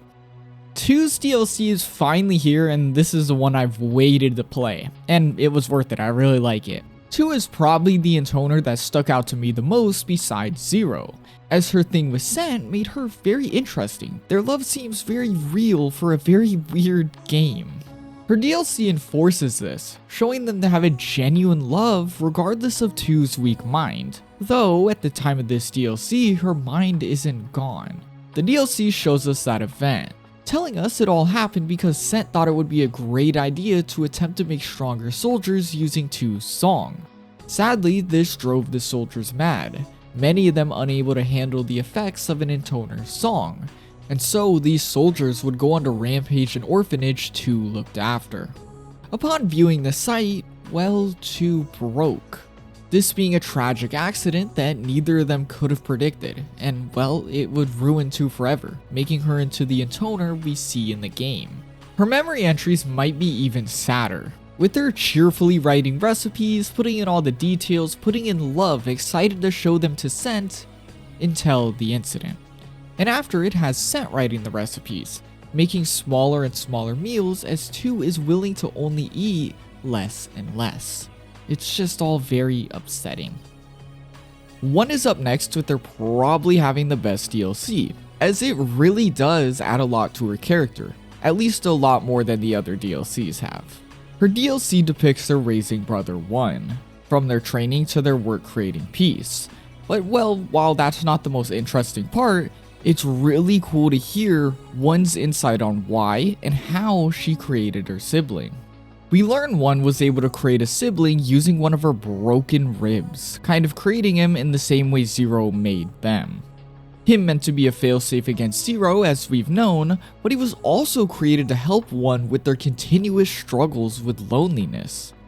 This really does make brother 1 sound like a disciple, but 1 is very clear that she's never wanted a disciple, them being closer to siblings than a lover or servant, and this DLC pretty much makes the effort to make that clear. On the other side are 1's memory entries, and in all honesty, they're probably some of the more uneventful ones. She writes lessons or words the other intoners should take to heart, the final entry being right before her confrontation with 0, her sister's deaths leading her to worry if this was really worth it, as well as where could she have gone wrong. We finally moved to the final DLC, and well, surprisingly, I think I had to say 0's DLC is probably one of the lesser interesting ones. This is mostly due to the fact that the game has already told us pretty much everything there is to know about her. Anyways, we start with their meeting Michael. It being surprisingly similar how similar Mikhail is to his ancestor in a way, Michael. It was funny. But we follow 0 till she finds herself in a team up with the dragon. Him agreeing, as well as we know, the dragons are naturally against the flower. The rest of the DLC is him testing 0 to see if she's worthy of his power. Though there is kind of a somber undertone that tells us Michael is really lonely. His status as a powerful dragon, meaning everyone he loves leaves the world far before him. Meaning that 0 may have really needed him, he really needed her too, though the powerful Michael will never let her know that. And while her DLC was nothing too insane, her memory entries are probably the most tragic, giving us some of Mikhail's diary entries long after Zero has left the world. They depict Mikhail traveling the world, with a big emphasis on how much everything reminds him of Zero. The entries go on with him becoming more and more discouraged about helping the world. Though, right at the end as things look better, he seems to find inspiration, saying if Zero never gave up, neither can he. And as we turn the page one final time, expecting a great ending, it depicts the dragon's death, ending our final DLC. We can now finally dive into Drakengard 3's real ending, the canon ending, the ending that would go on to become Drakengard 1, Drakengard 2, NieR, NieR Automata, all of those games. This ending, well, this leads to it. Oh, but first, snap. And now we're outside. And you're probably wondering the reason we've left the green screen for other greenness is that this ending doesn't actually take place in the game at all, rather a novel. And since I have nothing to put behind me, there's no gameplay in a novel, I thought, why don't we just record in front of some greenery? And well, other than the final ending of the whole entire game of the Drakengard series being in a novel, which is certainly the weirdest choice I've ever heard of, but well, Ending E. Ending E is a novel ending that is not found in the game at all, and it's not sold outside of Japan, and you can pretty much only get it in Japan. So not only did I have to track down a fan translation, and you know, this is finding a fan translation after the Drakengard archive site has been completely deleted by Square Enix, even though Yoko Taro said he likes it and wants it to stay there. Regardless, it took me a really long time. I found a translation to this novel that not many people know about. And of course, I had the iPad here with me because, well, reading from a book is kind of hard when you don't have the book in front of you. But yeah. Now, I do want to quickly apologize. The audio for this recording isn't that great. It's my first time recording outside, and therefore there's a lot of environmental noise like wind. I completely understand if you want to just skip through the section, skip ahead, and well, I'll be putting the novel, a link to the novel, down in the description so you can read it. We begin in the prologue. It basically reiterates a whole lot of information the game does in a similar way, though there's a lot more details with it. But one real interesting thing to note is that the story here isn't explicitly told by Zero, not Mikhail, but rather Brother One. And yeah, he reveals this and then quickly pushes us into the story. We begin on Chapter 1, the Sisters chapter. And well, strangely, this route starts out just as weird as the others, with Zero describing a scene of her killing a cord and just chucking her off a cliff, revealing that deep down she really hated the woman. From her voice to the way she acted and the way she would repeatedly tell Zero things I guess really bothered her. We then begin similar to the game, going after 5 as we normally would. But one really interesting thing about this novel is that it goes into an insane amount of detail very often. Meaning that not only are we given more descriptions of the world and the timeline and the lore, but we get a lot more information on the characters' feelings. This leads to a section where, of course, Zero reiterates her backstory, chock full of things that we do know, but in increased detail, leading to a description of the flower that I thought was very unnerving. Suddenly, the flower began screaming. It unleashed an ear-splitting shriek, more horrifying than anything she'd ever heard before. It filled her head so completely that it concealed the sound of her sword hitting the ground and rolling away. In an instant, the all-consuming pain began to subside and her legs gave out. She could still feel the impact of hitting the ground, but her senses were growing numb. She had trouble warping her mind around what she saw. The dainty blossom had sprouted from her and begun to swell to a massive size. It was sapping the last bit of strength from her body, leaving her only able to watch. The unholy screaming continued. A fountain of blood burst from the swollen flower, staining the earth red. But something else had ejected among the viscera. Bodies. Children. No, girls. 5 of them. They looked about 3 or 4 years old. Each had different colored eyes and hair. Some of them looked vaguely familiar. Some she didn't recognize at all. And if this couldn't get any worse, the novel then goes into uncomfortable detail about the new sisters, or these new beings, there aren't even sisters at this point, all of a sudden just calling Zero sister, or thread. But something else had ejected among the viscera. Bodies. Children. No, girls. 5 of them. They looked about 3 or 4 years old. Each had different colored eyes and hair. Some of them looked vaguely familiar. Some she didn't recognize at all. And if this couldn't get any worse, the novel then goes into uncomfortable detail about the new sisters, or these new beings, there aren't even sisters at this point, all of a sudden just calling Zero sister. From there, we continue to 5 as normal, and well, the fight also goes normal. But yet again, this novel is very heavy on the details. Not only do they go in depth with how the sisters are split from Zero, but we get an intense description, a bloody description of how Zero ruthlessly murders her sister. But the thing that really affected me is we also hear a lot more Mikhail's feelings, and here they describe a very sad and upset Mikhail compared to him in the game just being rather quiet during these scenes. But we now move on to chapter 2, the Dragons chapter. Just like the first chapter, this one starts off on a weird note, with 4 kicking out Decadus thinking that he's some sort of enemy agent, leading him to us and Zero realizing the flower has begun to take over her sisters. 4 is beaten in the same way as ending D, and the events play out in a 1-to-1 as they travel forward. Right at the end of this chapter, we learn what happened to 2 in ending D. As since 2 had begun to sense the flower's control, she decided that she would rather go out on her own terms. But yeah, that's pretty much it for chapter 2. We then move on to chapter 3, the Disciples chapter.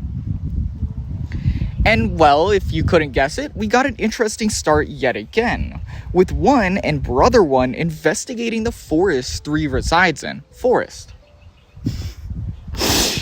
They realize the forest is beyond destroyed with an ominous poison arising from it, and 1 comes to the conclusion that she needs to kill 3. 1 realizes that no matter what she does, 3 will grow more and more malicious. But the idea of killing her shakes her. She doesn't know how she can kill her own sister in a way that will make her different from Zero. But we find ourselves back to Zero as they find scent, with Zero explaining that while she can't harm herself, her sisters are incomplete forms of the flower. Therefore, if they really wanted to, they could end themselves, but Zero can't. Things then play out similar to ending D, with Zombie 5 appearing and Dido and Scent summoning their angels. But as they disappear, Zero gives us some super interesting insight. Without the power of song, you disciples can't maintain your human forms. That's what you are. It's how you were made. How I made you. It was a year and some months ago. Her sister's powers were on a huge rampage. They had released the sealed flower in the cathedral city without realizing it. The flower that was devouring Zero wasn't the only one. There were others. She didn't know what the hell it had been, but someone had sensed the threat the flowers posed and sensed one deep in the city, and that had been a long time ago. Zero basically explains that the flower had increased its power by using her sisters to release yet another one, and since that had happened, the flower was now able to completely control them. The way Zero counteracted this was via creation of the disciples. They would serve the intoners like servants, but would suck their energy at the same time. Meaning that all the sex talk that we got during the game, yeah, it's basically how Zero weakened her sisters and prevented the flower from controlling them up to now. We then go on to 3, and the fight is very similar, with the one exception being that not only does Decadus sacrifice himself, but so does Octa, leaving us with no disciples as we go towards 1. We're now finally on chapter 4, the Flowers chapter, and yeah, it's our final chapter, so we're almost at the end. Great line, J. Toro. Yet again, as if you couldn't see it coming, I know it's like a big trend by now, we open to yet another unusual event. 1 and Brother 1 discuss their plan to fight Zero, revealing the need to fight in the cathedral, as 1 has not only set up a barrier to prevent anyone from leaving, but they have a plan to release poison that will harm Mikhail. This brings us to the final battle, it being a scene that is basically a 1-to-1 of ending A's final duel. That is, until 1 begins to summon her angels. One begins with the golems from ending C, with Zero and Mikhail being able to easily take them out. Then, all of a sudden, one summons Raphael, which stuns Zero, as one is somehow able to keep control despite having multiple angels. This is where one's plan begins, as with summoning Raphael, he's able to cover the whole arena in poison, effectively weakening Mikhail. Still, him and Zero prevail, though both of them are very weakened as one summons her final angel, Gabriel. This forces Mikhail into battle with the dragon as Zero jumps off to fight one. During this battle, the calm, proud one cracks in a way that is very similar to ending C.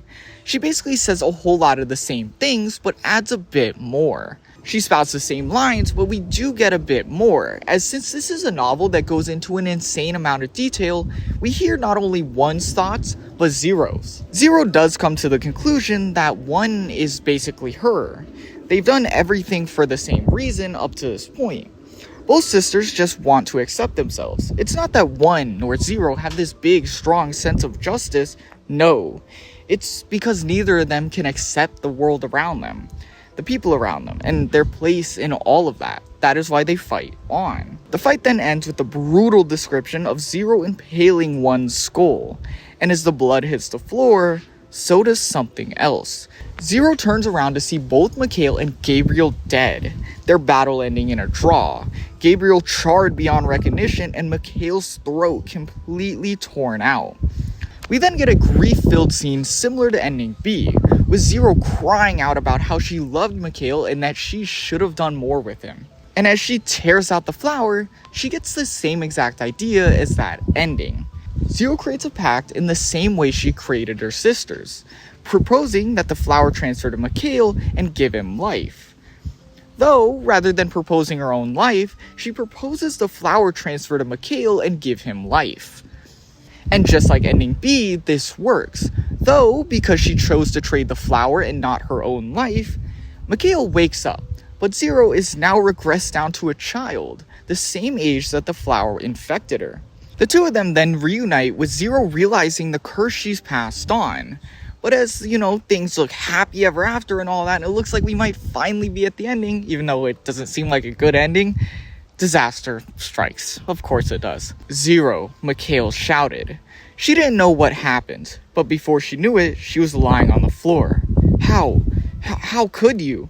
She saw Mikhail raising his claws. It was a move filled with rage. The one at the end of that swing swiftly jumped back.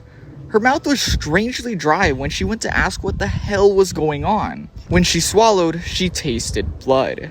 Right then, she realized she was in so much pain that she couldn't even breathe.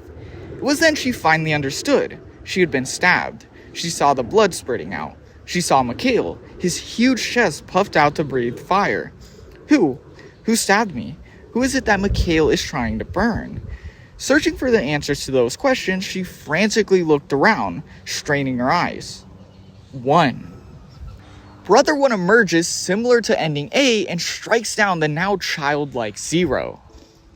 And while she expects Mikhail to counter easily, he failed. Him weakened due to Zero's injuries, as now, since bonding their lives via the Pact, anything that happens to Zero happens to Mikhail, meaning if she's on her deathbed, so is Mikhail. As Zero slowly dies, in turn killing the newly resurrected Mikhail, she spots one final thing as her eyes close. A cord. We then hear Brothers One account on how him being too scared to strike as soon as one died worked out for the best. Him only having to face a childlike version of the intoner he was so fearful of. He also notes how it was so weird that Mikhail was happy to die after being called by his real name, which is horrifically sad. From there, one describes the years after, explaining that after finally gaining the courage to leave the city, he founded the Church of Angels, acting as their leader till the events that would define the Drakengard world would begin. One day, the same poison present in Three's forest appeared at the cathedral, Brother One realizing that it was never a creation made by Three, rather some force that never disappeared, rather moved from place to place as it grew in strength and size. It is then that one of Brother One's followers sacrifices themselves to save him, and this act causes the fog to just disappear. It is then that the church realizes that a sacrifice will stop the poisonous fog. It'll stop the world's end. This birthing the concept of a goddess of the seal, a being who will prevent the world's end at the hands of the fog. The branch then ends with Brother One commenting on how ironic it is that a goddess, a being who saves the world, is a title deprived from the intoners, beings controlled by a malicious power who failed to save the world. This ending is all sorts of messed up. They really couldn't help but having Mikhail die, come back to life, and then die again with Zero. And they even added in all those details about the dragon being happy to hear his own name come from Zero's mouth. It's just horrific, and I can't believe you did this to me, Yoko Taro, but I'd be lying if I didn't expect it from you by now. It's just, why are you so messed up? All in all, for this being the very final, the real ending, the canon ending of this whole game that would go on to be the rest of the game series, I kinda expected it to be a bit more different from the other endings. The added details and context for everything was definitely amazing, and I really liked it, and I think I'm gonna read more Drakengard and NieR related novels now, but it all in all just kind of felt like a mishmash together version of all the other endings, but with more like depressing details. At the very end, I think if I had to say I preferred an ending out of everything we'd seen, I think I'd probably say I preferred ending D. And I really missed Accord in this ending. We literally just got, the only description of Accord we got was her being murdered, and then Zero saw her as she was dying, which was kind of ironic, but like, really, I love Accord.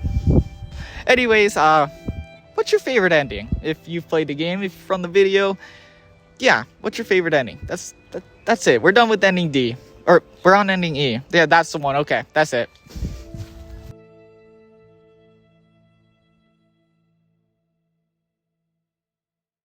And that's Drakengard 3. Well, okay, yeah, as for the game it is, but not for this video quite yet. You see, Yoko Taro is a very interesting man, and that's something you've definitely seen in this game. And if you know of his other work, you gotta know this type of game is also just the norm for him. Obviously in content, but even more so in the meanings of the game. Yoko Taro is not a man that often has direct meanings in his games.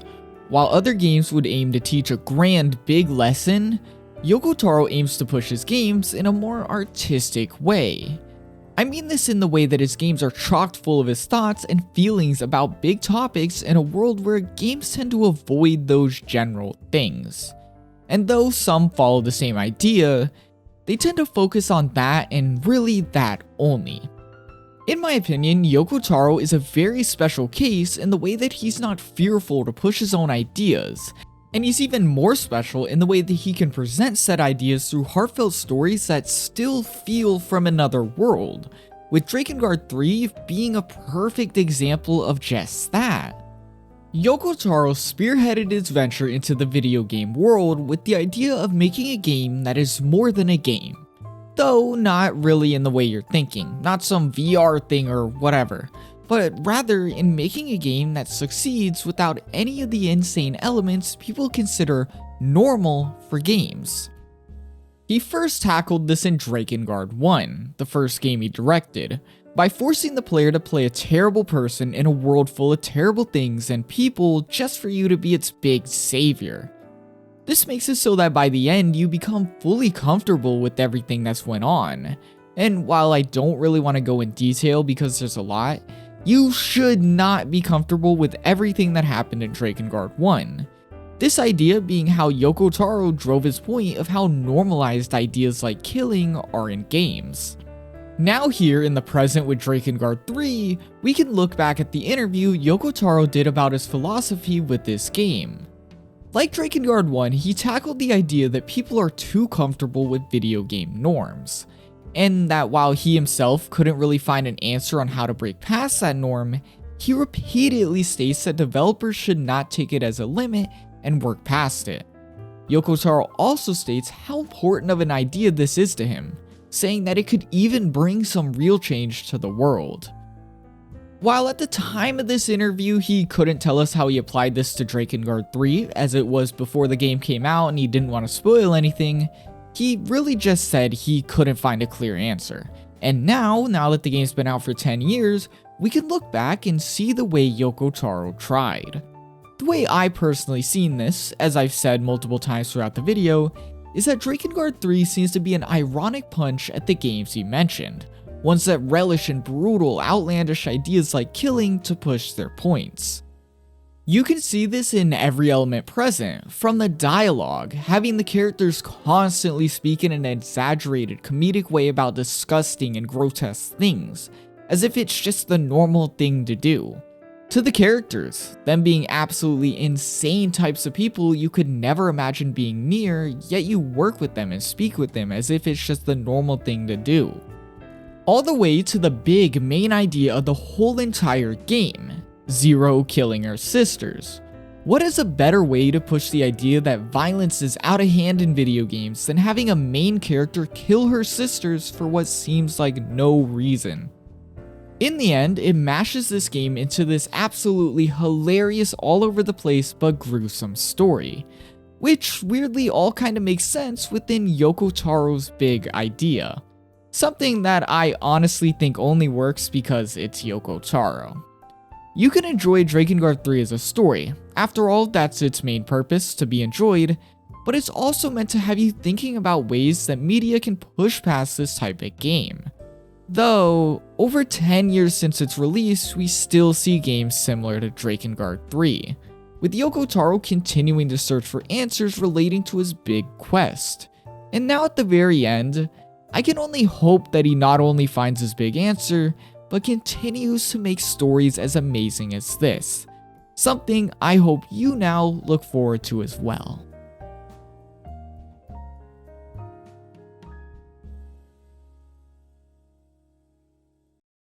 And that's the complete Drakengard series. I really hope you didn't mind a compilation video instead of like a full-fledged new video on the series. I promise the NieR video will come eventually. That game is way bigger than all these games probably combined. And, well, considering how much Drakengard stuff I've been doing, it's kind of healthy to take a little bit of a break and get my mind refocused so I can make that video like the best video ever. Other than that, I don't know what the next video will be. This is like recorded in advance. I'm not even on vacation yet. I'll see you when I see you. Thank you for watching, and I appreciate you.